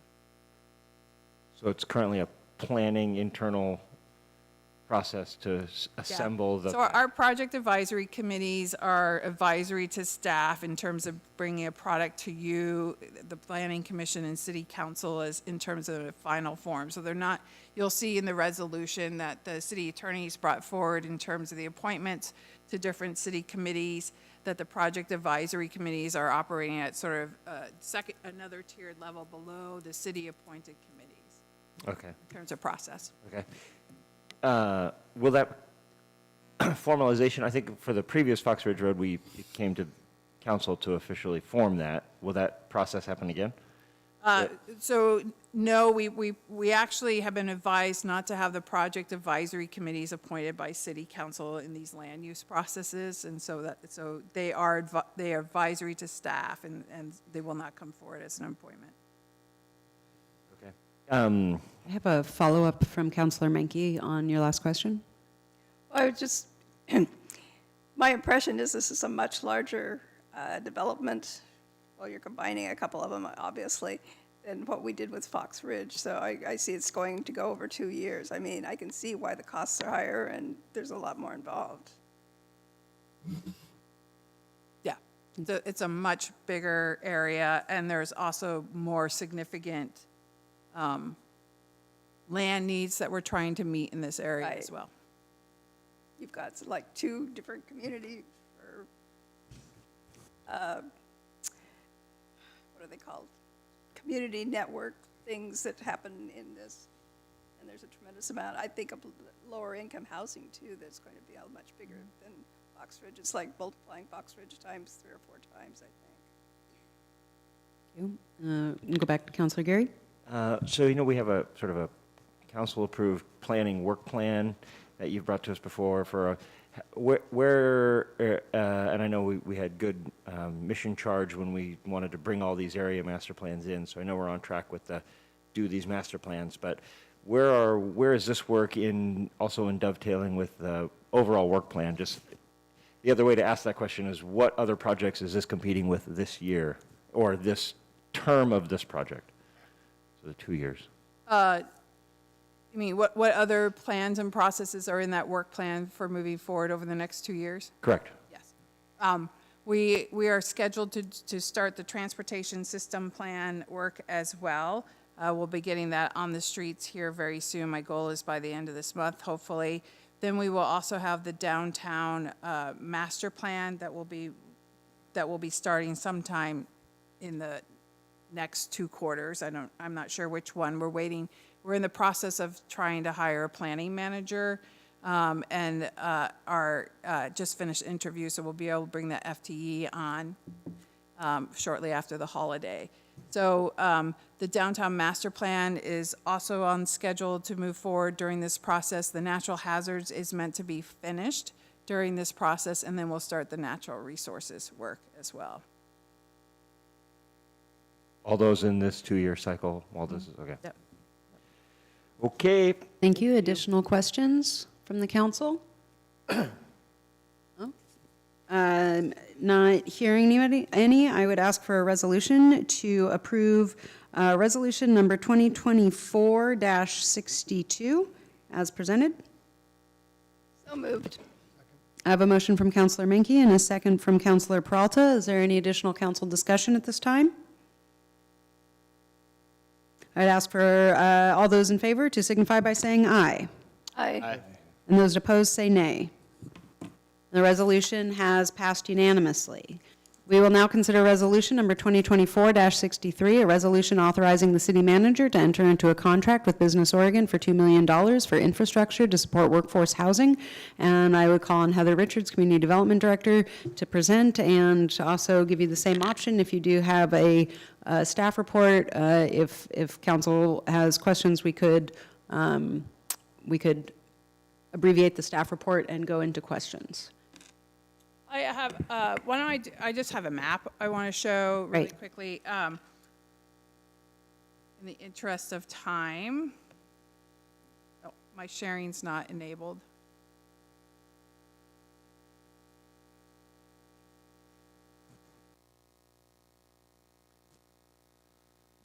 So just to describe what this is really quickly.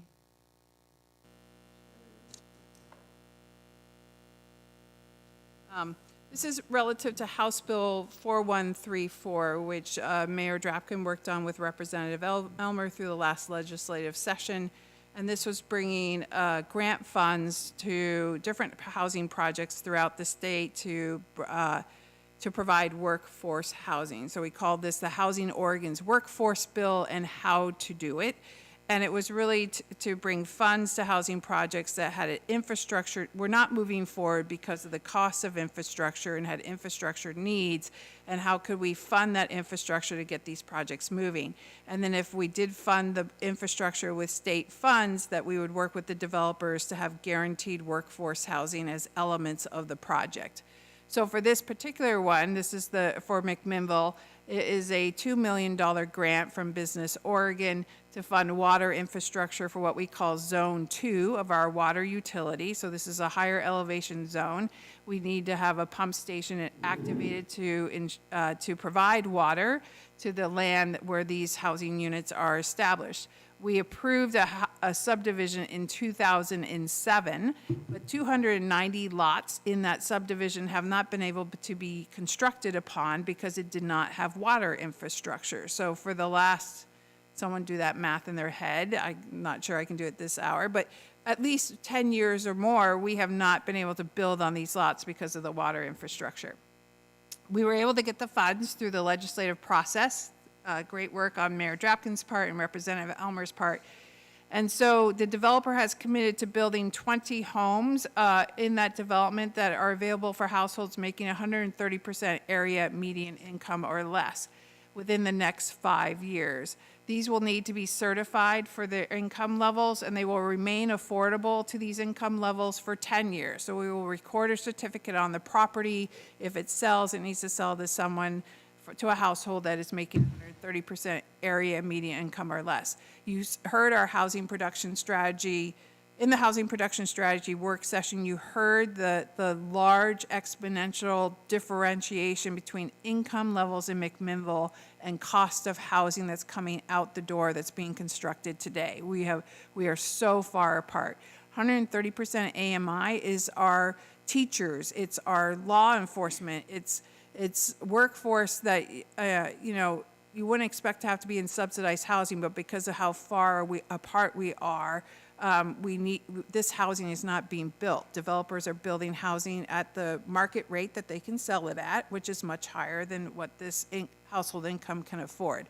So working with the developer, we and Business Oregon, bringing this grant to the developer, we're entering into a contract that the developer is committing to building those 20 homes that are available for workforce.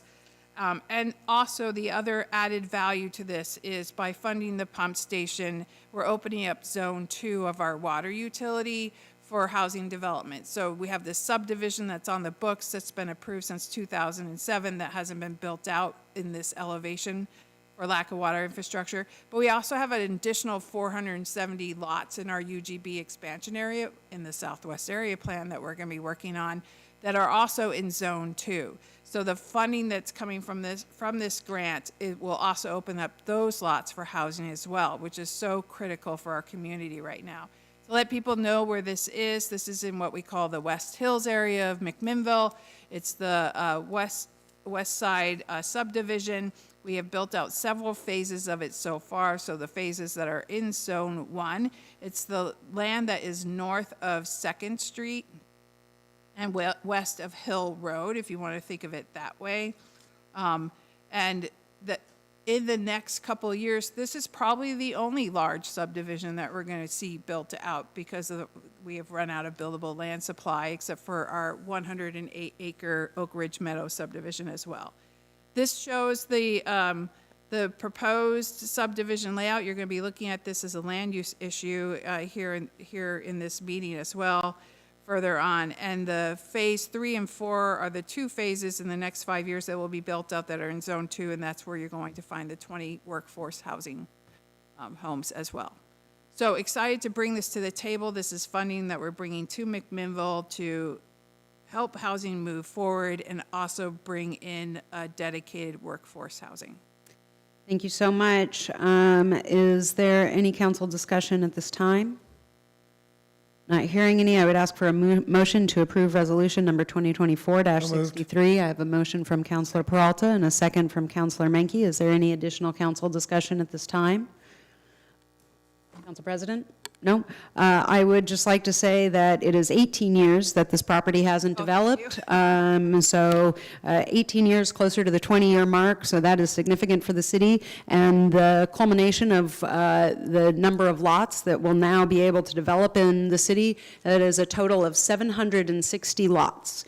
And with a 1,000-unit housing shortage, not that this will supply housing at all of those levels, but 760 developable lots is quite significant. And the third thing that I want to say is that this also demonstrates a successful public-private partnership in which a for-profit developer has agreed to commit housing, deed-restricted housing, to ensure that more of our community members are able to buy houses at home. All those in favor, please signify by saying... Ask a question. Oh, yep, sorry, didn't see you. Councilor Payne? That's okay. I'm recalling the tour that we did to the reservoirs, or excuse me, the pump station. Thank you. And if I remember correctly, it sounded like the cost to the zone 2, did I say that right? Zone 2 residences is going to be wild. So I'm confused about how they can be affordable homes. That's not what they said? No, we want to talk about, we don't have anybody from Water and Light here to speak to that right now, but in my experience with this, there's the limitation was the initial cost of the infrastructure, and that's why we focused on this area to begin with, including that it was inside the UGB. This area has been planned for development, as stated, for 18 years. This covers the cost of the water infrastructure that opens up the area as a whole. So if you have other concerns about specific things where you think there's increased cost, could you be more specific? It could be. So I know in dialogue, so we don't have SDCs for water infrastructure, and these larger water infrastructure capital improvement projects that serve more than a development are typically paid for by SDCs. Because we don't have SDCs, the cost of opening up the Zone 2 was going to be spread across all the individual homes, right? And at one point in time, it was building a new water reservoir, which was about $10 million. It has been redesigned to the point where we just need the pump station at this point in time, and that's the $2 million price tag. The cost, the funding for that pump station, the $2 million associated with that pump station that would normally be spread across the homes, is being paid for by the state grant. Does that help? No, because what I remember, that it's not the initial cost, it's the ongoing and the maintenance cost is going to be passed to those residents. I think, if I may, Councilor Payne, there are some houses up by Mount Are you referring to the Mazama ones that I was I thinking can only about? hear, I can only Hold on one second. We'll go to Council President and then Councilor Menke after that. There's some houses that, due to their location geographically, currently have pumps that aren't in Zone 2 but are on the edge of it. And those citizens have voiced concerns at these meetings of this oncoming subdivision about their heightened costs for the pump replacements because they were coming to end of life. And that's what I remember from that Water and Light tour. Separate Right. from the subdivision. And Water and Light gave me business cards from the gentleman, James, I forget his last name, but I took them up to the people up on the hill and said, call these guys because they will explain to you what's going to happen with your, and actually most of them didn't have a whole lot of complaints. I don't know who the people were at the meeting, but most of them, I guess, have called and they seem fairly happy about what Water and Light's had to tell them. And It's going to improve their situation, but it will happen down the line. They have pumps in their houses. Some of them are failing. And Water and Light will eventually get them more water too, is what the deal is. Counselor Peralta, I think, wants to add to the, or, no? I did want to make a comment, but it's not apropos of Counselor. Okay, well, let's try to, I want you to have clarity, and I don't feel like we're getting there. I'll just abstain. Okay. Counselor Peralta? Yeah, I think it's worth mentioning that, first of all, thank you, Mayor, and thank you, Representative Elmer, for your work in achieving this. The comment I wanted to make was that the underlying legislation for this originally started as a very large list of projects from a wide number of cities. And during that entire legislative session, that list got whittled down and whittled down and whittled down until there were only a few cities left that were receiving these funds.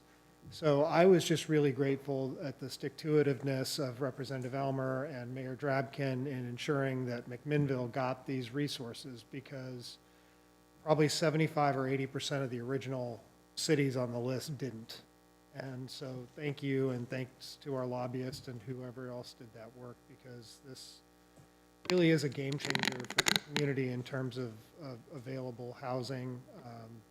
20 workforce units might not seem that much, but it is significant to the teachers and police and others who will be coming here. So just really grateful for the work, and I just thought it should be acknowledged. Thank you, Counselor. Absolutely. Kudos to Mayor Drabkin and to Representative Elmer. They did an excellent job on this.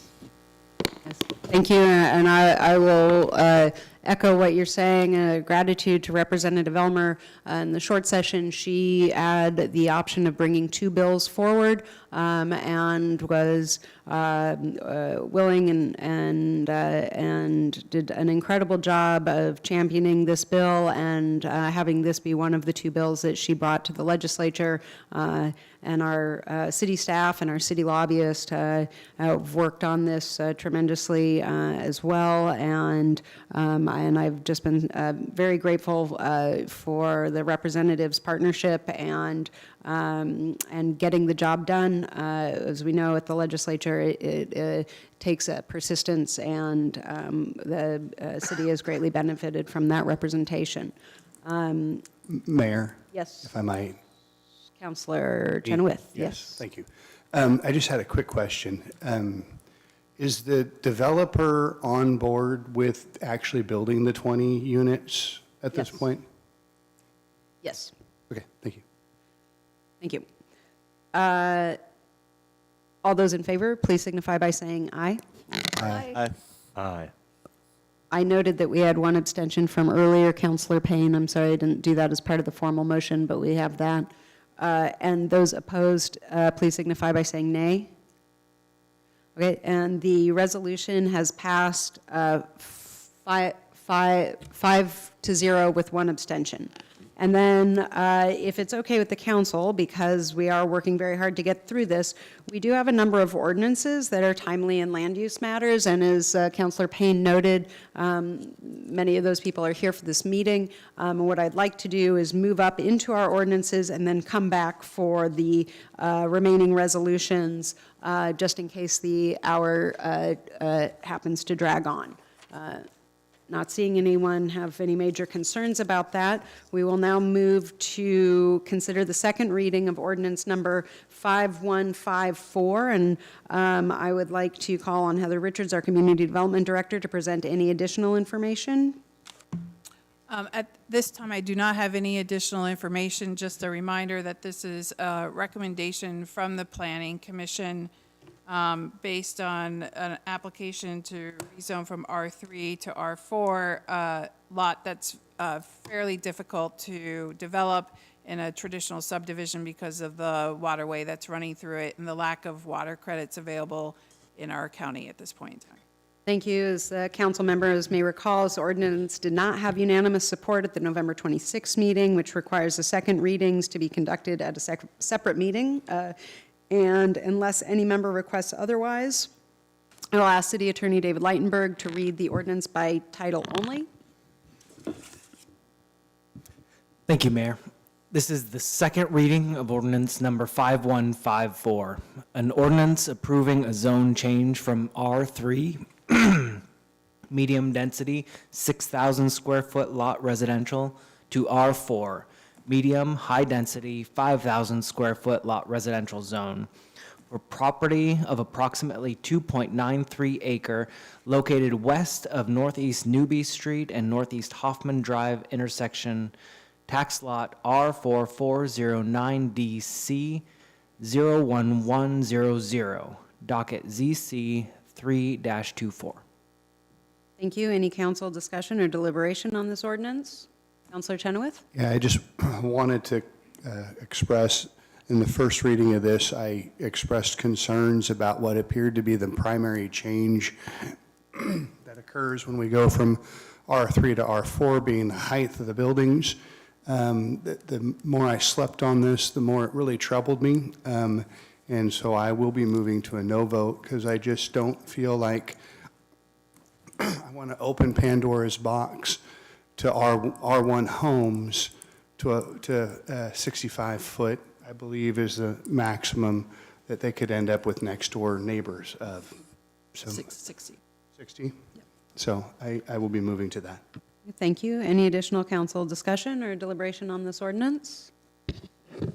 I want to state for the record that I was a no vote, and I will be a no vote tonight due to the impact of the wetlands potential, especially given the fact that we've used all of our wetland credits. It means we're impacting banks, and we should take a break. Thank you. Any additional discussion? Not hearing any, I would ask for a motion to adopt ordinance number 5154. So moved. I have a motion from Councilor Menke. Second. And a second from Councilor Geary. And I would ask our city recorder to poll the council, please. Councilor Geary, Aye. Councilor Menke, Aye. Councilor Chenoweth, Nay. Councilor Peralta. Aye. Councilor Payne, Nay. Council President Garvin. Aye. Thank you. And the ordinance number 5154 is adopted by a vote of 4-2. We will now consider the first reading with a possible second reading of ordinance number 5153. Does any member of the council need to declare an actual or potential conflict of interest? Does any member of the council need to declare an actual or potential conflict of interest or recuse themselves regarding this ordinance? We will now consider the matter of ordinance number 5153. Does any councilor object to having the ordinance read by title only? Will the city attorney, David Leitenberg, please read the ordinance by title only? This is the first reading of ordinance number 5153, an ordinance amending the McMinnville Municipal Code, Chapter 17.64, to provide time, place, and manner regulations for psilocybin activities in McMinnville. Thank you. I call on our Community Development Director, Heather Richards, to present. So I am going to do a short presentation. I'm going to bounce around a little bit in the interest of time. But this is information that you only last saw 2 years ago, and it's something that we need to pass by the end of the calendar year. So I want to make sure you feel well enough informed to make a decision. So we're talking about time, place, and manner regulations for the introduction of psilocybin services in our community. This is a measure that was voted on by the electorate of the state, Measure 109, in November 2020, which created a license and regulatory framework for the production of and the facilitation of psilocybin services for adults 21 years of age and older. Oregon is a pioneer in this effort, moving this forward. The City Council hosted 2 work sessions in October and November of 2022 to talk about what time, place, and manner regulations would look like at that time, and also had the option to decide if they wanted to take an ordinance if they wanted to pass an ordinance and put something on the ballot for the community to vote on relative to Measure 109. And so in November 2022, McMinnville voted to postpone the onboarding of these services in our communities for 2 years while the Oregon Health Authority continued to adopt rules for it. The Oregon Health Authority adopted the rules on December 31, 2022, and then the regulation, state law states that cities can put together reasonable time, place, and manner regulations, and that's what we're doing tonight. This is a recommendation to you from the Planning Commission. They hosted a public hearing on December 5th, so just last week. They did vote to recommend the proposed amendments to you with one amendment. So what we're suggesting is bringing in Chapter 17.64, which originally was set aside just for marijuana activities in McMinnville, retitling that as special activities and having 2 sections in there, one for marijuana activities and one for psilocybin activities. When we visited with you in work session 2 years ago, the direction from City Council at that time was to make these time, place, and manner activities similar to what we have for the marijuana services in our community. And so that's what we have brought together for you. I'm going to go to you have the proposed code amendments in your staff report. And in the interest of time, I'm going to go to the end of this and talk to you about the Planning Commission amendment. And then if you have any questions other than that, happy to work through them with you. So bear with me. Our goal was to mirror the marijuana code. And we looked at, for that, if you recall, we have locational regulations where we allow dispensaries in our commercial zones. And so for the psilocybin activities, it would be the service centers. And they must be separated by 1,000 feet. So state law says that we can allow the separation by 1,000 feet, but no more than 1,000 feet. In terms of production, manufacturing, we allow that in our industrial zones for marijuana activities. And then we also say that the activities cannot be within 1,000 feet. This is for the dispensary and commercial sales of the activity. Cannot be within 1,000 feet of elementary, middle, and high school, schools, public library, community center, aquatic center. If you recall, when we went through the work sessions, you wanted to amend that for both the marijuana activities and the psilocybin activities to include preschools, public, private, and parochial. So that's amendments in your code proposed tonight. We also wanted to include recreation facilities attended primarily by minors, with the discussion in our community to relocate some of those centers that we currently have and maybe build more in the future. So we wanted to make sure the code accommodated that. And we also added licensed daycare or childcare center to the psilocybin activity code.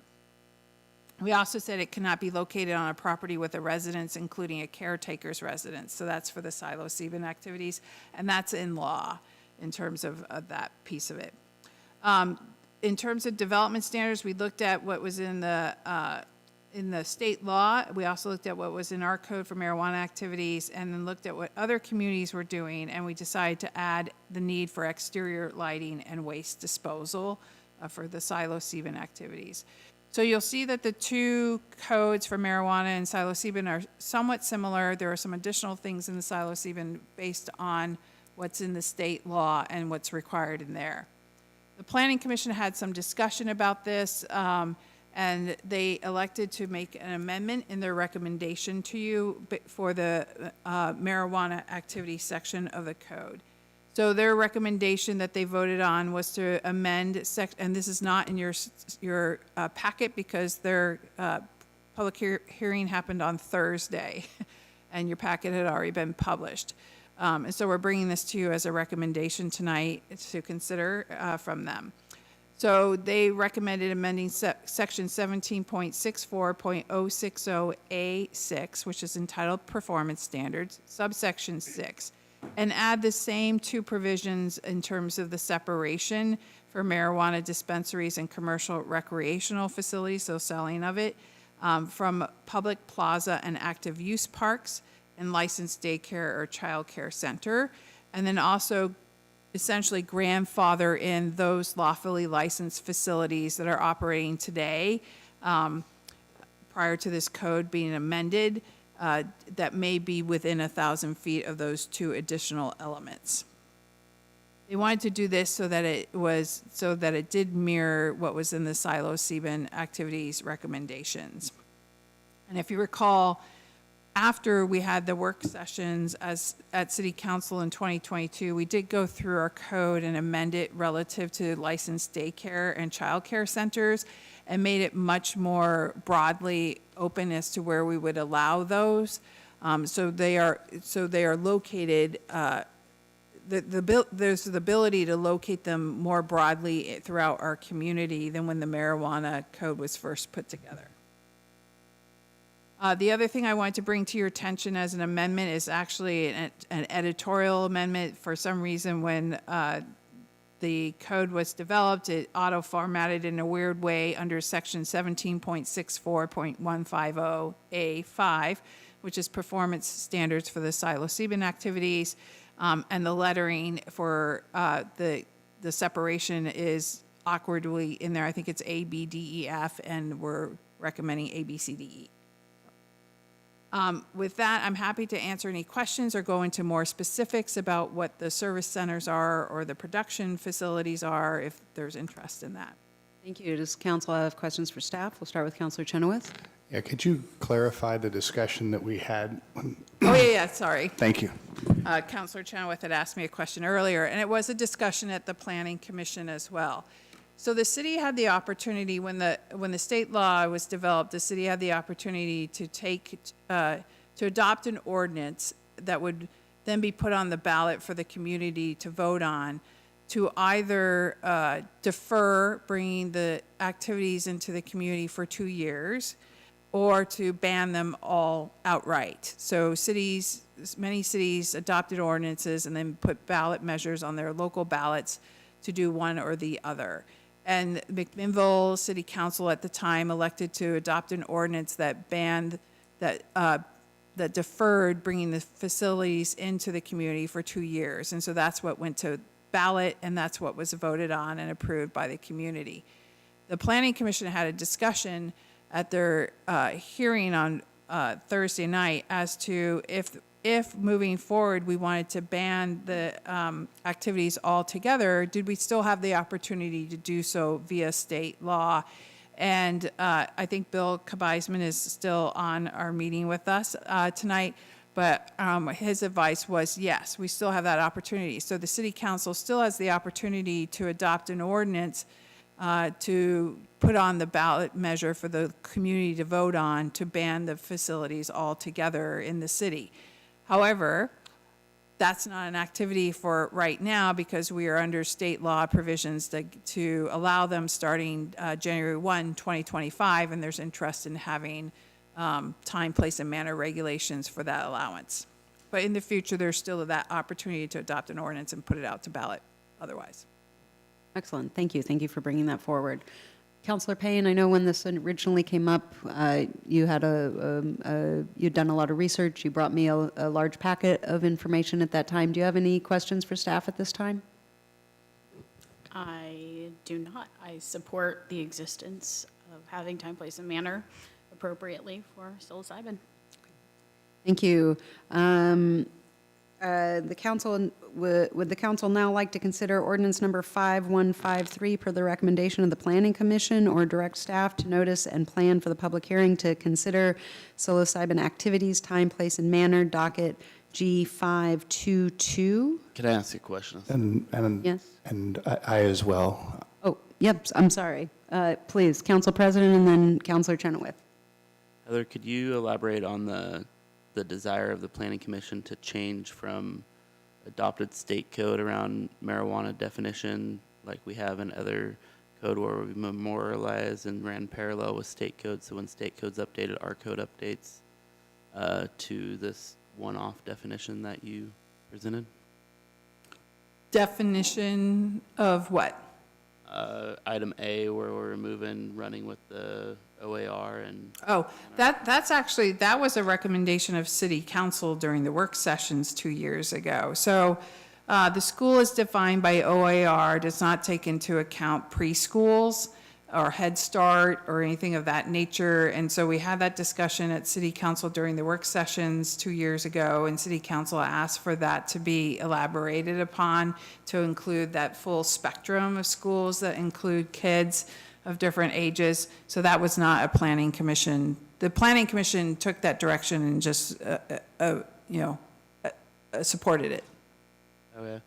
And then, was there any radius maps done similar to like our short-term rentals to show what property, if any, would even be available if we adopted the items C, D, and E, considering the locations of our current facilities? Well, no, because this happened Thursday night, so that gave us Friday. But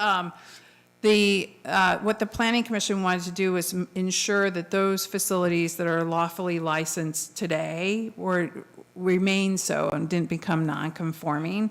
And so that's why it's written into the code that the lawfully licensed facilities authorized prior to the adoption date of tonight are considered conforming. So if they ever need, I don't suspect that they would, because they don't have to renew their licensing through a Lux statement through the city, but if they had to, we would say that they're approved for the zone based on that language. The other discussion we had at the Planning Commission was that it seemed like the previous code was somewhat static in terms of looking at the existing built environment in McMinnville and wasn't really considering future built environments, especially in the urbanizable areas. And so that's why they just wanted it to be more expansive in terms of the recreation facility attended primarily by minors. That's actually was a city council recommendation back in 2022.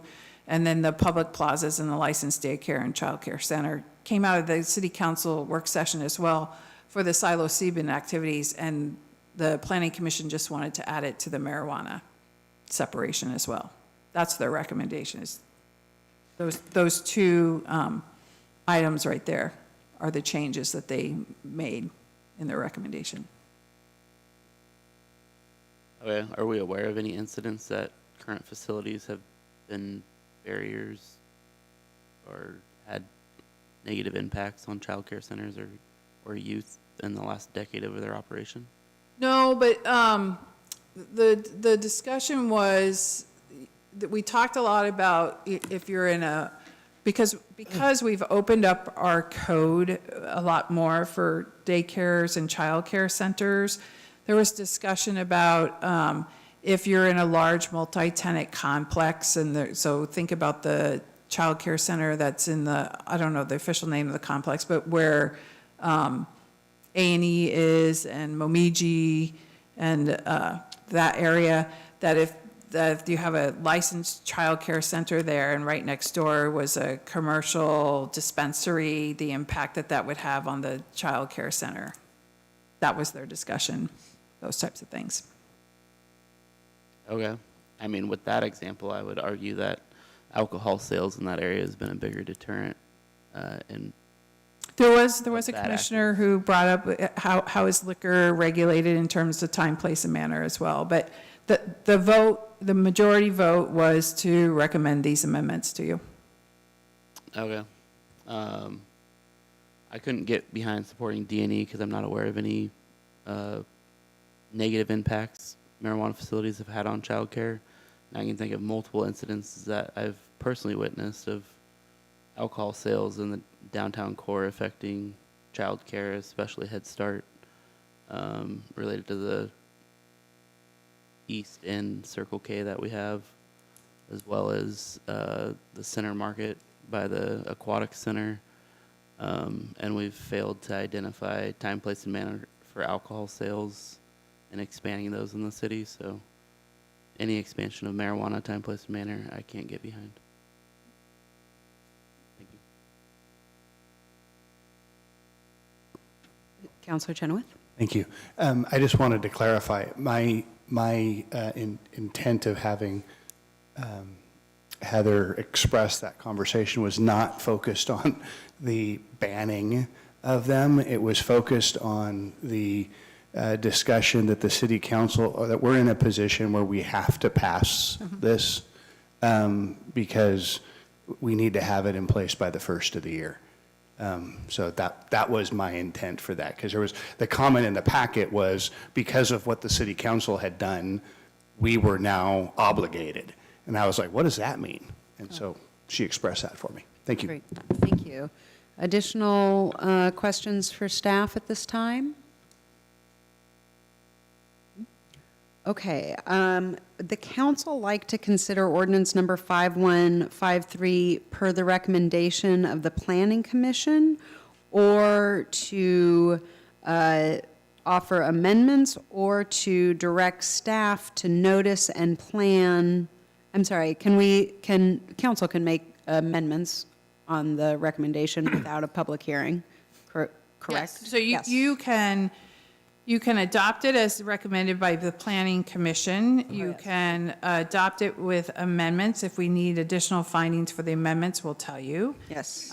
Or you can refuse to adopt it, and you need to give us findings for that. It's state law, so I'm not sure how we'll get there. Or you can call for a public hearing. Great, thank you. Thank you for having the answers prepared on a slide Sorry, already. sorry, that was loud. Can I jump in and clarify or maybe ask a question? I think that actually, in order to adopt the recommendations of the Planning Commission, that would be an amendment to what was noticed. Is that correct? Yes, but in terms of the findings document is fine with what their recommended amendment was. Yes, but if you make a motion, it's I move to adopt ordinance as amended by the Planning Commission. That's right. Yeah. Thank you. Thank you. And staff, because we entered that Scribner's amendment too.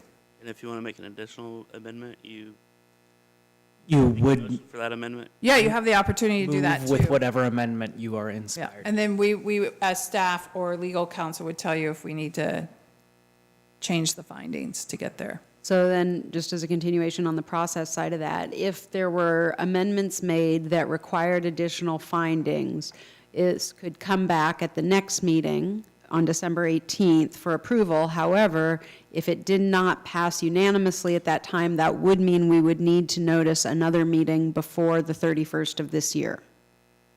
Correct?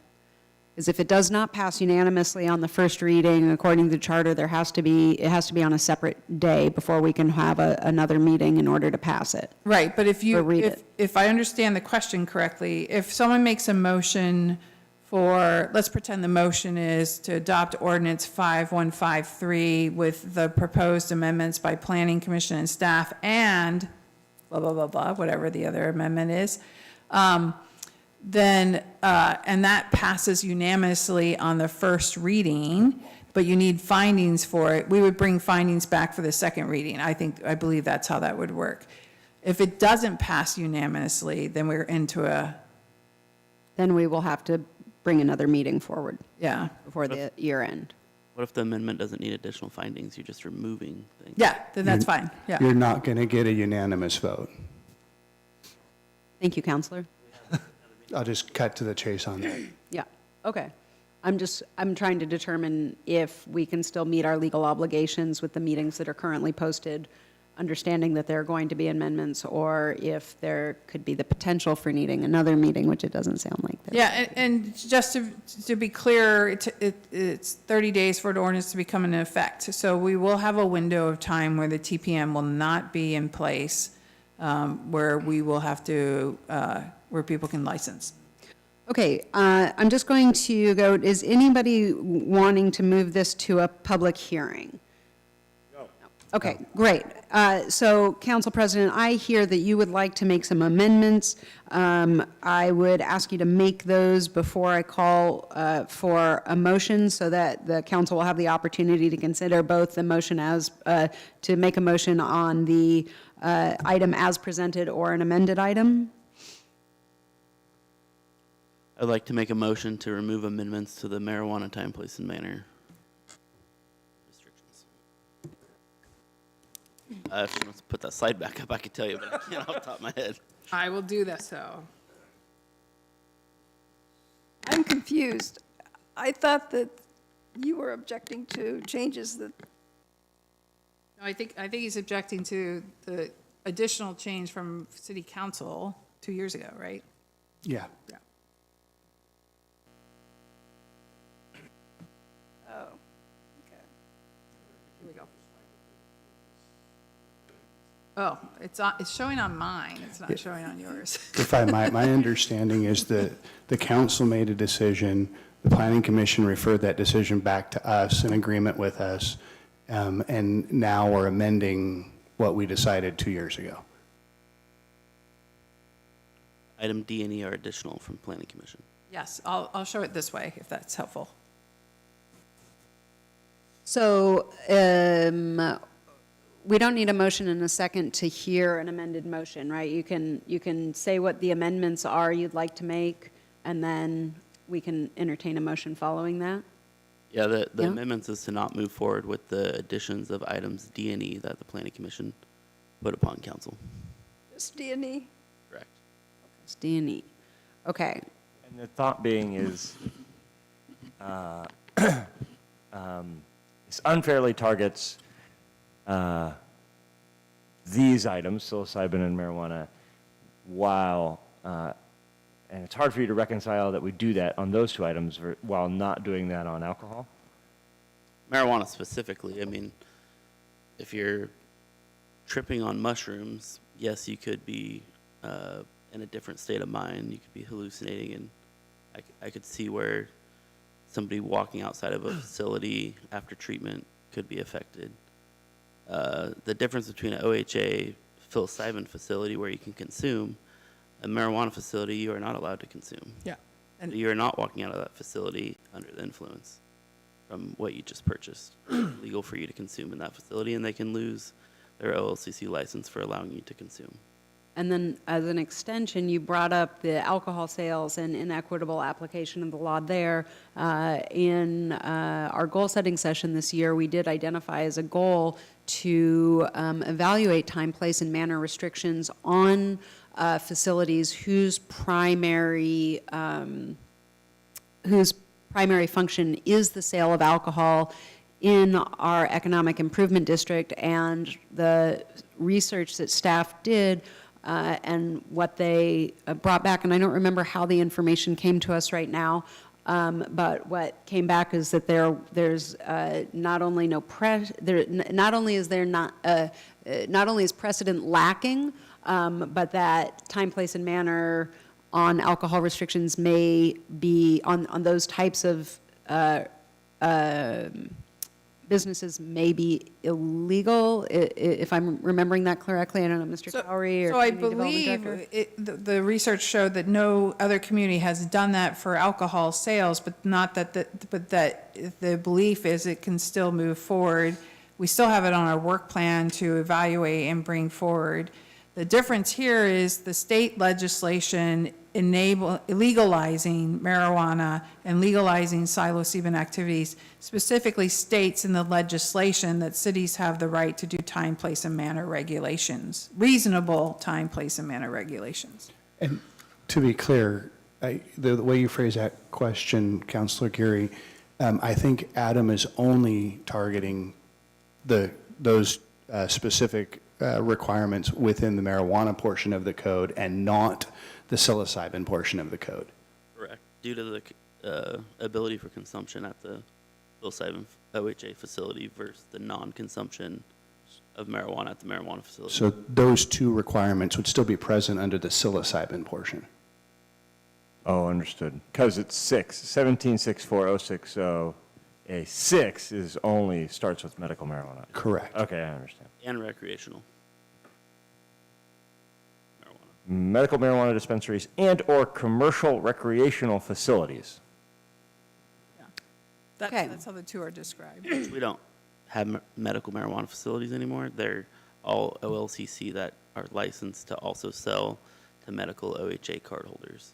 So your amended motion will be to remove the restriction on a 1,000-foot barrier around a public plaza and active use parks and licensed daycare or childcare center for medical marijuana dispensaries and/or commercial recreational facilities. Correct. Remove the proposed addition. Okay. From the Planning Commission. The Planning Commission recommendation. Thank you. Keep the staff amendment for the Scrivener's error. And keep the staff amendment of the Scrivener's error. Okay. Do we have enough clarity to consider that the first motion, or would we like it stated clearly one more time? Or could you clean that up for me? Frankly, I can't read it from here. I can do it. So your motion would be to adopt ordinance 5153 as presented in your staff report and packet, not including the addition of the Planning Commission amendment to section 17.64.060A6, performance standards, but allowing for the Scrivener's area that's been identified by staff in section 17.64.150A5. Thank you. Do I have a second? Motion was, but Someone will need to move to approve what we have. Then Adam will need to move to amend that motion. And we'll need to approve that and then vote to approve the amended motion. how about you vote on the amendment and then vote for the whole motion as amended? We don't have anything to amend yet, right? I understand Council President to be making a motion to accept an amended reading of ordinance number 5153, and that those amendments are in line with the description by our Community Development Director. Is that acceptable? That's what I understood, and I think that works. Thank you. Okay, so I have a motion from Council President. I have a second from Councilor Menke. Thank you. And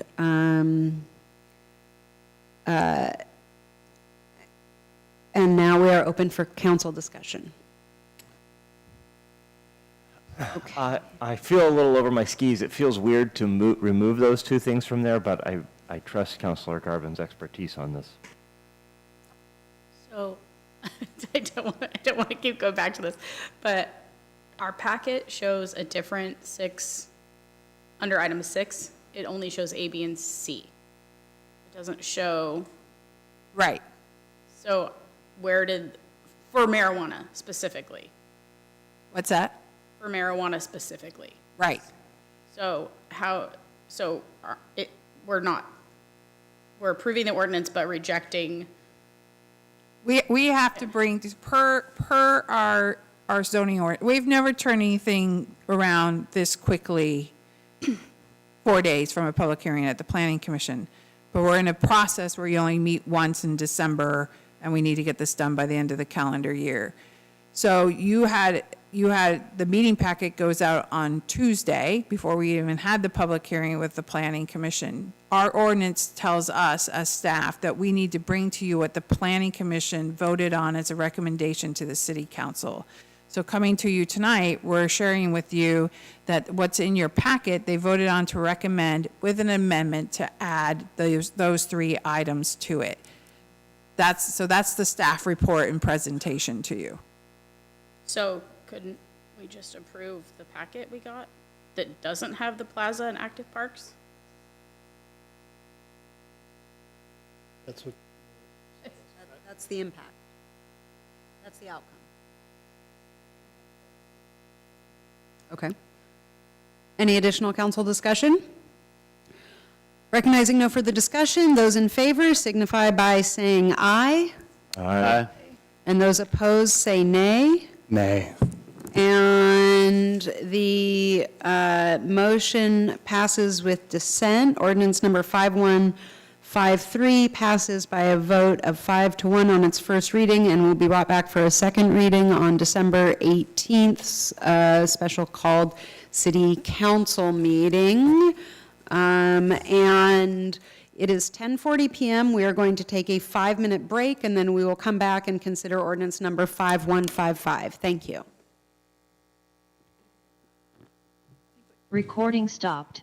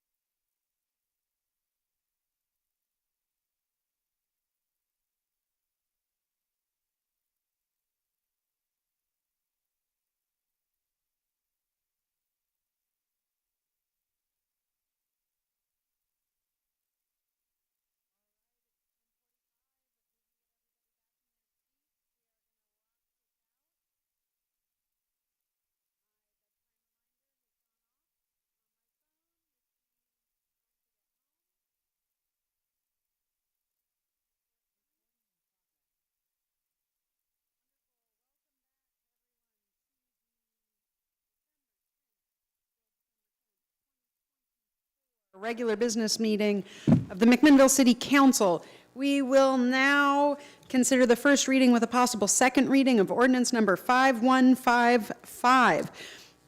Does any member need to declare an actual or potential conflict of interest or recuse themselves regarding this ordinance? I have yes, I have a potential conflict. Thank you. And will you be able to participate in the decision-making? I have something to read, and I would like to participate, yes. I do have some disclosures. As many of you know, I live in the earlier phase of this planned development and close to where the development is proposed. When we bought our home out there, we knew that this area was planned for eventual development, so I certainly am not surprised by this application. Anytime there is a new development near your house that may end up having an impact on the value of your home. So it's possible that this development could cause financial impact, but perhaps not. So I think I have potential conflict of interest, and I need to disclose that, which I am doing here, but it would not prevent me from voting on this application. Moreover, I attended the pre-application meeting for this application, where I asked a few questions, and then I have heard questions from neighbors. But no one has provided to me any evidence not already on the record or anything that would bear on the decision we are making tonight. Instead, people have generally asked non-substantive questions, such as the timing of the decision and similar questions. I have received no evidence that would affect my decision in these brief conversations. Finally, I want to make clear that I understand my obligation to make decisions based solely on the evidence in record and the criteria in the code, and that is what I intend to do, so with this application. Thank you so much. Does any other counselor need to declare an actual or potential conflict of interest or recuse themselves regarding this matter? I would like to declare a potential conflict of interest, so it will not impact my ability to oversee these proceedings or make a decision should that be necessary. And then I would also like to declare ex parte contact with a neighbor on 929 that brought forward concerns about environmental standards being met. I also received an email on 921, which I did not read or open, and in the process of the former action, we met 3 times with the development team. We did not discuss this application. In fact, at the first meeting, we made a handshake agreement that we would not be discussing the land use application and that the 2 things would be kept separate, the grant money and related workforce housing and this land use application. And I have provided that documentation. I believe I've provided it all to our community development director, but I have kept notes here, and I will make sure that that is officially in the record as well. Does any other counselor need to declare an actual or potential conflict of interest or recuse themselves regarding this ordinance? Great. We'll now consider the ordinance, the matter of ordinance number 5155. Does any council object to having the ordinance read by title only? Will the city attorney, David Leitenberg, please read the ordinance by title only? This is the first reading of ordinance number 5155, an ordinance amending ordinance number 5024, the previous plan development amendment approval, ZC 6-17, amending the previous subdivision tentative plan approval, S 13-06/AP 2-07, as amended by ordinance number 5024, approving a planned development amendment, PDA 1-24, and approving an amended subdivision tentative plan, S 3-24, for the remaining phases of the Hillcrest Plan development, approximately 106 acres, tax lot R452400801. Thank you, and I would call on Tom Schauer, our senior planner, to present. Thank you. This, again, is ordinance 5155, which would approve 2 separate applications, PDA 124, S 3-24. Excuse me. Next slide. This is a quasi-judicial land use action. The Planning Commission held their public hearing on this and recommended approval of the plan development amendment on a 8-1 vote, and recommended approval of the subdivision tentative plan, the revised tentative plan, on a 9-0 vote. Adoption of ordinance 5155 would approve both applications with respective conditions recommended by the Planning Commission, would adopt the decision document with the findings supporting that decision. This, again, is quasi-judicial, so the council's options are to adopt the ordinance that would approve those applications based on the conditions and findings in the decision document, to call for a public hearing to a date specific at a future council meeting. That would require a special meeting in order to meet the 120-day decision processing timeline, or you would not adopt an ordinance providing findings why the criteria aren't met. And in that case, the current plan development approval for the property would remain in effect. And just as a note, the 120-day period for the final decision for the plan development amendment is January 13th, which is the day before your first meeting in January. The full record is provided within the packet that was provided to you.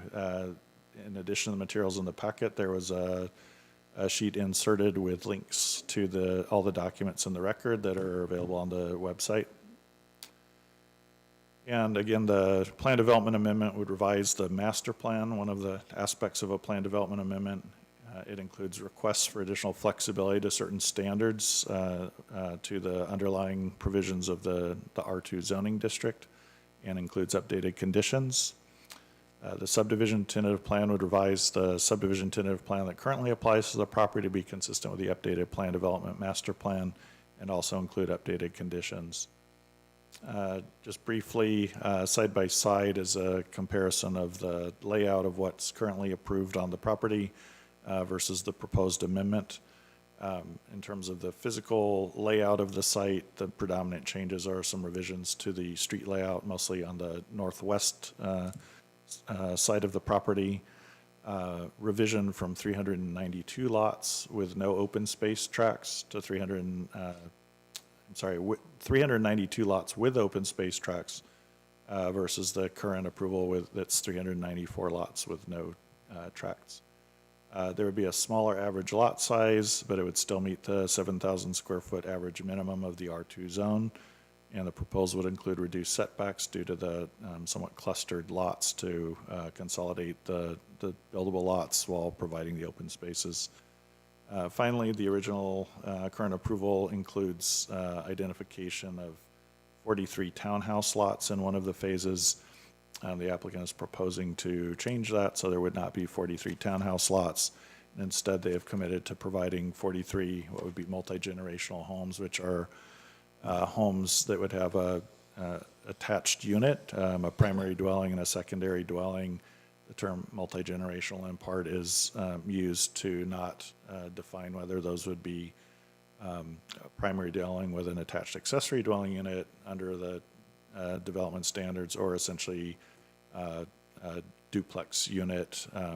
So they're similar but differing development standards. This would allow either of those options.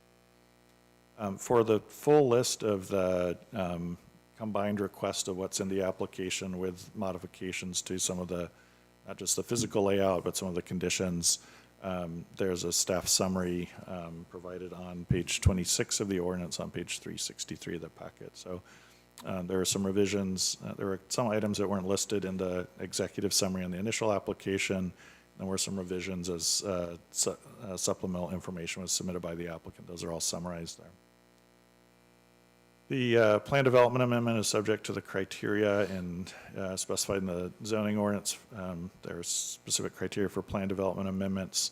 In addition, the property is within a plan development overlay that applies to the property and other properties, known as the West Hills Plan Development, as well as being subject to Ordinance 5024, which was the previous Hillcrest Plan Development as amended in 2017.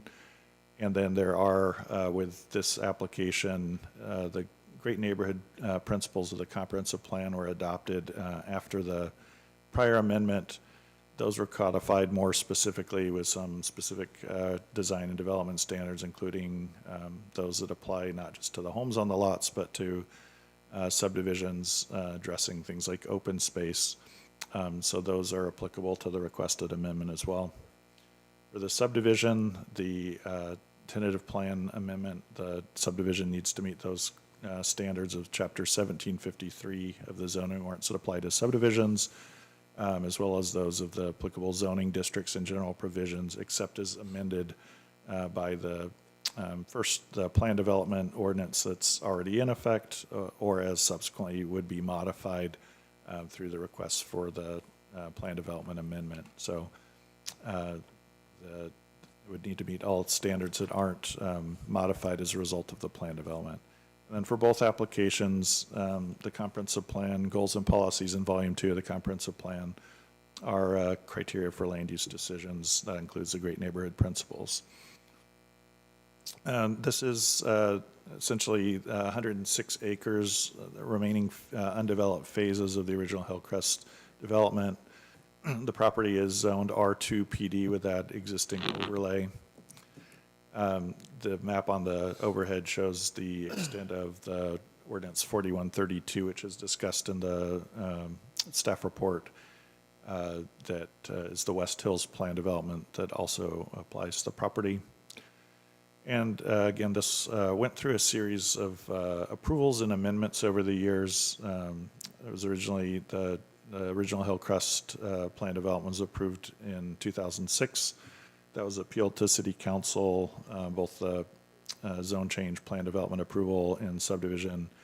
City Council approved that in 2007 with some amendments to the layout and some conditions of approval.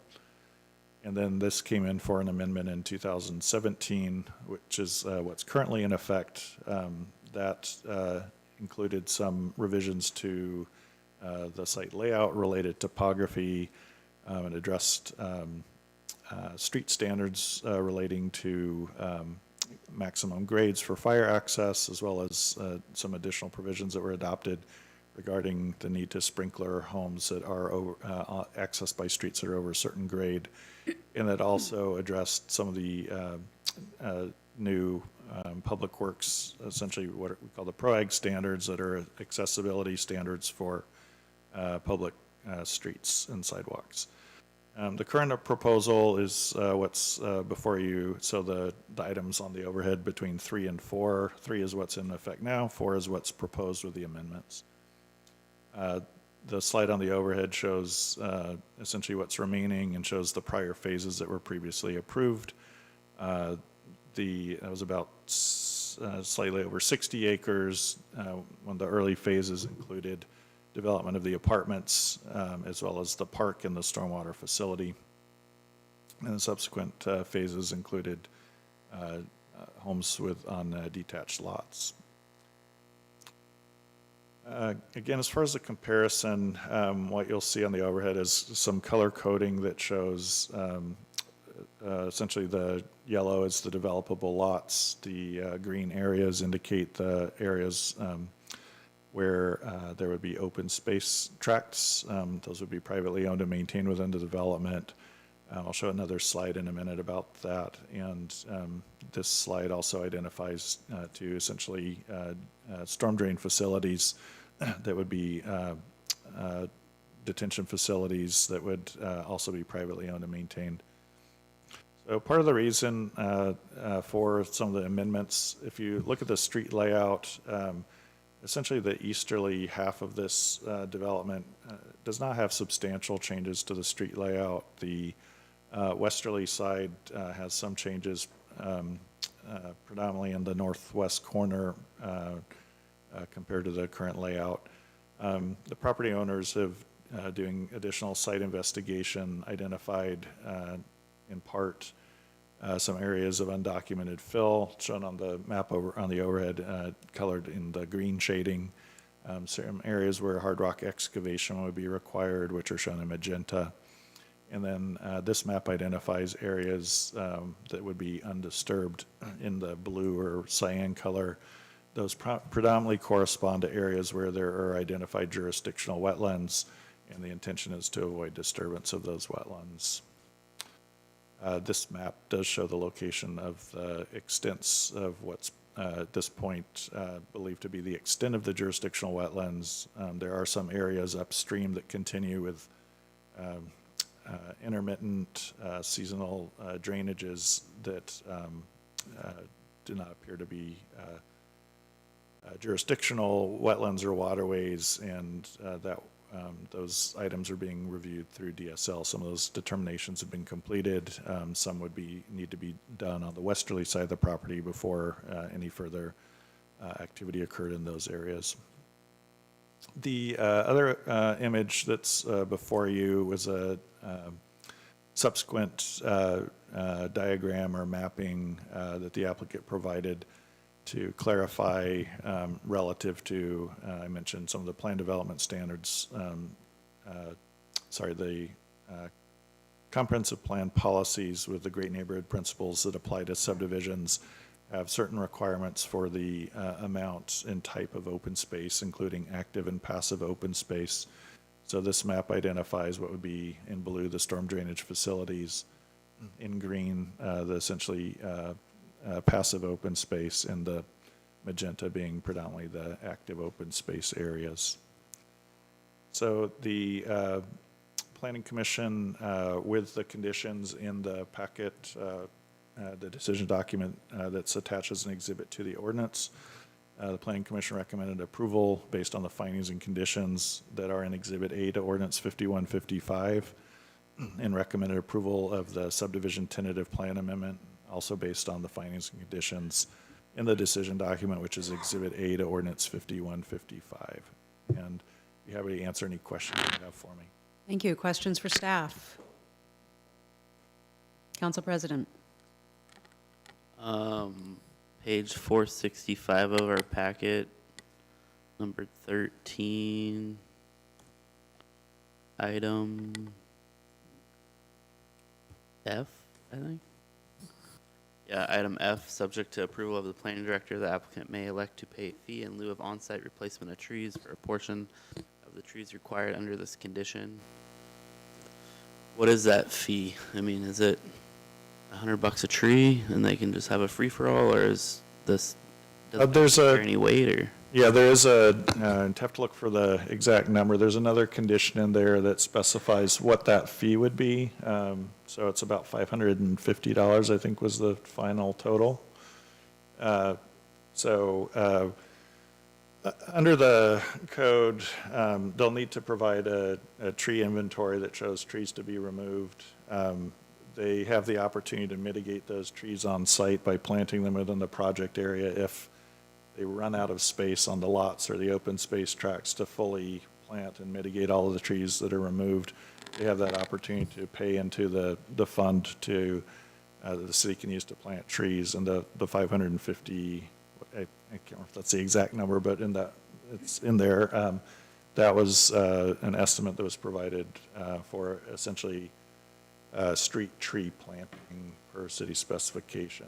So the way I read item F is the only time that comes into play is if they run out of space to meet that 1:5 or 1.5 to 6 ratio, I think it calls out. Yes, so they would need to show essentially what their mitigation plan is on site. If they felt they couldn't meet that, that would come to the Heather to review.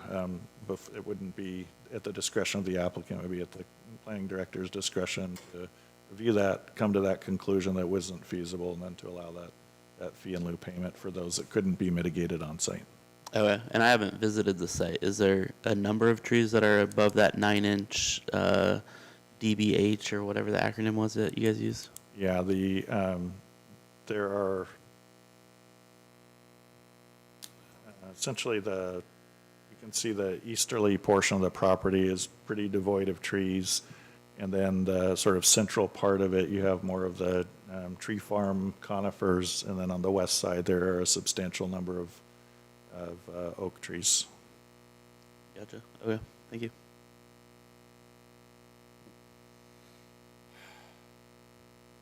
Additional discussion, questions for staff? I guess my follow-up question to that would be, I know, it's a developer's job to maximize their land. That's how they make their money, for the amount of lots that they have. But is there nothing in our code or, from a profit perspective, they're incentivized to put as many lots as possible to make money. So clearing trees out makes development easier. There's nothing in our code to ask them to identify and save larger trees to accent a development into being. I think you know where I'm going with that. So they're asking for an amendment from what's currently approved. The predominant reason for that is to avoid some of those areas that hard rock excavation, those types of things. If this was a new application coming in from scratch, I would say, looking at the policies of Ordinance 4132 that deals with the West Hills, it might be a different scenario. They currently have an approval for this layout here. So the impacts are, this didn't move forward, it would revert to that plan, which would require removal of a substantial number of trees. The site is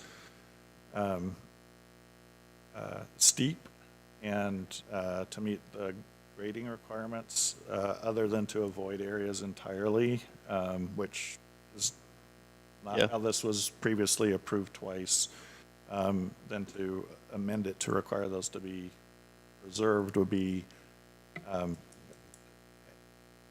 the amount of grading that needs to occur to get those lots. You'll have, in some cases, the grade of the road compared to the existing grades will be substantially above or below the existing grades, which means also grading those adjacent lots.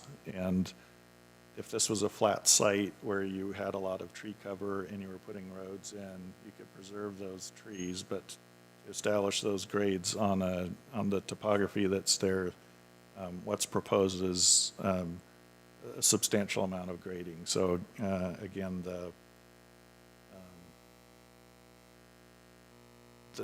what's shown in blue is where the wetlands are, and that's the predominant area that would be unaffected by grading. Most of this site will be graded similar to what's happened in the earlier phases.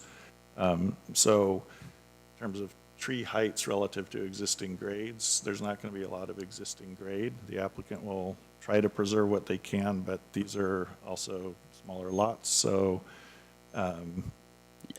there's not a lot there that won't be graded differently than the existing contours.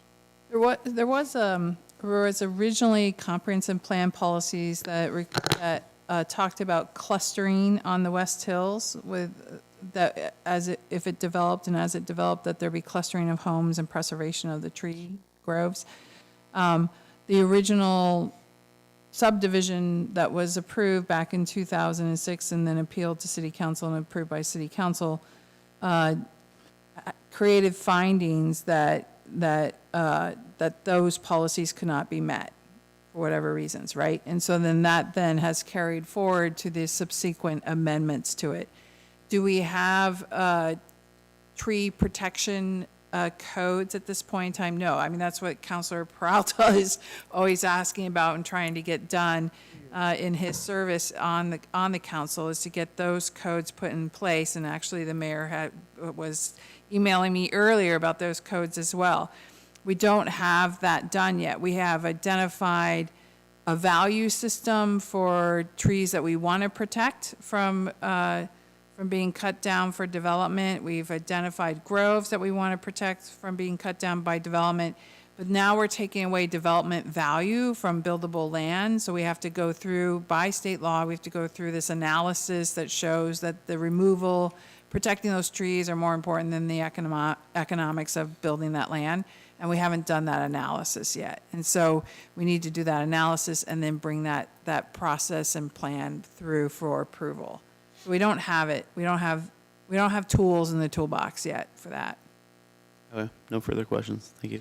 And then I wanted to let you know that on page, got my eyesight tonight, 459 of the packet for the condition of approval 22 for the plan development amendment, that talks about the value for the fee in lieu of payment.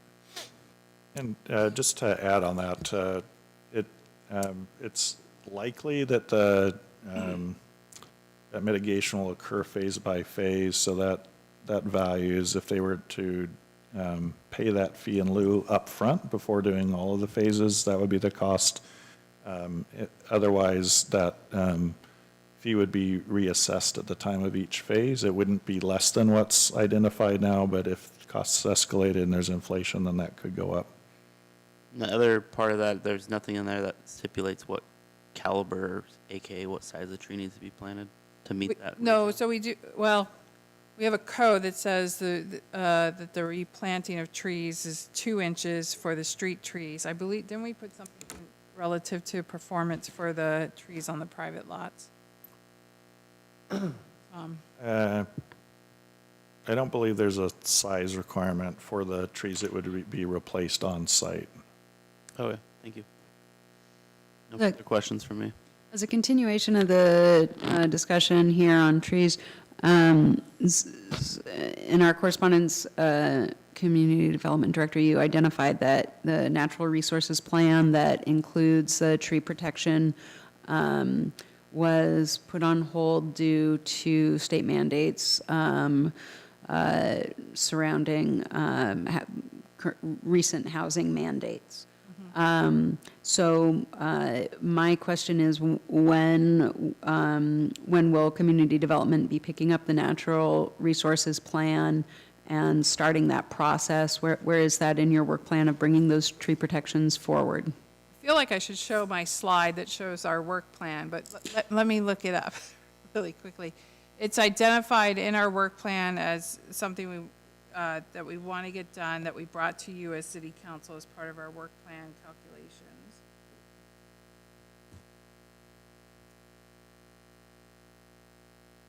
While you're looking for that, it's reminding me that I need to sign our Tree City USA paperwork tonight. And I have that with me tonight. Because I stood up, huh? So tall? Yes.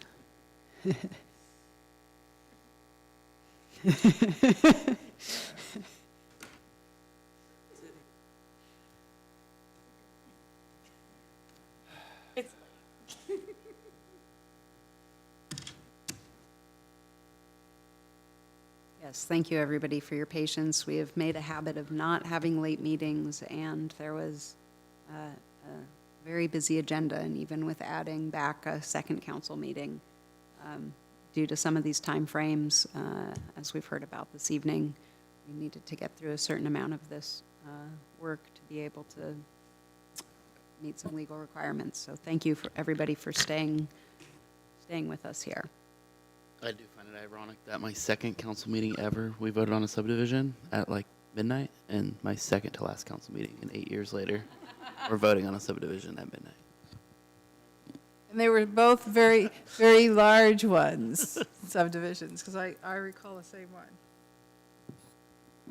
Are there any other, while our community development director looks for that information, are there any other questions for staff? Councilor Gary? My understanding, confirm if I'm right or wrong, the concurrent review process, I think is what it's called, means that the neighborhood as a whole will not receive a landscape review plan. Will not have a landscape plan be reviewed by the landscape review committee for the development as a whole. So there is a condition of approval in here. Essentially, for the open space tracts, there's a condition that the applicant apply for a landscape plan review and address facilities that are proposed as listed in one of the conditions of approval.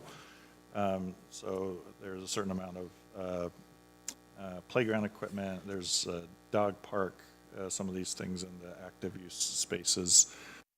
And then they would need to do a street tree plan review. So their concurrent review, they applied for the plan development amendment in the subdivision, but the street tree plan they can do later, and the landscape plan is elected to be later as well. We have code amendment that will be coming to you, I believe, in January that would allow for some of those plans to be reviewed administratively by staff. But there is still a requirement for the landscape plan and the street tree plan. Okay, very good. I saw in the conditions, I lost now, the condition 20, condition 20 talks a little bit about what you're talking about. It seems like it's specifically tract F with the more playground. Landscape would be submitted for space tract that would be serving approximately 1,200 people, including playground equipment, shelters, lighting, signage, benches, tables, landscaping, and any other amenities planned. Active open space should include a play lot for preschool children, apparatus for older children, open space for informal games and play activities, and shaded areas, shelter, passive seating areas, etc. All equipment, furnishings of playground will need to be commercially grade. Focus on play events that serve 2 to 5 years old and 5 to 12 years old. Great offering. I think that'll be awesome. Wondering if there was any discussion or thought, or if there could be, I'm assuming it would be off Mazama Court with Lot 90, if there could be a restroom facility added to that as an amenity, put in and included in that, if there's any discussion around a restroom, even a Portland Loo served by the sewer infrastructure being put in. I can tell you there was discussion about that at the Planning Commission. The planning commissioners asked that question of the applicant. They indicated that was not something that they intended to do. The Planning Commission moved forward without requiring that as a condition of the parks. These are private parks that we're discussing. Understood. Even that 5.1 acres that's cited as a private park? Mm-hmm.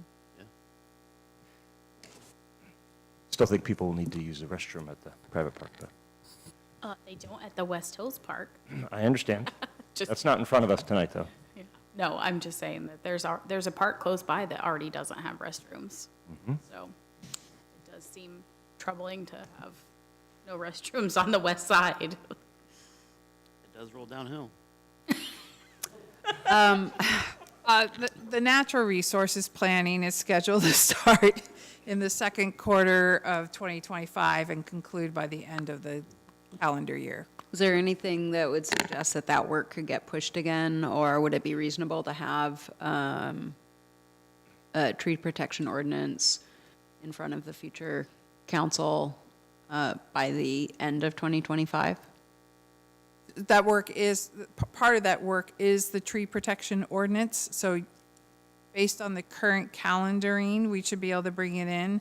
What could change it is if we get different direction from city council on priorities or state mandates that may come out of the legislative session that have a quick turnaround. I haven't heard of any state mandates along those lines for this next legislative session for cities. But So the analysis is set to begin in the first quarter then? no, in the second quarter. So the second quarter will be start to finish analysis through an ordinance recommendation. Yeah, so we're about 65% done with that work. We started it back in 2018 and put together the inventory. We put together the value system, the principal system. We did a bunch of work sessions with City Council and Planning Commission for that.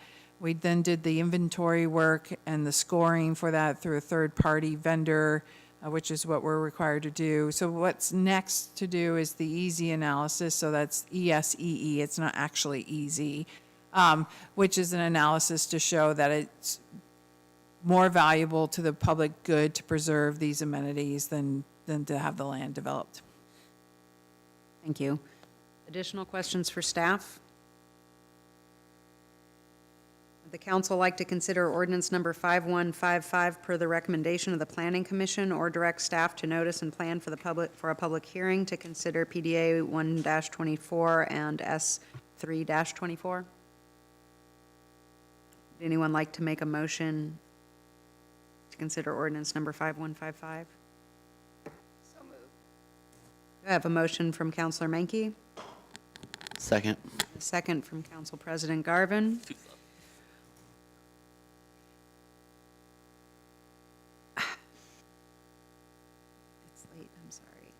I'm doing great. Okay, is there any council discussion? Recognizing no further discussion, those in favor, please signify by saying aye. Aye. Aye. And those opposed, say nay. Nay.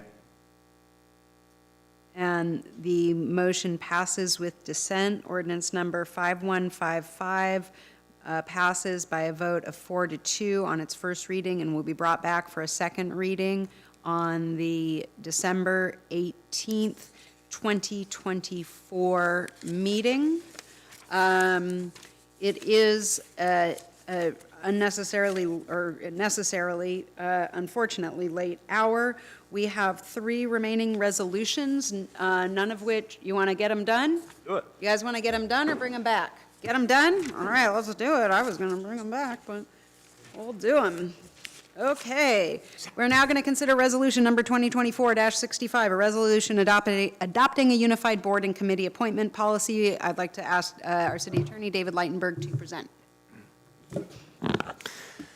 Thank you, Mayor. I have very little to add beyond what is already in the council packet. This was an effort to take practices that were happening in different places, to not change them substantially, but to memorialize them, to fill in some of the gaps, to turn a lens toward accessibility and openness, and to get current practices largely codified.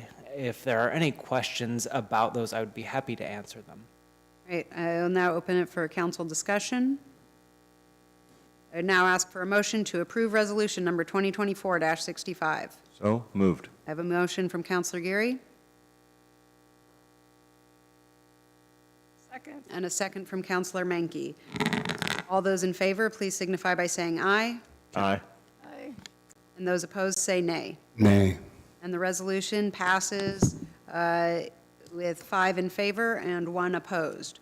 We will now consider resolution number 2024-69, a resolution authorizing the city manager to enter into a purchase and sale agreement with McMinnville Water and Light for the purchase of the Miller property contingent upon future bond financing for a future recreation center. I'd like to again call on David Leitenberg, our city attorney, to present. Thank you, Mayor. And once again, I have very little to add beyond what is in your packet and in the long history before you with regard to this property. This has been approved and signed by Water and Light, and now it is our turn. This is the next step toward an eventual proposed recreation center on the site. Thank you. Is there any council discussion? I think Councilor Geary. I think with the time of night, I'll scrap the speech I had prepared, but just wanted to say thank you to the attorney and Parks and Rec Director Muir and Mayor Drabkin for all your work pushing this issue and coming to an agreeable terms and getting this lined up for a monumental project for the city and sets us up for success as we go forward on that. So thank you very much. Thank you. Councilor Chenoweth. Thank you, Mayor. I do have a couple of questions. Thank you for the work. Thank you for moving this forward. My first question would be, when I read in the packet that it says this is a purchase pending the passage of the bond, my memory from discussions of this is that there was another transaction to take place that Mac Water and Light would be purchasing a property of ours that would offset the cost of this purchase. Is that the plan, or is the plan to add this to the bond? So the ultimate sale of the property would be contingent upon the bond passing. Right, I get that. But where does the money come to purchase the property? In initial conversations, we had talked about selling a piece of property that we had that Mac Water and Light wanted. It'd be roughly an exchange. I don't know whether it was an exchange or not, but essentially it was going to be kind of a transaction where we pass property. Is that the intent, or is this going to be added to the bond price? It was never the intent to have two property transactions essentially move the money. The property, the Water and Light's interests vary between the water utility, right, electric utility, and that money can't cross over. This is property owned by the water utility. Okay, so let me rephrase the question. Is the intent for the bond to pay for this property? It always has been. That doesn't mean we won't sell another piece of property to Water and Light that they pay for with the electric utility. Okay. That other property sale yet to be transacted was never intended to offset the cost of this property. So was the $152 million that's been quoted for the bond including this property? Sir, it does. It includes property. Yes. Okay. Thank you. Thank you. Any additional council discussion? I'd ask for a motion to approve resolution number 2024-69. So moved. Second. I have a motion from Councilor Geary and a second from Councilor Menke. All those in favor, please signify by saying aye. Aye. And opposed, say nay. Nay. And the resolution passes with 4 in favor and 2 opposed. We will now consider resolution number 2024-71, a resolution approving code compliance liens on properties to recover unpaid civil penalty, citations, and corrective action abatement costs. I'd like to call on Darcy Reynolds, our code compliance officer, to present. Well, I'll be doing this for Darcy. Mayor and councilors, this is... Before you get too far, can I declare that I have a potential conflict? Sorry, please, go ahead. Well, resolutions, this is probably not as common, but I do have a potential conflict as one of the properties we're considering for lien approval tonight for an unpaid corrective action cost is one of my immediate neighbors. I think as with all people, I fear that the condition of this neighboring property may affect the value of my property. I do believe that the potential for conflict is insignificant and will not impact my ability to administer McMinnville Municipal Code. Thank you very much. So this is something we intend to do quarterly with the vacancy that we've been carrying in code compliance for the past year. We did not get this to you in a timely manner, so you see more in here than you normally do, and I apologize for that. These are all the unpaid civil penalty citations and abatement costs since February 27th, 2024. I do want to make one amendment to the resolution. We learned today that one of the properties has sold, so we do not want to lien the property for the new property owners. Our recommendation as staff, it was a citation for lack of performance by the previous property owner, and that would be for 411 Southeast Baker Street. So our recommendation is to remove that from the resolution. Thank you. Any council discussion? I would ask for a motion to approve the amended staff suggested amendment to resolution number 2024-71. So moved. I have a motion from Councilor Chenoweth Second. and a second from Council President. All those in favor, please signify by saying aye. Aye. And those opposed say nay. And the resolution passes unanimously. Mark, you're not staying for the urban renewal meeting? Come on. Okay, I will now adjourn this city council meeting at 11:29 p.m. and go straight into our urban renewal agency meeting. I'd like to call to order the McMinnville Urban Renewal Agency meeting of December 10th, 2024, and bring forward one item, which is to consider resolution number 2024-06, a resolution appointing a member to the McMinnville Urban Renewal Advisory Committee, and I'll call on Heather Richards, our Community Development Director, to present. Yes, and I apologize, I don't even have that resolution in front of me. But this is the appointment of members to the McMinnville Urban Renewal Advisory Committee for terms that have either expired or we've had a resignation as well. So is to fill that term. There are 5 recommended appointments for you. Same process of interview occurred with these appointments as well. Thank you, and can you, I heard you say you don't have it in front of you. I don't have it pulled up in front of me either. Could you, do we have easy access to the list of recommended appointees? I can read them to you if you'd like. Thank you, Council President. We have Peter Kircher representing business up for reappointment through December 31st, 2027. Lisa Poole for reappointment through December 31st, 2027. Tim Wade is going to serve the remaining 1 year on Kelly McDonald's term through December 31st, 2025. Dan Gibson with Visit McMinnville will serve a resident role through December 31st, 2027. And Dave Reclos will serve a resident role through December 31st, 2027. Any questions on appointments? Thank you. Thank you so much. I'd ask for a motion to approve resolution number 2024-06. So moved. I have a motion from Counselor Geary and a second from Counselor Payne. All those in favor, please signify by saying aye. Aye. And those opposed signify by saying nay. And the resolution has passed unanimously, and I'll now adjourn the council meeting at 11:31 PM. Well, Mayor, I have a quick question on process. We are turning around second readings on a couple of land use ordinances in 7 days. Yes. So I sent out a quick email, and just for the record, I want to understand it. Do we need to post those ordinances tomorrow, 7 days in advance of that meeting? I believe so. So we're posting the meeting packet tomorrow for the, excellent. So now you can no longer say that the previous one was the shortest turnaround I time know. that you've Now had. I can go back to my office and do that work. Yes, right. And, yeah. Now, if we post, if we post it as an item in the meeting tomorrow, you don't have to have all the meeting materials in there by that, for the posting tomorrow. I think we have to have the amended ordinance exhibits in there, right? We have to post what we're voting on